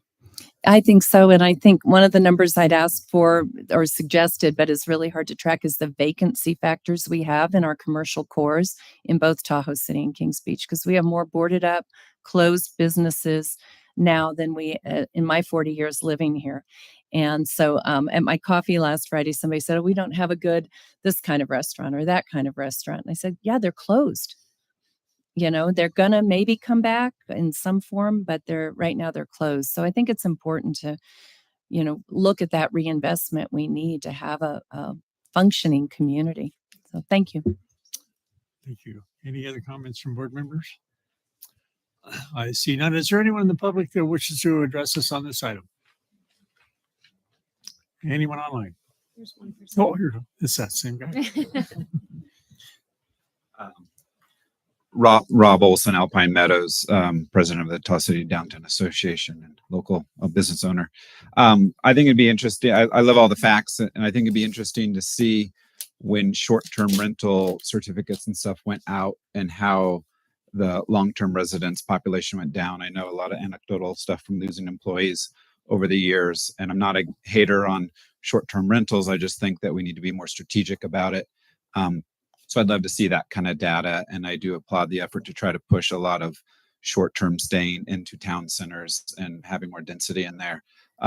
So it's very challenging in Tahoe. So I applaud everyone that's working on it. It takes a team effort. So thank you very much, and we need more housing. Thank you. Thank you. Come on up, Laura.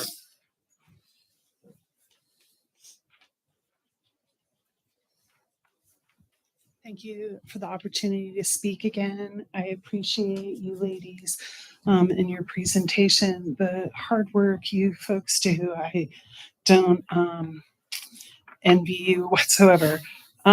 I am not a hater of short-term rentals, but I am a major disliker of short-term rentals.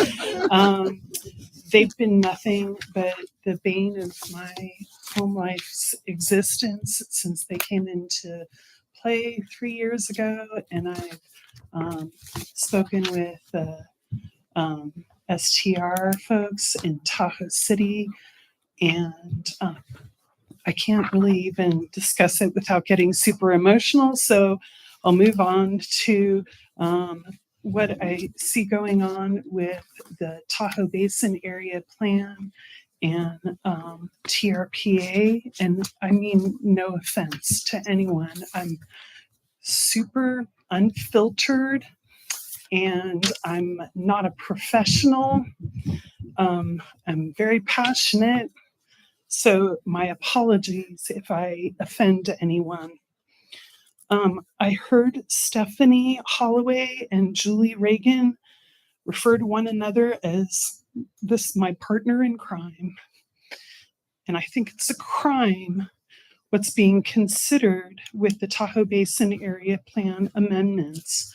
I think it's strange that we're so concerned about the building permits that were put in place to preserve the lake and its unique vistas and environments, and yet these amendments are designed to loosen scenic requirements and reduce setbacks and groundwater protection. I believe the county is moving forward on these changes without extensive environmental review.